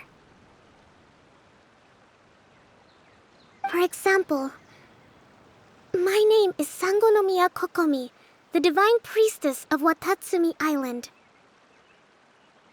And my wish is to use my critical thinking and strategic planning skills to bring a little more joy into the lives of my fellow Watatsumi Islanders, as well as the lives of everyone I cherish. Itia, what do you wish for? Me? My wish is that all those who have sojourned to the Valyria Mirage in the past will achieve what they truly wish for. Not just in this domain, but out there, too. Even though I know full well that trying to build a railway in the outside world is just a pipe dream, and that Mimuna will probably just go back to being a scholar. And I know that Zosimos has a lot of improving to do as a playwright. It's going to be tough for him back in Fontaine. Chasing your dreams is hard work. Despite all of that, I still hope that somehow, someday, they will achieve their dreams.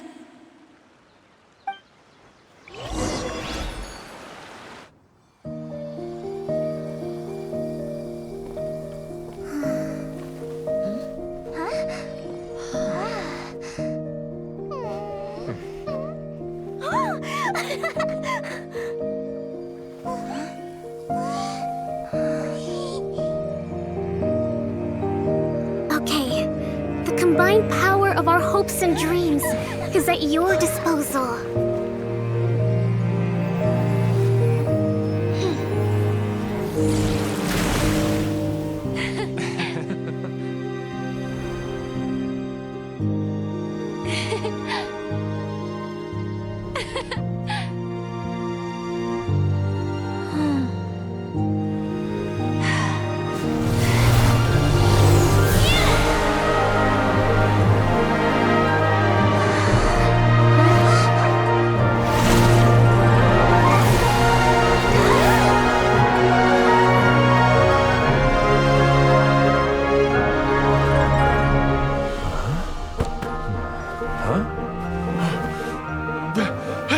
Look!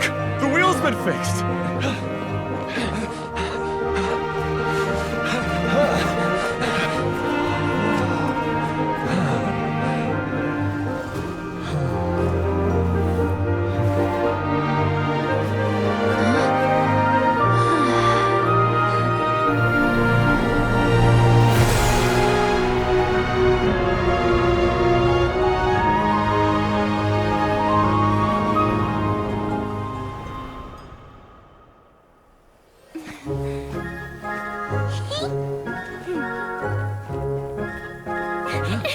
Come on, hurry!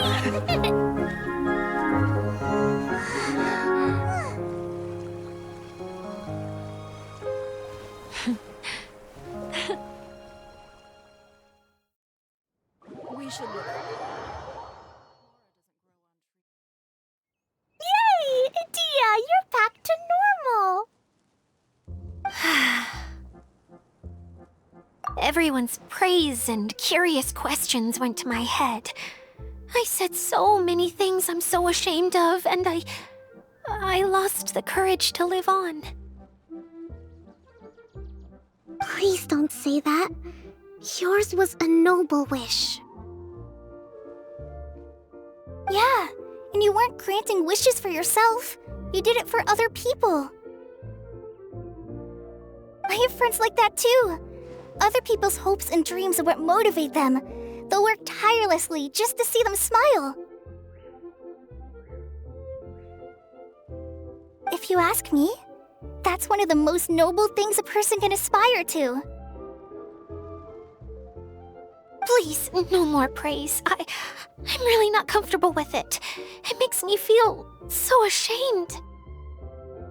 Someone like me doesn't deserve so many people's praise. It's like I'm dreaming. Well, at least the domain is fixed now, and all the components are back in place.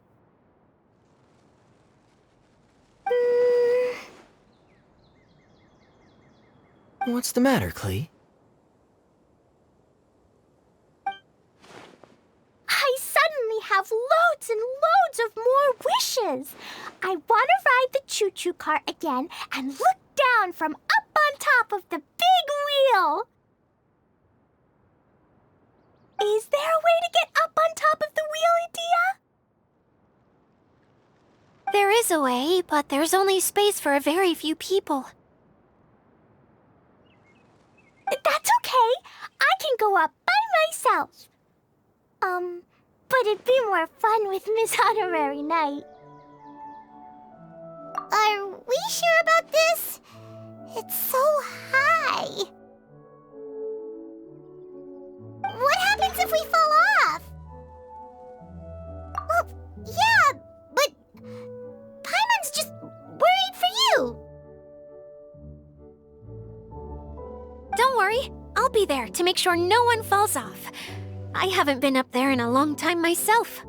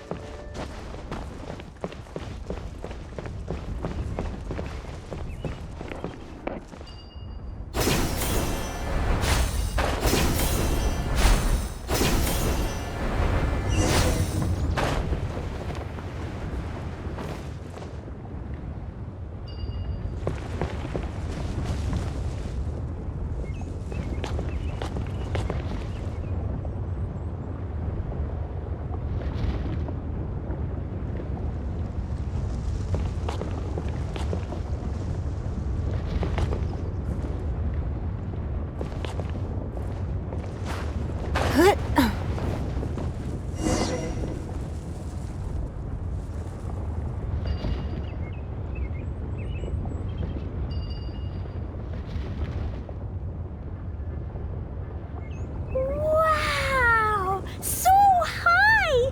I can see everything!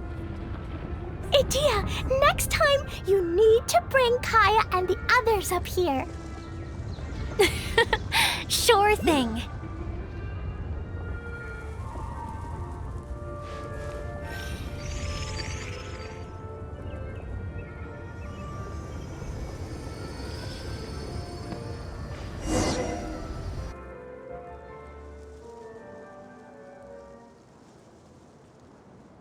Whenever people have to leave this domain, I like to come up here and spend some time alone after I've seen them out. They're always overjoyed when they first arrive and start bringing their imaginations to life. But once they realize that they can't take anything home with them, they get upset. Some of them can't bear to leave. Others regret ever setting foot in this place. Do you ever get sad, Edea? I feel lonely at times, but not sad. A lot of people destroy everything they created before leaving, but some don't, like the residents you met. Before they left, they asked me to make replicas of themselves using hydroidolons. Then they tasked these replicas with maintaining everything they built here, as if this was their way of keeping their dreams alive. That's beautiful.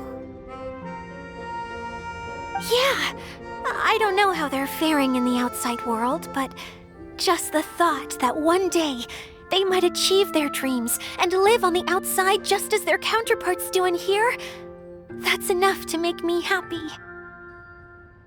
It feels like I'm here waiting for them in the future, where they've achieved everything they wanted. Really? I just think that every dream, every wish, is like a flame in a bottle. Whether someone is still working towards their dream or living it already, as long as whenever they think back to that spark of light within them, it still makes them smile fondly. That's all it takes. Well, I feel super happy right now. Then I guess I finally paid Alice back after all these years. Funny to think I've been in the middle of a desert this whole time. It's just a giant muddy swamp to me. Time for Paimon to give you a nickname! Mud Fairy! Watch out for Idia the Mud Fairy! How dare you mock me! Roar! I'll gobble you up in one mouthful! Oh. I'm still embarrassed to have shown you my uglier side, but I'm glad the Valorium Mirage is up and running again. This place is going to be bustling with activity again soon enough. I hope you'll take some time to enjoy yourselves. Yep, I want to get everyone together. For one last ride on the choo-choo cart.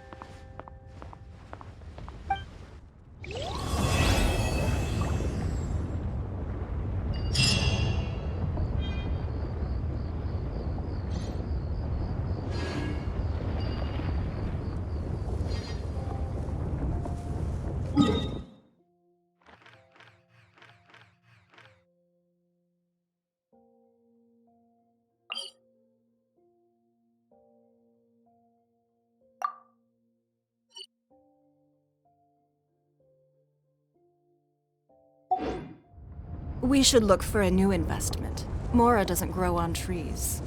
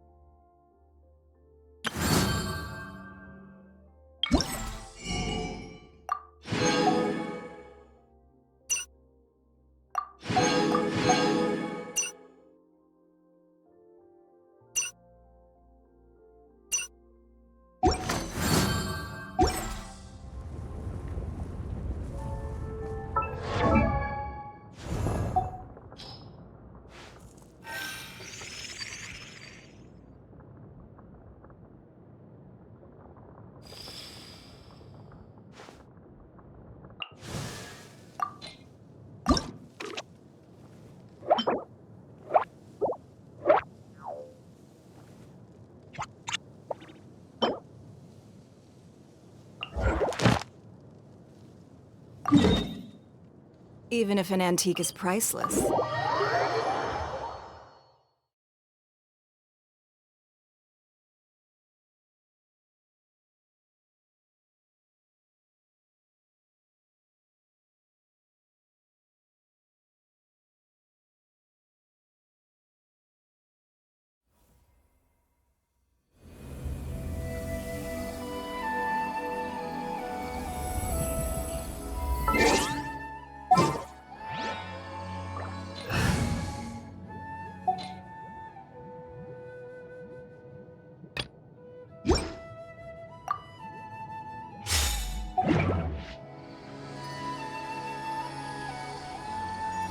lead!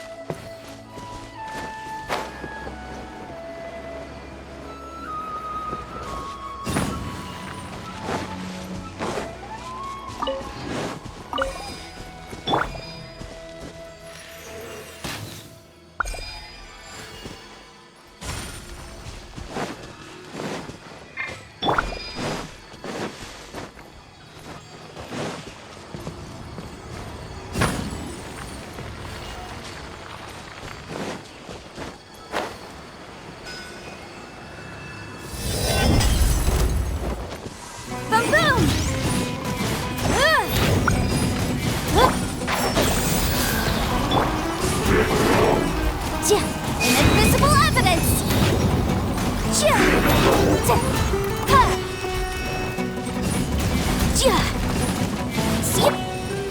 I hear everything! Incinerate!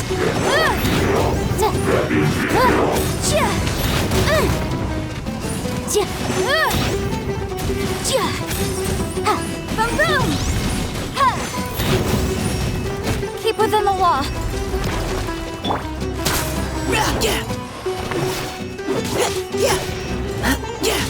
Charge!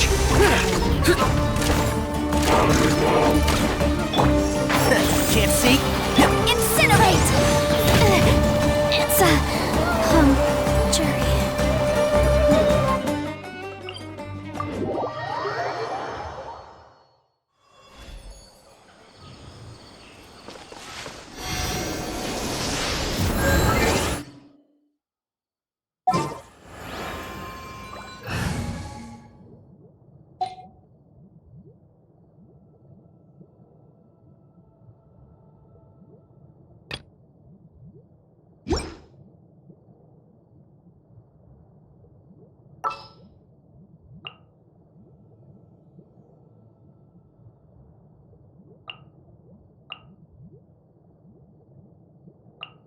Let's go gather some samples.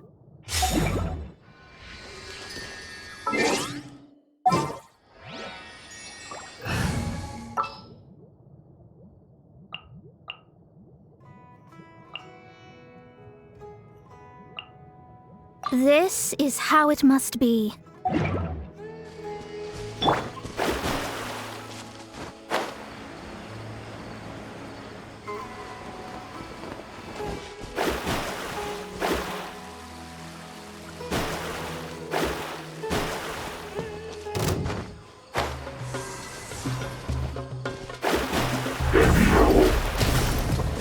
There is no escape! Enshroud!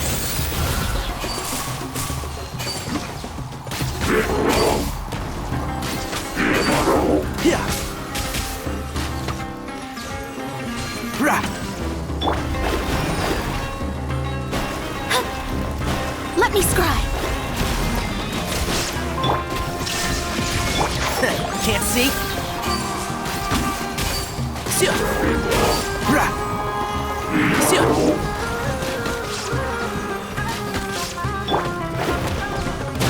Delve into destiny. Shine down! Enshroud! Rah.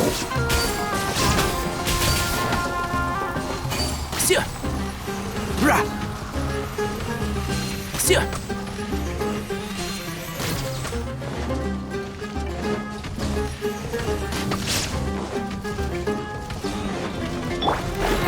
Let me scry.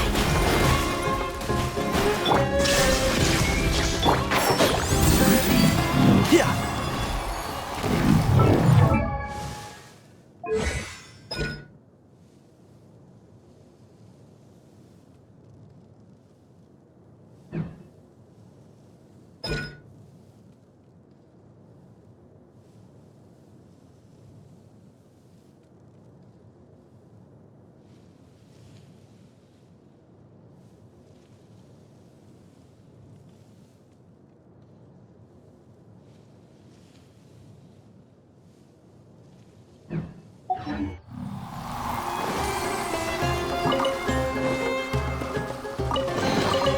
I think we can forego the lost and found report.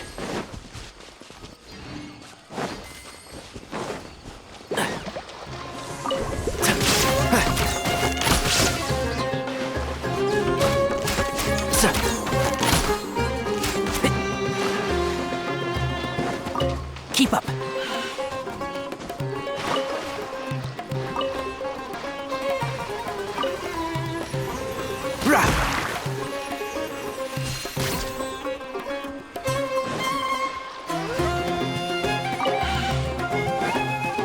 Illusion shattered! One with the forest. Yeah. Yeah. Rah. So. Sia. Yeah. Sia. Yeah.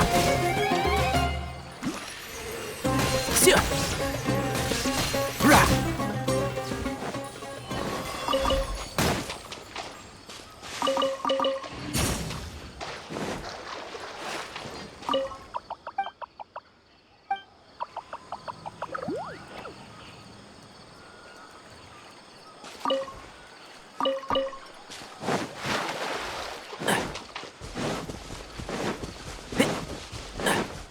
Keep up.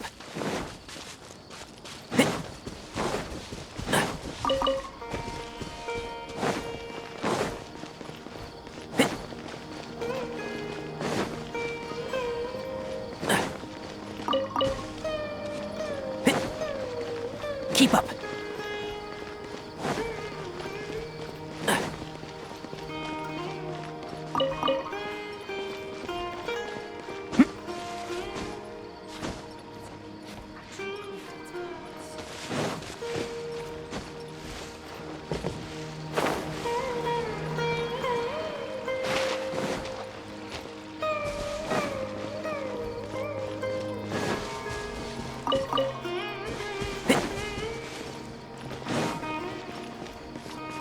Keep up.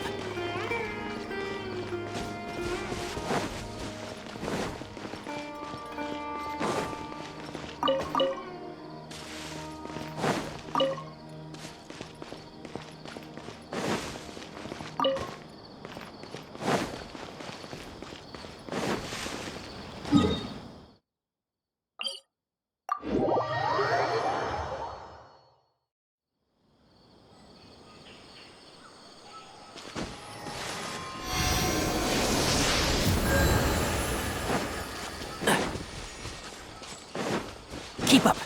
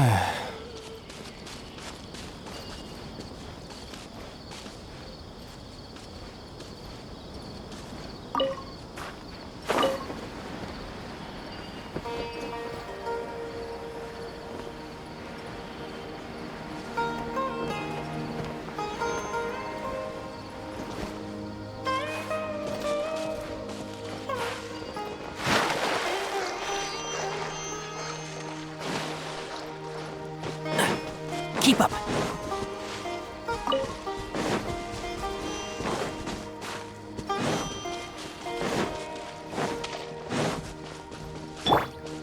down!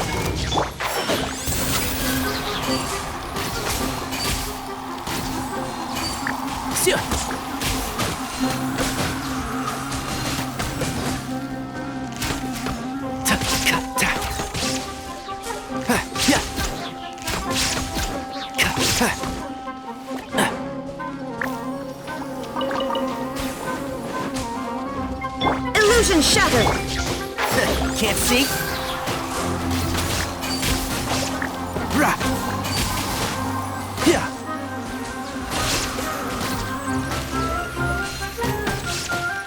Rah! Yeah! Keep up.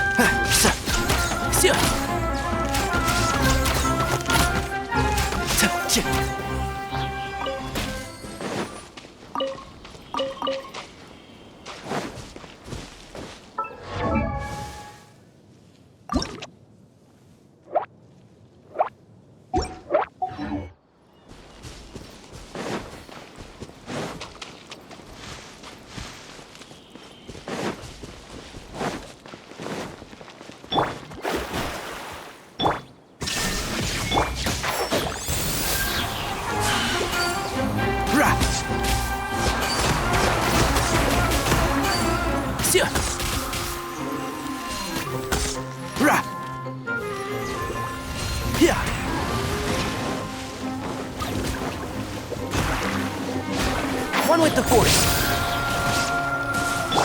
Shine down!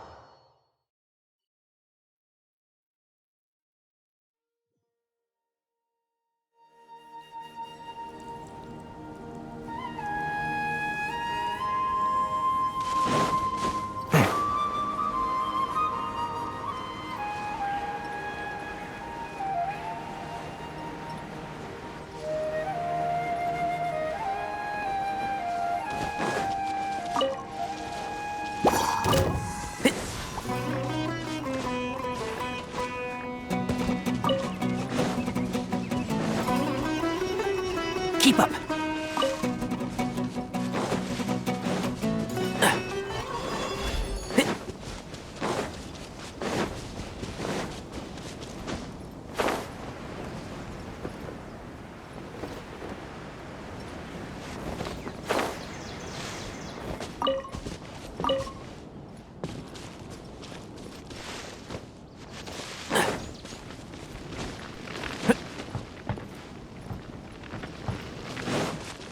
Keep up.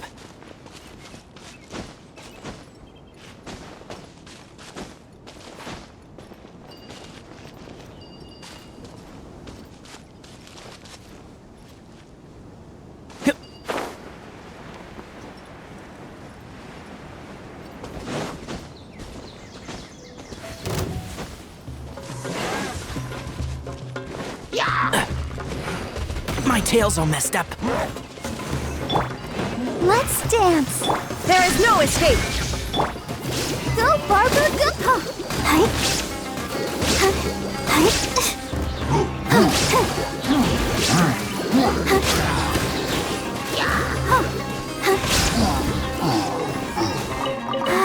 Keep going.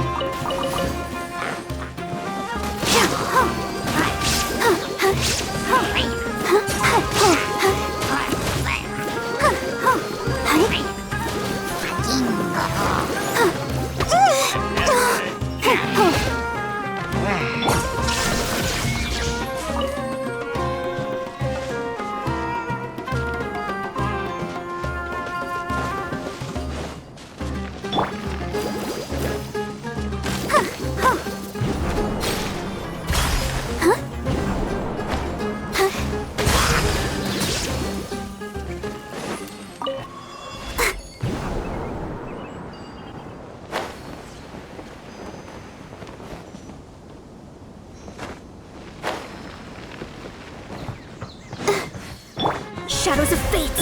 Illusion shattered! Can't see?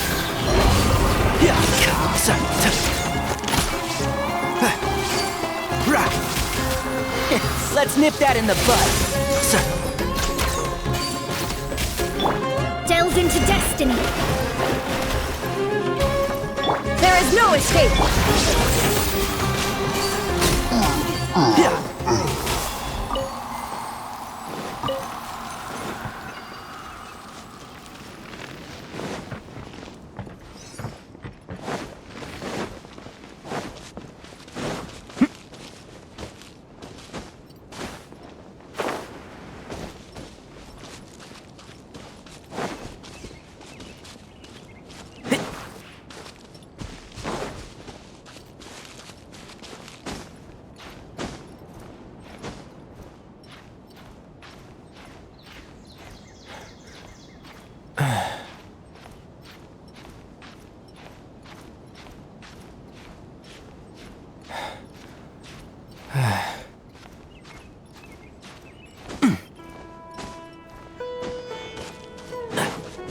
Keep up.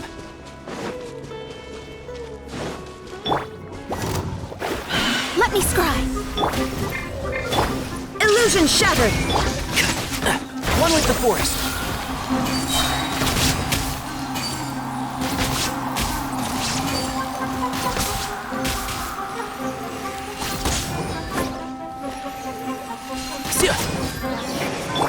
Delve into destiny! There is no escape! Who do you think you are? Fate is upon you! Shine down!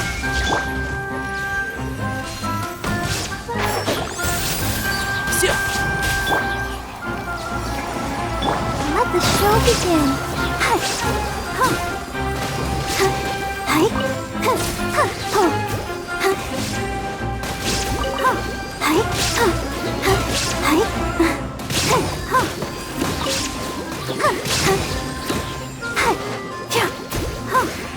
There is no escape!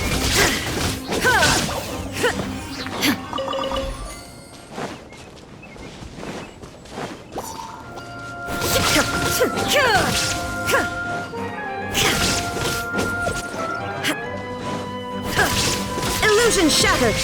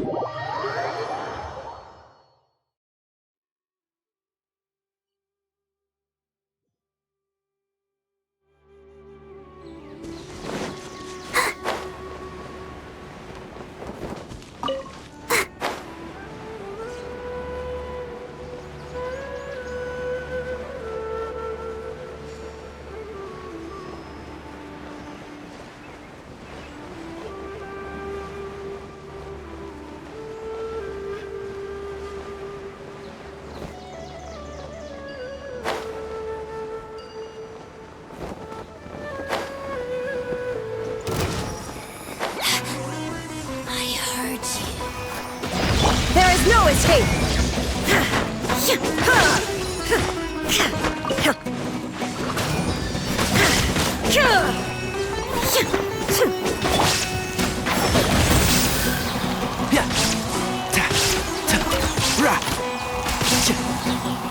Shine down!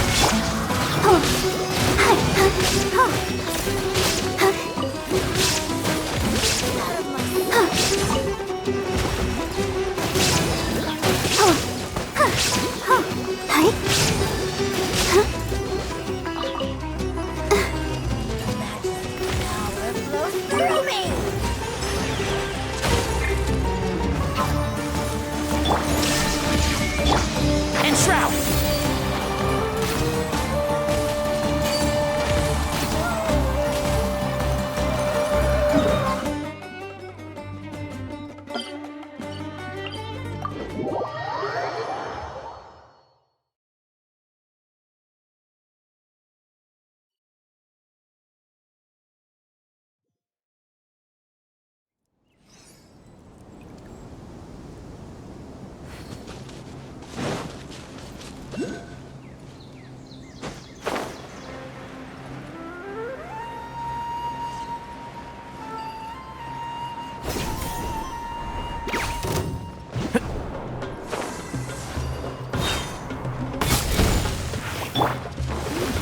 escape!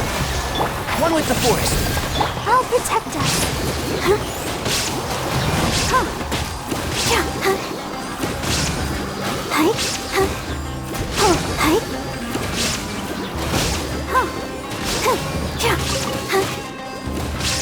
Let me scry!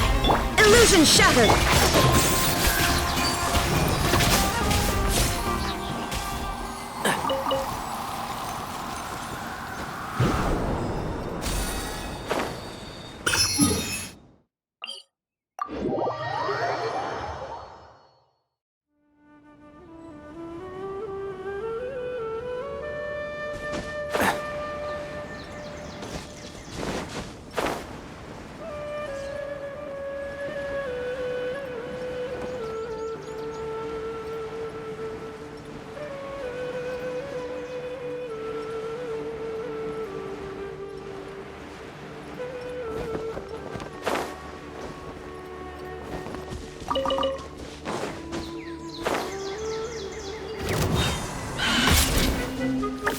Delve into destiny.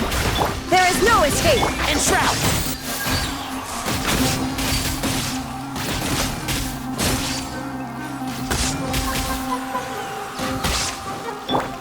Let me scry.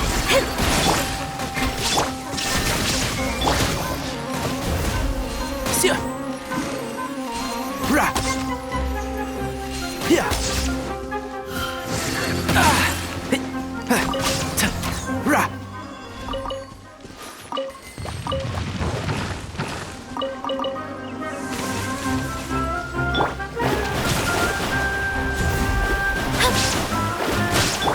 Shine down! Keep up!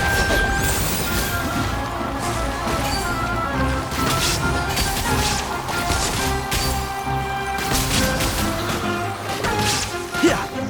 I hear everything!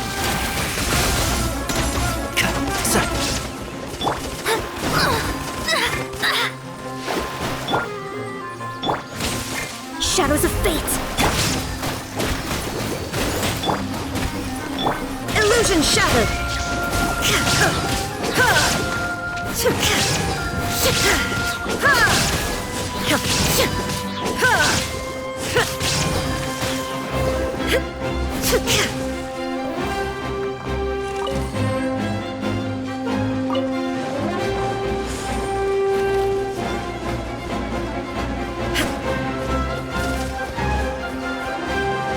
Shine down!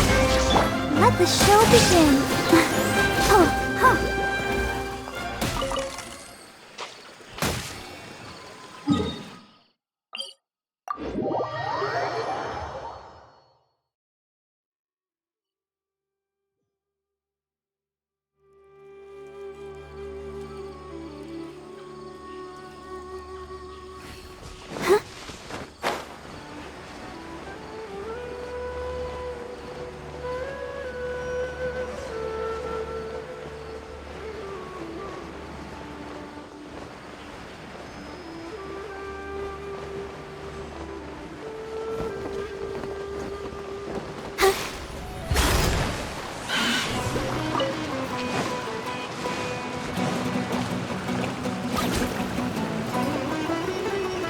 There is no escape!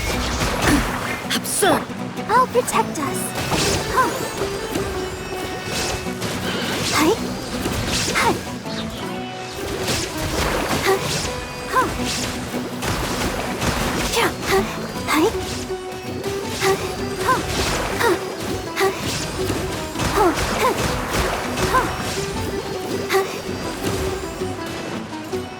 Shine down! Ra! Yeah!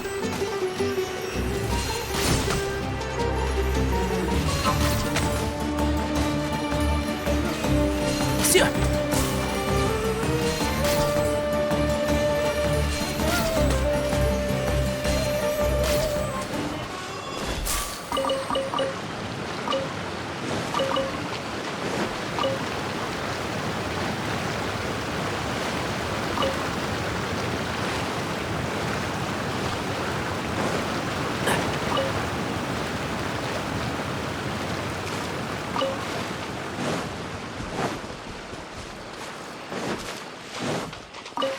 Keep up.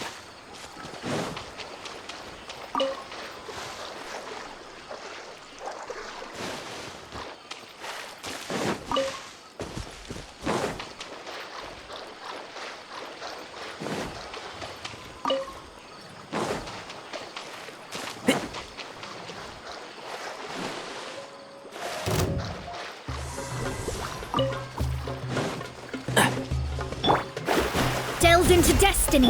Illusion shattered. Yeah. Sia. Ra.